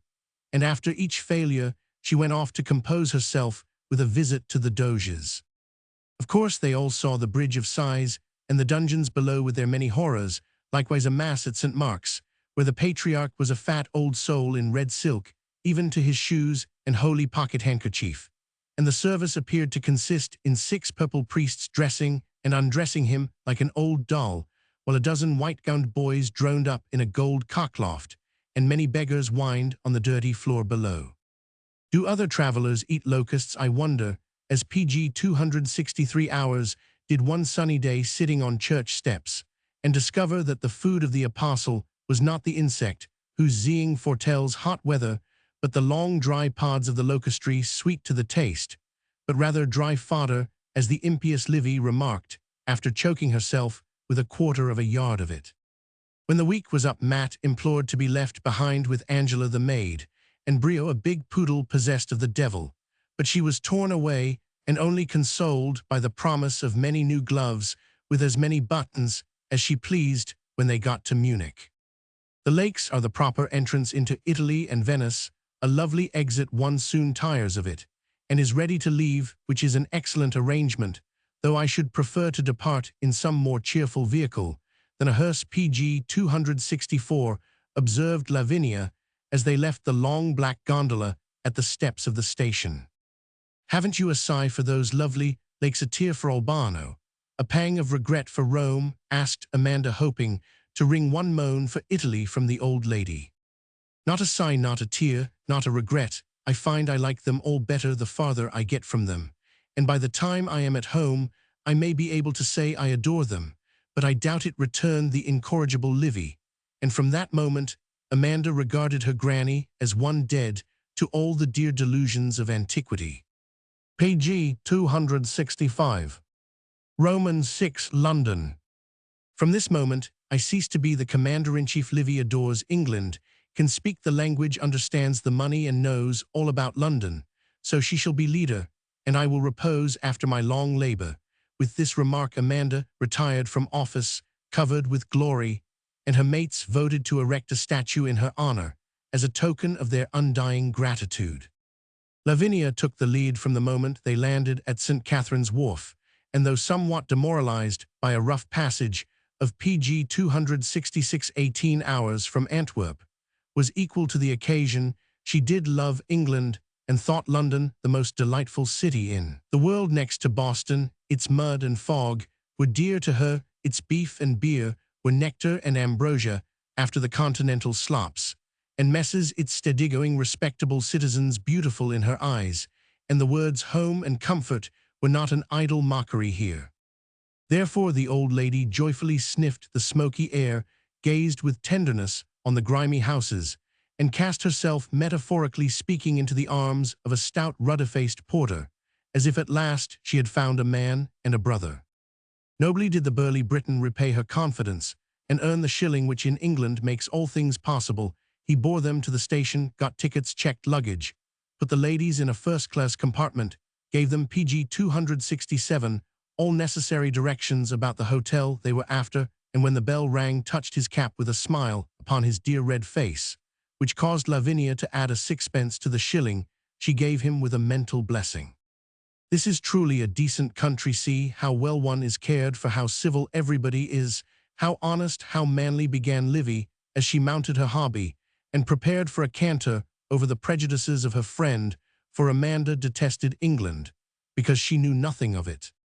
The cabman cheated us, asking double fares, replied the dear girl, wrapping herself in many cloaks and refusing to admire the fog. Not at all, cried Livy, the trunks were immense, and you'll find we shall have to pay extra for them everywhere. It is the same as having them weighed, and paying for the pounds. PG 268, only this saves much time and trouble. Look at the handsome guard in his silver-plated harness, how much nicer he is than a gabbling Italian or a Frenchman who compliments you one minute and behaves like a brute the next. It does my soul good to see the clean, rosy faces and hear good English instead of gibberish. Never in my life have I seen such tall, fine-looking men, only they are all fair, which isn't my style, observed Matilda, with a secret sigh for the dark-eyed heroes from Turin. Thus conversing, they soon came to the G Hotel, just at the end of the railway, and without going out of the station, found themselves settled in comfortable rooms. Regard, if you please, these toilette arrangements: 2 sorts of bathpan, 2 cans of cold water, 1 of hot, 2 big pitchers, much soap, PG 269, and 6 towels about the size of tablecloths. I call that an improvement on the continental cup, saucer, and napkin accommodation, said Lavinia, proudly displaying a washstand that looked like a dinner table laid for a dozen. Such was the display of glass, china, and napery. The English certainly are a clean people, replied Amanda, softening a little, as she remembered her fruitless efforts to find a bathpan in Brittany, where the people said the drought was caused by the English using so much water. They need more appliances for cleanliness than any other race, because they live in such a dirty country, began Matilda, removing the soot from her face in flakes. What more she might have said is unknown, for Livy closed her mouth with a big sponge, and all retired to repose after the trials of the past night. Page 270.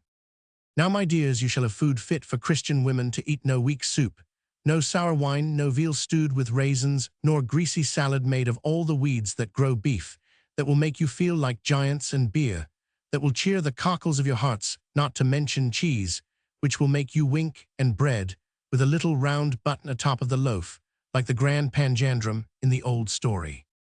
Thus Lavinia, enthusiastically, as she led her flock of 2 into the eating room at luncheon time, being seated at a little table by one of the great windows, the old lady continued to sing the praises of Britannia while wafting for the repast.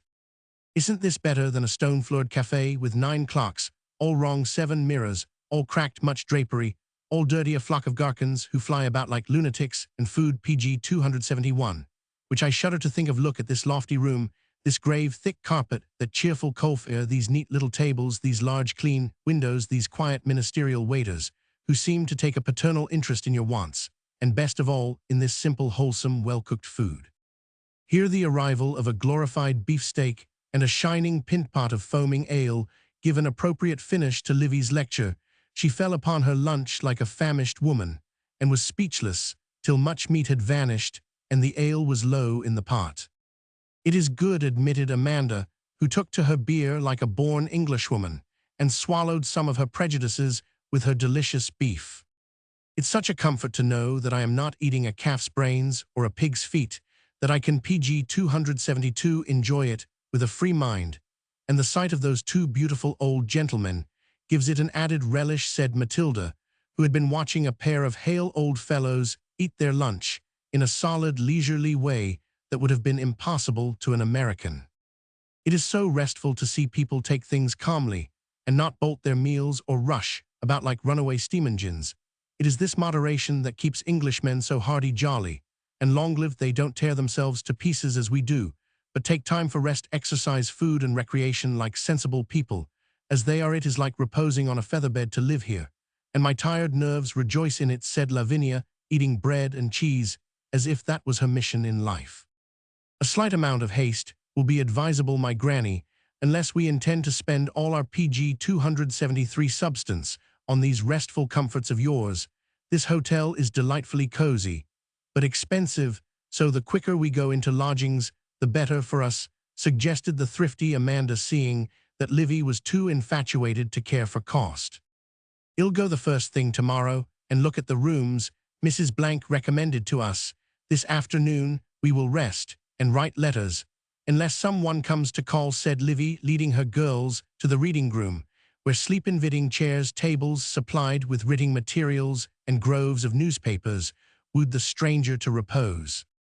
Hardly were they seated, however, than Jeemes brought in the card of a friend who had been told when they would arrive, and hastened at once to meet them. How pleasant is the first familiar face one sees in a strange land! Doubly pleasant was Mr. Roman 100's, because he brought PG 274 hospitable invitations from other friends, kind welcomes, and tickets to several of the art exhibitions then open. Hardly had he gone after a half-hour's chat than another card was handed, and the name it bore caused a slight flutter in the dovecot.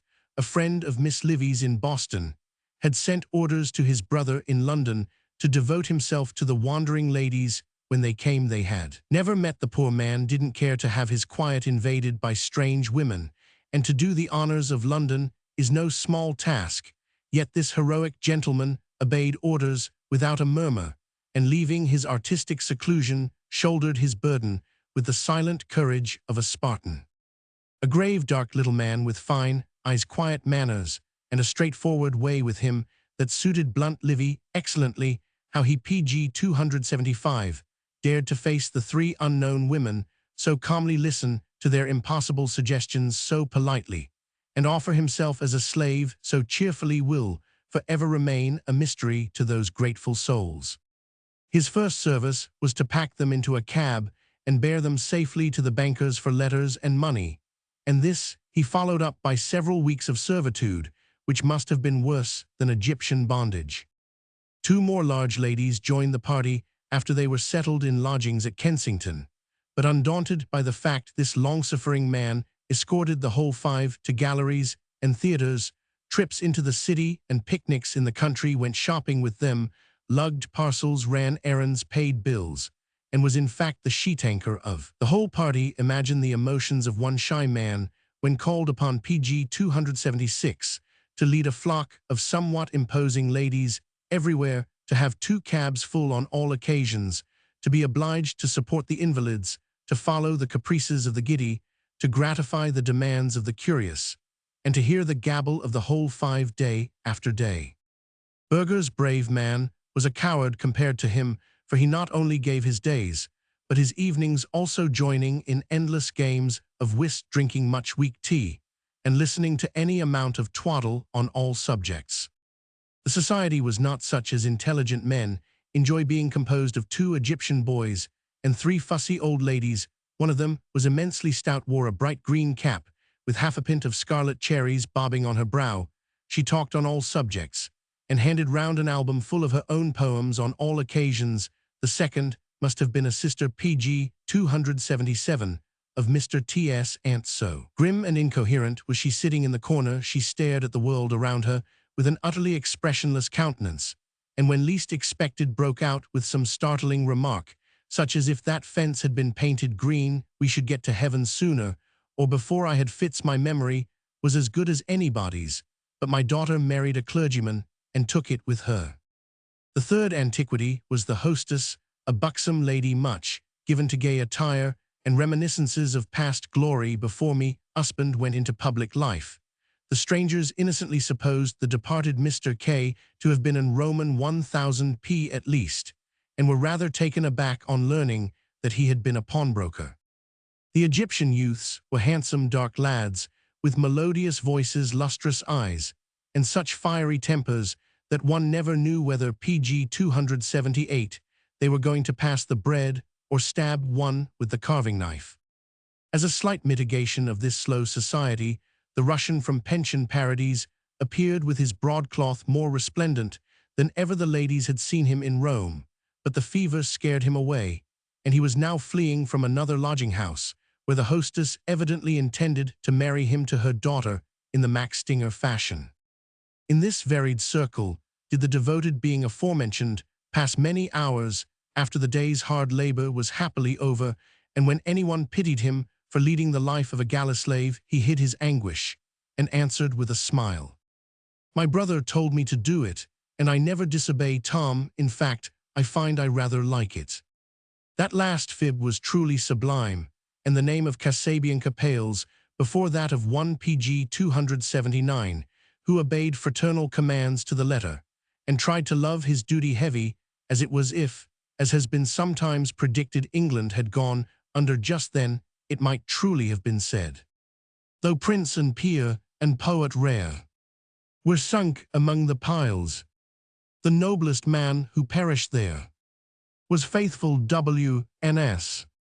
The sightseeing fever raged fiercely at first, and the flock of Americans went from Windsor Castle to the Tower of London, from Westminster Abbey to Madame Tussaud's waxwork show. With a vigor that appalled the natives, they would visit 2 or 3 galleries in the morning lunch at Dolly's, the dark little chop house which Johnson, Goldsmith, and the other worthies used to frequent in the good old times, go to Richmond in the afternoon, and dine at the Star and Garter, or to Greenwich, and eat PG 280 whitebaits fish, as the Russian called that celebrated dish, and finish off the evening at some theatre, getting home at midnight in a procession of 2 cabs and a hansom. When the first excitement was over, Lavinia and Matilda took a turn at society. Having friends in London, Amanda could not conquer her prejudices sufficiently to accompany them, and falling back on the climate as her excuse, stayed at home and improved her mind. "I feel now like girls in novels. You are the Duchess of Devonshire, and I am Lady Maud Plantagenet, going to a ball at Buckingham Palace. I know that I was made to sit in the lap of luxury.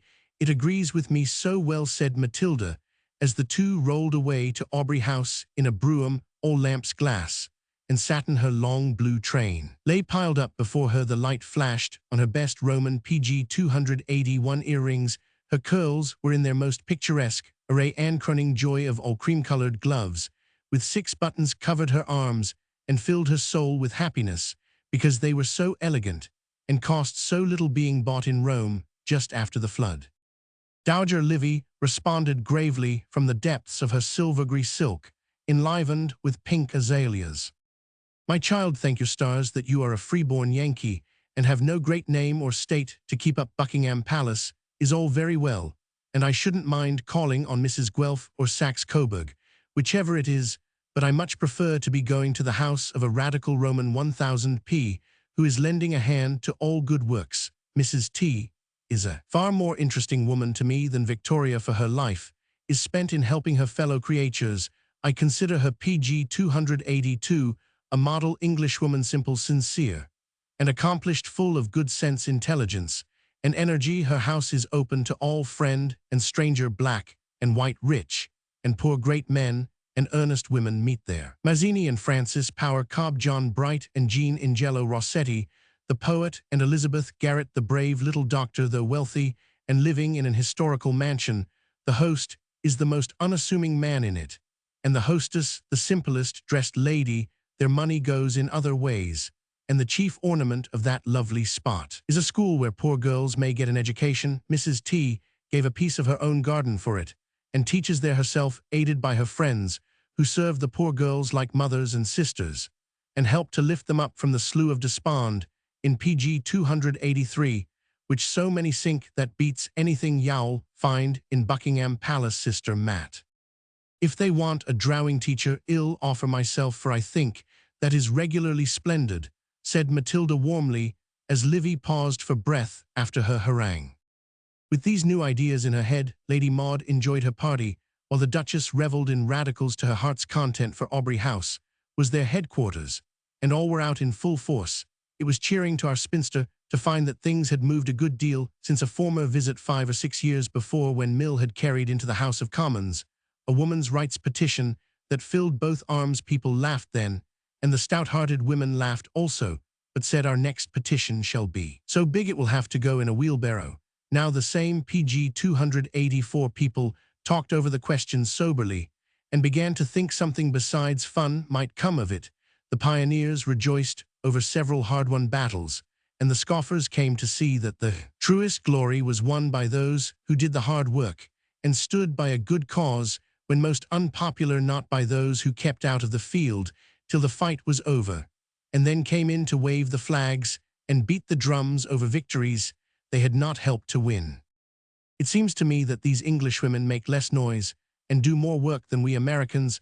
I shouldn't dare to say so in public, but their quiet, orderly ways suits me better than the more demonstrative performances of my friends at home. Slow coaches, as we call them. I should not be surprised if they got the suffrage before we did, as the tortoise won in the fable, was Lavinia's secret thought. PG 285, as they drove away after a very charming evening.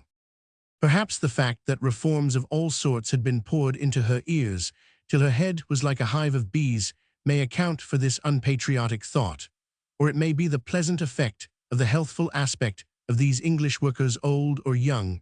All seem to have cheerful, well-balanced minds in strong, healthy bodies. No one complained of her nerves, or let them unconsciously put a sharp edge to her tongue, give a blue tinge to the world, or sour the milk of human kindness in her heart. Less quick and bright perhaps than the ladies over the sea, but more womanly and full of a quiet tenacity of purpose, better than eloquence. Miss Livy's tastes being of a peculiar sort, and pictures having palled upon her to such a degree that she couldn't even look at an PG 286 ornamental signboard without disgust, she often left her more artistic friends and went forth on excursions of her own, as she never used either map or guide book. It was a wonder how she found her way, and the infants were often on the point of sending for the city crier, if there is such a functionary, to find the lost duenna. But old Livy always turned up at last, mud to the eyes, tired out, and more deeply impressed than ever with the charms of London.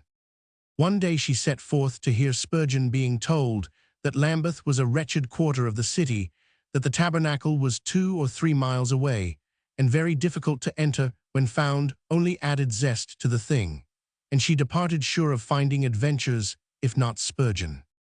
If an omnibus conductor had not befriended PG 287 her, she would probably have found herself at Hampstead or Chelsea, for London buses are as bewildering as London streets, thanks to this amiable man, who evidently felt that the stranger in his gates needed all his care. The old lady safely reached the Elephant and Castle, and was dismissed with a moss rosebud from the lips of her friend, a reassuring pat on the shoulder, and a paternal "Air you are, my dear," which unexpected attentions caused her to depart with speed. There certainly was need of a tabernacle in that quarter, for the poverty and wickedness were very dreadful. Boys, not yet in their teens, staggered by half-tipsy, or lounged at the doors of gin-shops. Bonnetless girls roamed about singing and squabbling. Forlorn babies played in the gutter, and men and women in PG 280 ate every stage of raggedness and degradation, marred the beauty of that fair Sunday morning. Crowds were swarming into the tabernacle, but thanks to the order a friend had given her, Miss Livy was handed to a comfortable seat, with a haggard Magdalen on one side, and a palsy-stricken old man on the other staring about her. She saw an immense building with 2 galleries extending round 3 sides, and a double sort of platform behind and below the pulpit, which was a little pen lifted high, that all might see and hear. Every seat, aisle, window ledge, step, and doorway was packed with a strange congregation, all nations, all colors, all ages, and nearly all bearing the sad marks of poverty or sin. They all sung, cried out, if anything affected or pleased them in the sermon, and listened with interest to the plain, yet fervent words of the PG 289 man who has gathered together this flock of black sheep, and is so faithful a shepherd to them. Everyone knows how Spurgeon looks in pictures, but in the pulpit he reminded Livy of Martin Luther, a square florid face, stout figure, a fine keen eye, and a natural decided manner, very impressive, a strong clear voice, of much dramatic power, and a way of walking the pulpit like Father Taylor.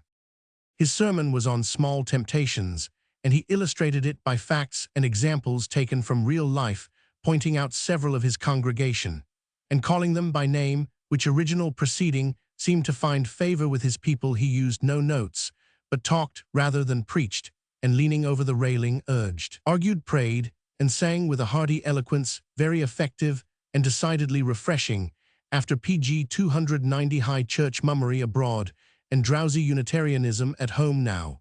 And then he stopped to give directions for the comfort of his flock, in a free and easy manner, which called up irresistible smiles on the faces of strangers. Mrs. Flacker, you'd better take that child into the anteroom. He's tired. Come this way, friends. There's plenty of room. Open all the windows, Manning. It's very warm. And when a sad sort of cry interrupted him, he looked down at an old woman shaking with epilepsy and mildly remarked, don't be troubled, brethren, our sister is subject to fits, and preached tranquilly on. For 2 hours he held that great gathering in spite of heat, discomfort, and other afflictions of the flesh, and ended by saying in a paternal way, now remember what I've said through the PG 291 week, and next Sunday show me that I haven't talked in vain. He read a list of meetings for every night in the week. One especially struck Livy, as it was for mothers to meet and talk over with him the best ways of teaching and training their children. Spurgeon evidently does not spare his own time and strength, and whatever his creed may be, he is a good Christian in loving his neighbor better than himself, and doing the work his hand finds to do with all his might. That is a better church than most of those I enter, where respectable saints have the best seats, and there is no place for sinners, said Livy. When she got home, Spurgeon's congregation preached more eloquently to me than he. Roman 999, the Magdalen cried as if her heart was broken, and I am sure those tears washed some of her sins. PG 292, away the feeble old man looked as if he had found a staff for his trembling hands to lay hold upon, and the forlorn souls all about me for a time at least laid down their burdens, and found rest and comfort in their Father's house. It did me more good than the preaching of all the bishops in London or the finest pageant at St. Paul's, and I am truly glad I went, though the saucy conductor did smirk at me over the rosebud. In contrast to this serious expedition, the old lady had a very jolly one. Not long afterward, a certain congenial professor asked her one day what person, place, or thing in London she most desired to see. Clasping her hands with the energy of deep emotion, she replied, the home of the immortal Sari Gamp. Long ago, I made a vow, if I ever came to PG 293 London, I'd visit that spot. Let me keep my vow. You shall, responded the professor with a responsive ardor, which caused Livy to dive into her waterproof without another word. Away they went in a pouring rain, and what people thought of the damp but enthusiastic couple who pervaded the city that day I can't say. I only know a merrier pair of pilgrims never visited those grimy shrines. They met several old friends, and passed several familiar spots. By the way, Major Bagstock and Cousin Phoenix stared at them from a clubhouse window. Tig Montague's cab dashed by them in Regent Street. More gorgeous than ever, the brothers Cheeryble went trotting cityward arm in arm, with a smile and halfpenny for all the beggars they met. and the Micawber family passed PG 294 them, in a bus going, I suppose, to accompany the blighted Wilkins to jail. In a certain grimly genteel street, they paused to stare up at a row of grimly respectable houses, for though the name wasn't on any of the doors, they were sure Mr. Dommy still lived there. A rough dog lay on one of the doorsteps, and a curtain fluttered at an open upper window. Poor Di was growling in his sleep, and above there little Paul was watching for the golden water on the wall, while faithful Florence sung to him, and Susan Nipper put away derisive sniffs and winks in closets and behind doors for the benefit of them Pipchinses. Coming to a poorer part of the city, they met Tiny Tim tapping along on his little crutch past Toby Veck at a windy street corner, and saw all the little Tetterbys playing in the mud. Come down this street and take a glimpse at PG 295, St. Giles, the worst part of London, said the professor, and following Livy saw misery enough in 5 minutes to make her heart ache for the day. A policeman kept near them, saying it wasn't safe to go far there alone. Vice, poverty, dirt, and suffering reigned supreme within a stone's throw of one of the great thoroughfares, and made Alsatia dangerous ground for respectable feet. Here, too, they saw familiar phantoms, poor Joe perpetually moving on, and little Oliver, led by Nancy with a shawl over her head, and a black-eyed Bill Sykes lounging in a doorway looking more ruffianly than ever, and the artful Dodger who kept his eye on them as two hopeful plants, with profitable pockets ready for him. They soon had enough of this, and hurried on along High Holborn till they came to Kingsgate Street, so like the description that I am PG 296, sure Dickens must have been there, and taken notes. They knew the house in a moment. There were the 2 dingy windows over the bird shop. The checked curtains were drawn. Of course the bottomless bandboxes, the wooden Pippin's green umbrella, and portrait of Miss Harris were all behind them. It seemed so real that they quite expected to see a red, snuffy old face appear, and to hear a drowsy voice exclaim, "Drat, that bell, I'm a-coming, don't tell me it's Mrs. Wilkins," without even a pincushion prepared. While Livy stood gazing in silent satisfaction, merely regretting that the name on the door was Pendergast, not Sweedlepipes, the professor turned to a woman and asked with admirable gravity, "Can you tell me where Mrs. Gamp lives?" "What's her business?" demanded the matron with interest. "PG 297. A nurse, ma'am." "Is she a little fat woman?" "Fat decidedly, and old," returned the professor without a smile on his somewhat cherubic countenance. "Well, she lives No. 5, round the corner." On receiving this unexpected reply, they looked at one another in comic dismay, but would certainly have gone to No. 5 and taken a look at the modern Sari if the woman hadn't called out as they moved on, "I believe that nuss name is Brishine, not Gamp, but you can ask."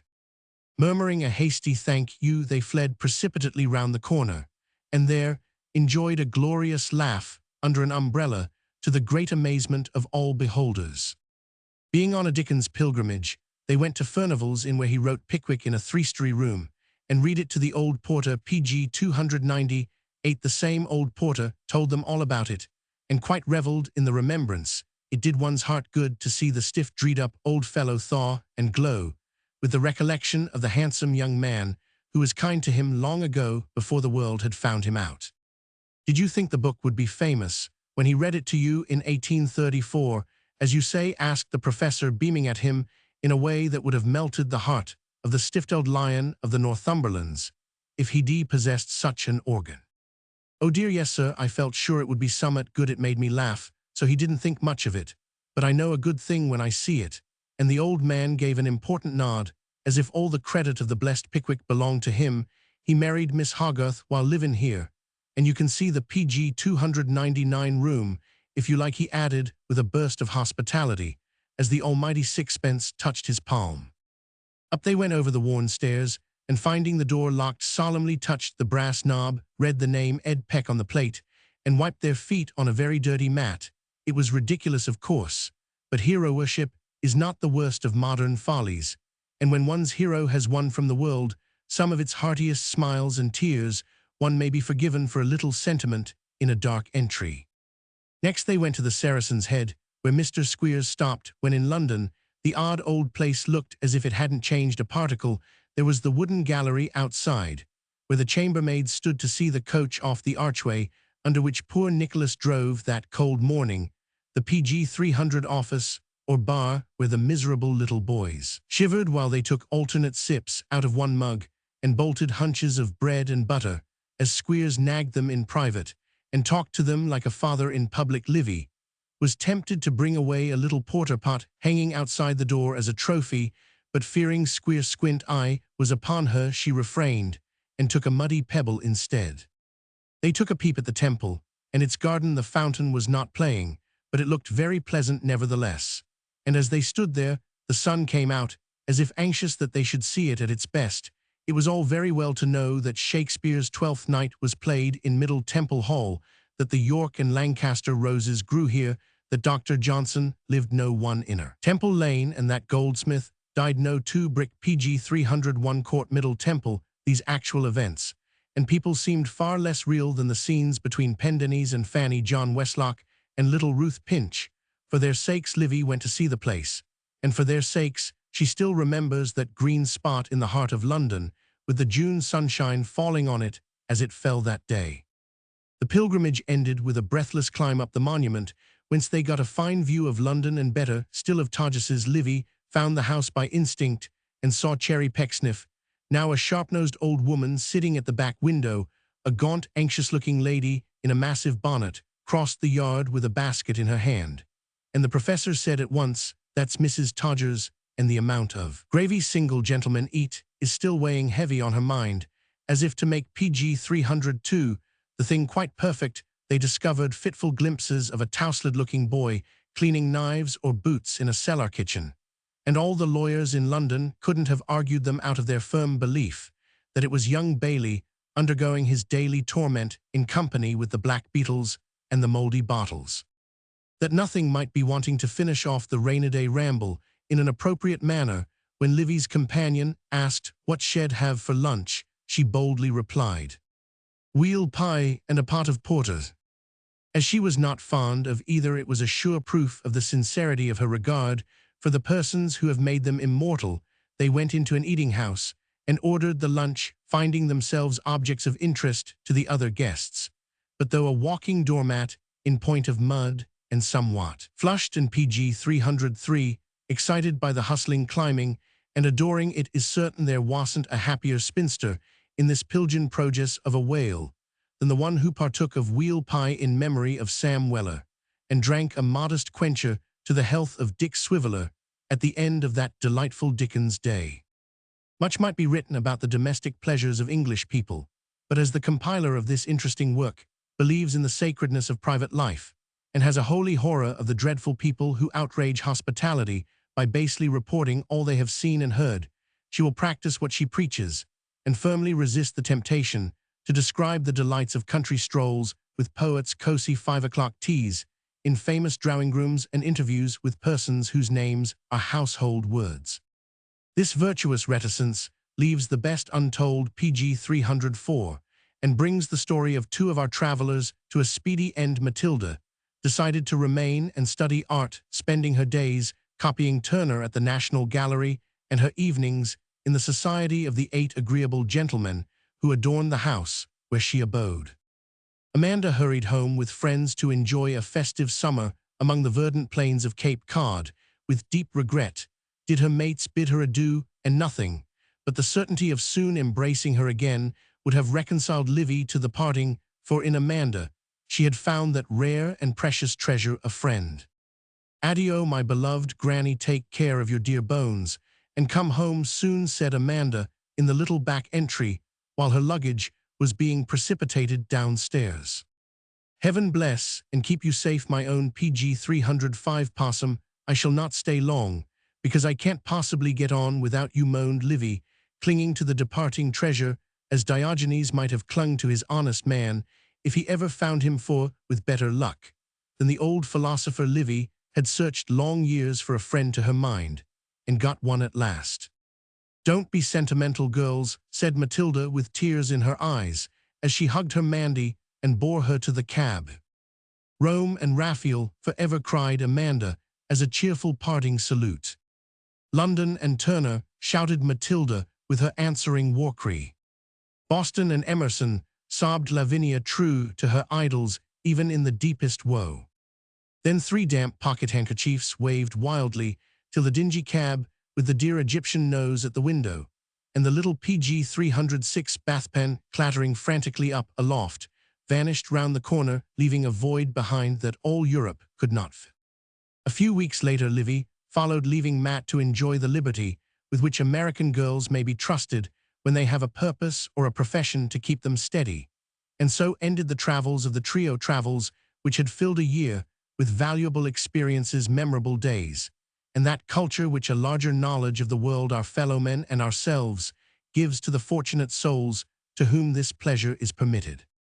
One point was satisfactorily proved by the successful issue of this partnership, for in spite of many prophecies to the contrary, 3 women utterly unlike in every respect had lived happily together, for 12 long months had traveled unprotected safely over land, and PG 307C had experienced 2 revolutions, an earthquake, an eclipse, and a flood, yet met with no loss, no mishap, no quarrel, and no disappointment worth mentioning. With this triumphant statement as a moral to our tale, we would respectfully advise all timid sisters now lingering doubtfully on the shore to strap up their bundles in light marching order and push boldly off. They will need no protector but their own courage, no guide but their own good sense and Yankee wit, and no interpreter if that woman's best gift, the tongue, has a little French polish on it.